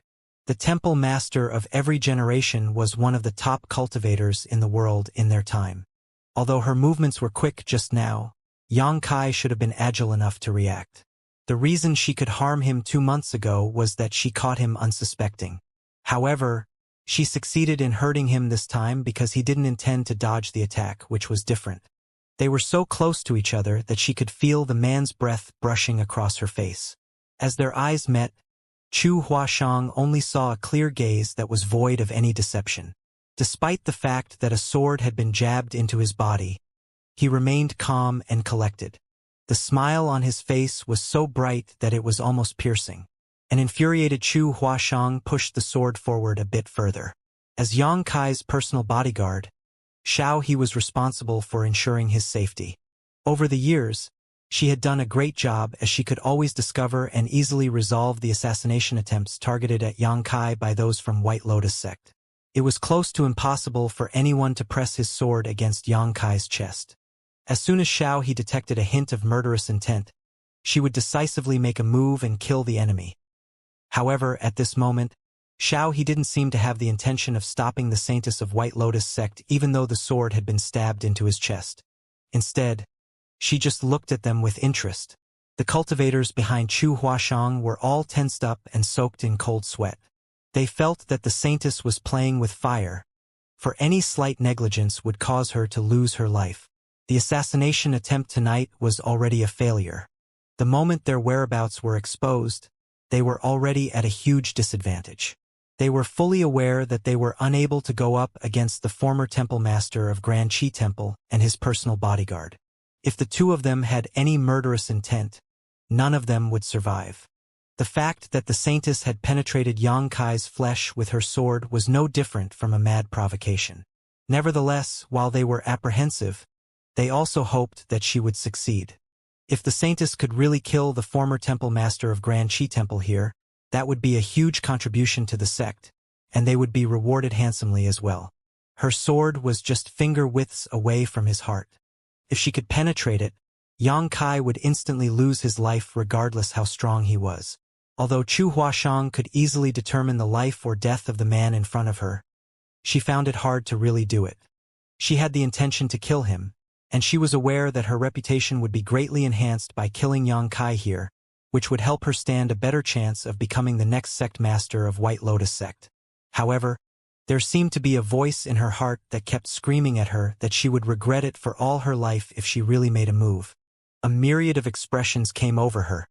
Then she said through clenched teeth, "You're insane!" As soon as she retracted her sword, blood started streaming out of the man's wound. She wouldn't dare to look him in the eye as her gaze anxiously moved away. After tossing the sword at one of the personal bodyguards, she ordered, "Let's go!" The moment she turned around, Yang Kai clenched her arm. "What are you doing? Let go of my arm," Chu Huashang demanded. "Kill them all," Yang Kai ordered, then carried Chu Huashang up with both hands. She intended to resist, but he exerted some kind of force through his hands and rendered her powerless to do so. Like a tornado, He charged towards the personal bodyguards as sword lights flashed through her weapon. By the time she stopped in her tracks, the personal bodyguards had already all collapsed to the ground. Carried in the man's arms like a child, Chu Huashang felt utterly ashamed. She kept thumping her fists against his chest, but her action was rather coquettish since she had lost her strength. To the side, He just watched them with interest. Yang Kai flashed a smile at the woman in his arms. "You stabbed your sword into my body twice. You probably can't make up for it for your entire life, so you'll have to continue doing it in your next life." Chu Huashang snapped, "I'm not going to make up for anything. I should have killed you just now. Why don't I give you one more chance?" Yang Kai winked at her. Chu Huashang snorted, thinking that he was just probing her. She even suspected that if she had really tried to kill him just now, the man would have counterattacked. When that happened, she would have fallen into a worse state than being captured. Since she was unable to defeat him or flee, she decided to make a concession and let him carry her. She took the initiative to wrap her hands around the man's neck to stabilize herself. Wind could be heard howling while the view around her flew backwards rapidly. "Where are you taking me?" Chu Huashang asked. "You'll find out when we arrive," Yang Kai replied nonchalantly. 3 days later, Yang Kai found a lake in a certain valley. There were no traces that suggested that anyone had visited this place before, and the view was excellent. This place was suitable for a reclusive life. After putting the woman down, Yang Kai said to Xiaohe, "Keep an eye on her and make sure that she doesn't flee." Xiaohe nodded. "Don't worry. She won't be able to run away." She then took a look at Chu Huashang's legs. "Why don't I break her legs?" Chu Huashang couldn't help but shudder as she looked at Xiaohe as if she was a demon, and firmly declared, "Don't do that. I'm not going to run away." Xiaohe nodded. "You'd better be obedient then." After that, Yang Kai left the place to fell some trees. It took him several days to build 3 log houses by the lake for the 3 of them. The difficulty in the 9th life was very high. It wasn't until Yang Kai had lived in this world for decades that his memory was restored, so it would be even harder to bring back Chu Huashang's memory and shatter her heart barrier. However, since he had found her, there was a target he could aim to achieve. He was ready to make Chu Huashang slowly open up to him. He believed that she would fall in love with him one day. Moreover, it was a good sign that she had decided to give up on the idea of killing him in the end some time ago. This meant that even though her memory had been sealed, she still had some instincts that pulled her back from killing him. No one would come to this valley. Every day, Yang Kai would head out to hunt some food and collect firewood, while Xiao He would keep an eye on Chu Huashang. No one in the world would have thought that 3 top cultivators were living a reclusive life in such a remote place. Time passed by slowly. Initially, Chu Huashang was against this kind of life. Those from White Lotus sect had nurtured her for years. As soon as she stopped cultivating in seclusion, the White Lotus matriarch gave her the title of saintess. She was also one of the candidates who had the hope of becoming the next sect master. As a powerful young woman with a bright future, it was expected that she hated to live like a captive. Nevertheless, she was clever enough not to try fleeing. That was because she knew that it was impossible for her to flee from Xiao He. With that said, she made sure to let Yang Kai and Xiao He know that she abhorred them by glowering at them every time they met. Other than having meals, she would never leave her house. Yang Kai had already expected it, so he didn't mind it, nor did it bother Xiao He. The only person in the world she was concerned about was Yang Kai. Soon 3 months had passed. Time could really change a person. Chu Huashang was initially doubtful, but now, she could confirm that the man who was old enough to be her father had really fallen in love with her. Although he had restricted her freedom over the past few months, he took very good care of her in all other ways. Every time he looked at her, his eyes were brimming with care. Anyone could see the longing behind his eyes as long as they were not blind. Chu Huashang didn't understand the reason behind it. Before she was captured by Yang Kai, she had only met the man once. At that time, she had stabbed her sword into his chest and almost killed him. She was fully aware that she was beautiful, but she didn't think she was charming enough to make someone like the former temple master of Grand Qi Temple fall head over heels for her. If he could easily be attracted to beauty, he couldn't have become the temple master of Grand Qi Temple. After 3 months of living together, the tension between them had eased. In the middle of the night, Chu Huashang and Yang Kai were lying on the roof of a log house. With their hands placed behind their heads, they looked up at the starry sky. "Old man, where did we stop last night?" Chu Huashang gazed at the brightest star in the sky and asked. "The 8th life," Yang Kai replied. "Oh, continue from there, then. Who were you and me in the 8th life?" These days, Yang Kai had been telling Chu Huashang about a love story of 9 lives. Everything he had said came from his own experiences, but to Chu Huashang, it was a strange story that was touching enough to elicit tears from naive young people. She was willing to listen to it as there was nothing else she could do here, so it was a good way to kill time. In the 8th life, both of them were from different sects. However, these sects were arch-nemeses, just like what was going on between Grand Qi Temple and White Lotus sect. It was expected that their love story was full of hardship. Nevertheless, they were just common disciples of their own sects, unlike in this life where both of them held powerful positions. Despite the hardship and several attempts to kill each other, they resolved their differences in the end and married. Chu Huashang attentively listened to the story. Although the story itself was banal, Yang Kai was able to make it interesting with his vivid descriptions. It was as though he had personally experienced it. Just then, someone could be heard sobbing from behind them. Without even turning her head, Chu Huashang let out a sigh. "Big Sister Xiao He, why are you crying again? It's such a touching story." Presently, Xiao He was seated with her legs crossed behind them. She started bawling her eyes out as tears slid down her face like pearls with a snapped string. Every time Yang Kai told Chu Huashang about this love story of 9 lives, Xiao He would come over and listen to it as well. Without fail, she would always break into tears in the end. She was more passionate about the story than Chu Huashang.